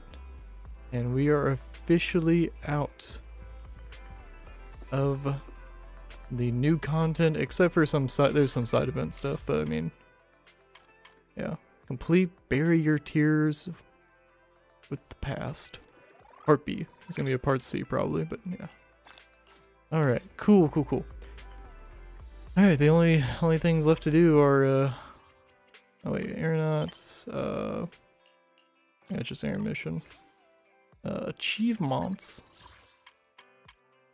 Claim that. 20 hull pool material.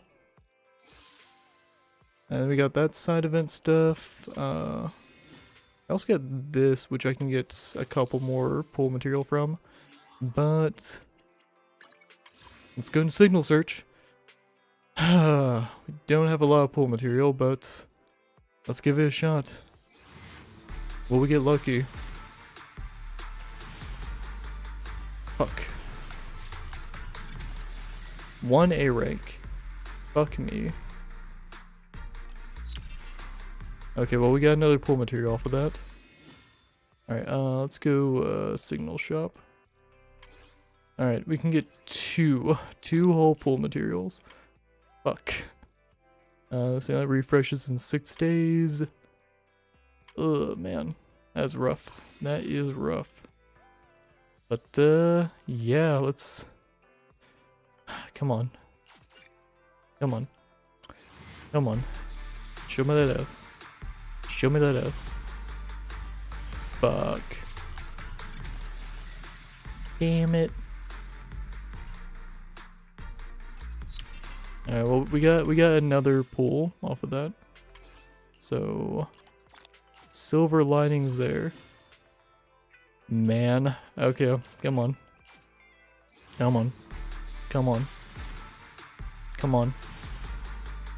Oh! Okay. We have not won the 50-50 in a hot minute. Give me a break here. Please. Please give me a break. Please give me a break. Come on.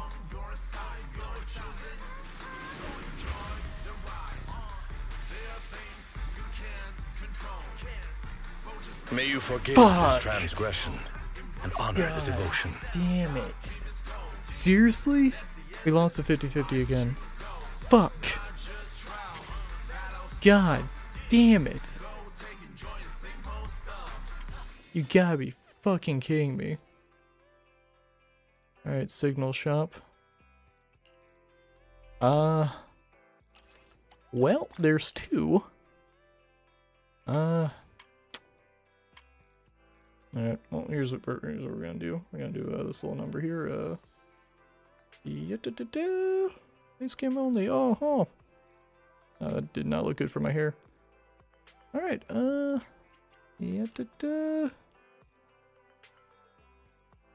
You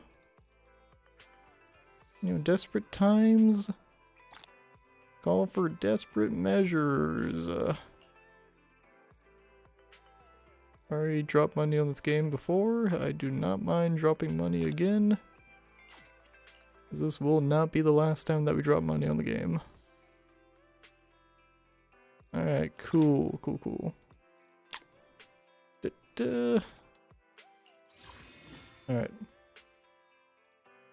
Not my proudest moment, but we gotta do what we gotta do. Alright. Give me a break here. You know I just dropped money on the game. You know I just dropped money. Come on. Fuck. Only one A rank. Okay, well we got some pool material back there. Alright.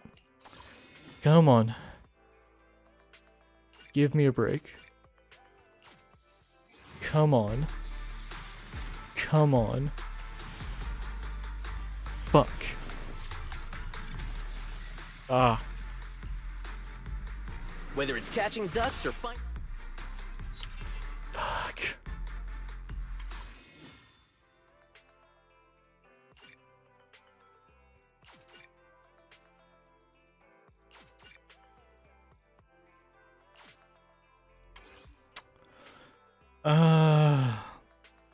Let's be wise with our money here.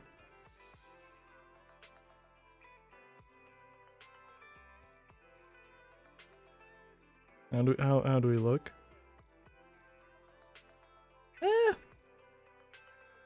Yeah, no, I mean that's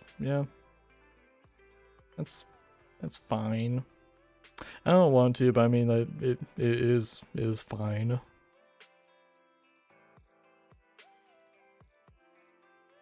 Yeah. And just make sure I don't have any like expenses coming up that I'm forgetting.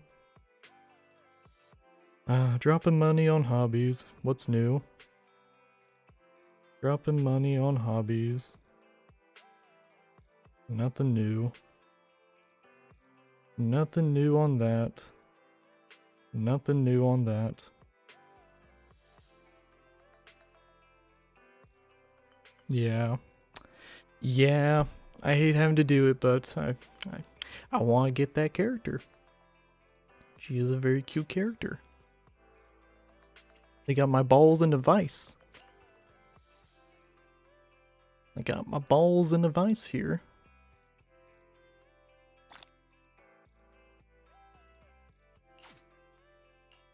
Alright. Hate it. Hate it. Hate it so much. Fuck Lycon. God damn. It's like I think I lose every coin toss. So we're gonna try a hard pity. Do we get on the hard pity here? Nope, no hard pity on this one. Only one A rank. God damn it. Man. Fuck me. Do I even have enough for another pool material? I do. Okay. That softens the blow a little bit. Softens the blow a little bit. Not much, but hey. Give me Vivian. This is it. Okay. Alright. This is the very last one too. I guess it's not as bad. One day, I'll be the best public security officer there is. Alright. Positive of that is that it's literally the last one for the temple. So, yeah. Bit lackluster. But I want that character. I do want that character. Alright. Show me Vivian. Show me Vivian. Let me make this clear in advance. I'm only here for Lord Phaethon. Yep. Not my proudest one, but yeah. I wanted to pull her. Goal for the game. Have every character. Have every character. That is the goal. Alright. Cool. Let's go ahead and do some polls here. Make me feel a little better. I like to imagine we'll get an S rank off of this pretty quickly. And skip. Yep. Cool. Huh? And You know, 10 pull. Skip. A bunch of A ranks. All pull material though. I've already maxed them out. Another 10 pull.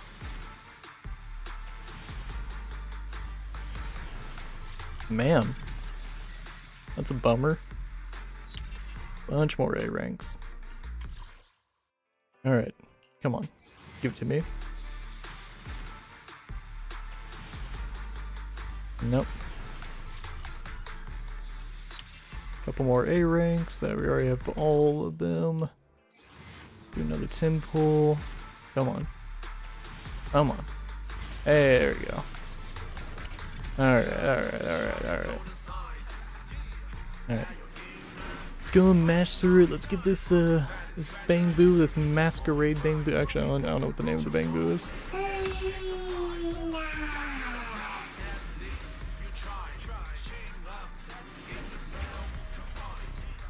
Alright. Come on. Let me get to it. Robin. Huh. Oh, because they rob. I mean, like Batman and Robin. Probably like Robin as in like robbing. Alright. That's cool. Got the new bamboo. Good shit. Let's go ahead and swap this over to I'll get Resin Abu. That'll be the next one I get. Alright.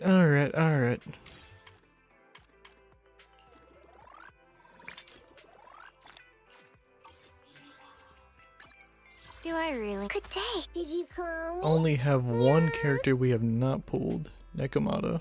I would never turn down Lord Phaethon. Alright, let's see the motions. Okay, a basic stance. Okay, cool. Cute. Unfurls the umbrella. Very cute. And holds the umbrella behind her. Very cute.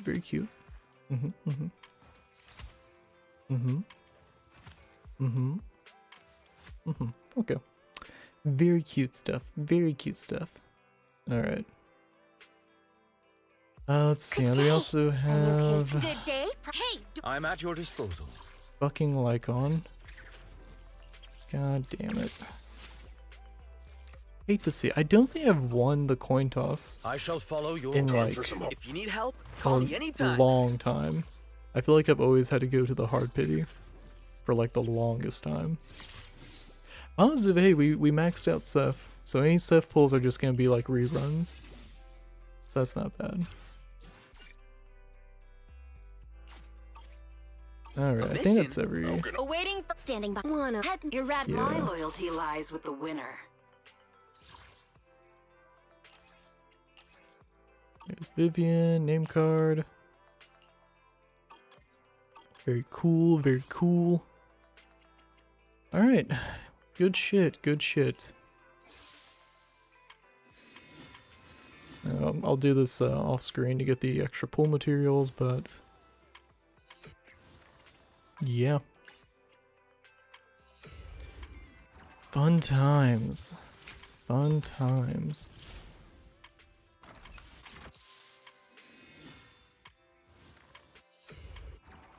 Yeah. Okay, final thoughts. Chapter was not as bad as part A. It continues to be a trend that Hugo's parts are the less interesting parts for me. Well, not less interesting. I think it's a pacing issue. They're not paced as well as I think they could be. I feel like it's mostly the cadence that they're having the voice actors read the lines, and the pregnant pauses are they're a bit much. They're a bit much for me. Pregnant pauses, they're a bit much for me. Yeah, timing, like they have good material. It's just it's not being delivered well, in my book, because there's so much. There's 4 hours of content in the fucking chapter, and it's just like a lot of it could be trimmed down. And could probably drop it down to like maybe 3.5 hours, like saving like 30 minutes, something, you know, like that. I mean, I don't know.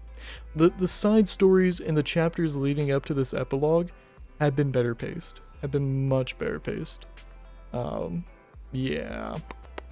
So hopefully, chapter 3, since we've like established Vivian and Hugo's like backstory to the nth degree, like I don't think there's any more like secret stuff of their backstory that's left. So hopefully it's just gonna be exploring the current plot of shit that's going down. Hopefully. Yeah. Alright, so we will we'll call it here. Or actually, it might be Chishan that is gonna be like the final part for the epilogue, but either way, if Vivian and Hugo are here, they've been explored to length as far as the backstory goes, so yeah. But yeah, this was overall fun. Friday is potentially going to be a repo night, followed by getting over it, because I'm pretty sure the person I'll be playing repo with won't be able to go as long as the other like streams go. Maybe like a few hours of repo, which is fine. And then we'll probably be playing getting over it and trying to beat that. I don't know how long I'll play that for, but I'll make sure that Friday has a decent length stream. Yeah, we'll call it here for tonight. Have a good night. Thanks for watching. See you in the next one.